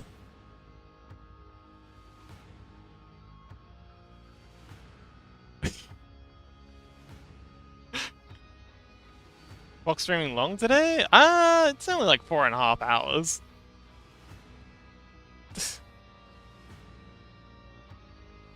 Roll every 30 minutes? Actually, you know what? Poltergeist, can you hear me? Are you,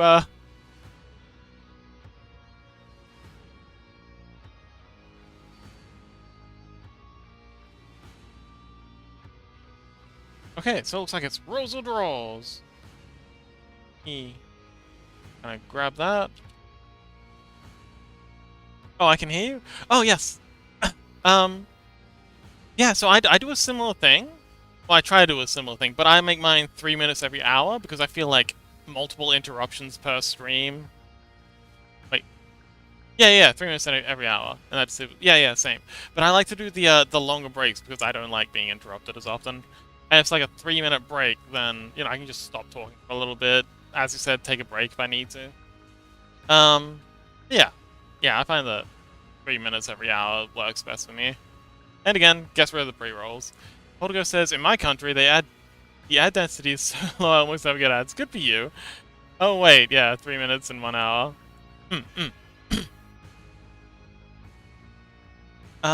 Slash raid. Rose and Rolls. Okay. So, thank you so much, everyone, for coming along. I just realized that some people are probably still on the ads. Raid has been created. This feels like 30 minutes, I guess. Yeah. So, thank you so much, everyone, for coming along. We had a really good day today. We got the wings sketched out. We've got like the line art done. We've got the basic colors. We've got the back-facing coloring done, and we started the shading. Got all the eyes in. So I think one more episode of this, and she should be done. I think it's just gonna be one more episode. I keep saying that, just one more episode, but I'm pretty confident this time I actually mean it. Pretty confident. Thank you so much for coming along, everyone. I really appreciate you coming along. So very special thanks to to Freddy. It's always awesome. And at Dozing Podcast, I really enjoyed talking about the doing the building stuff, like the demonic stuff. That was good fun. And telling stories. And just one more. That's how it is. But yes, thank you so much everyone coming along. Tomorrow is going to be Figura stream. So yeah, if you're interested in making Minecraft characters, that's the place to be. So, until next time, thank you so much for coming, and I will see you then. Bye!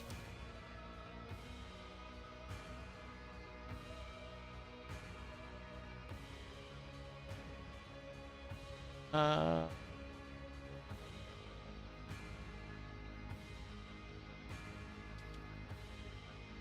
he draws. Gotta unmute this.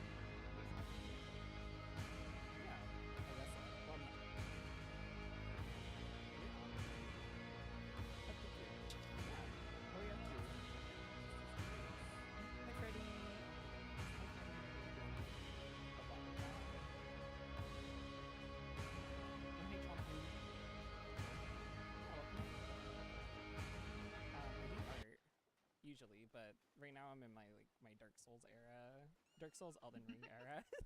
So it's been a lot of that. So if you and it's been a lot of pain. So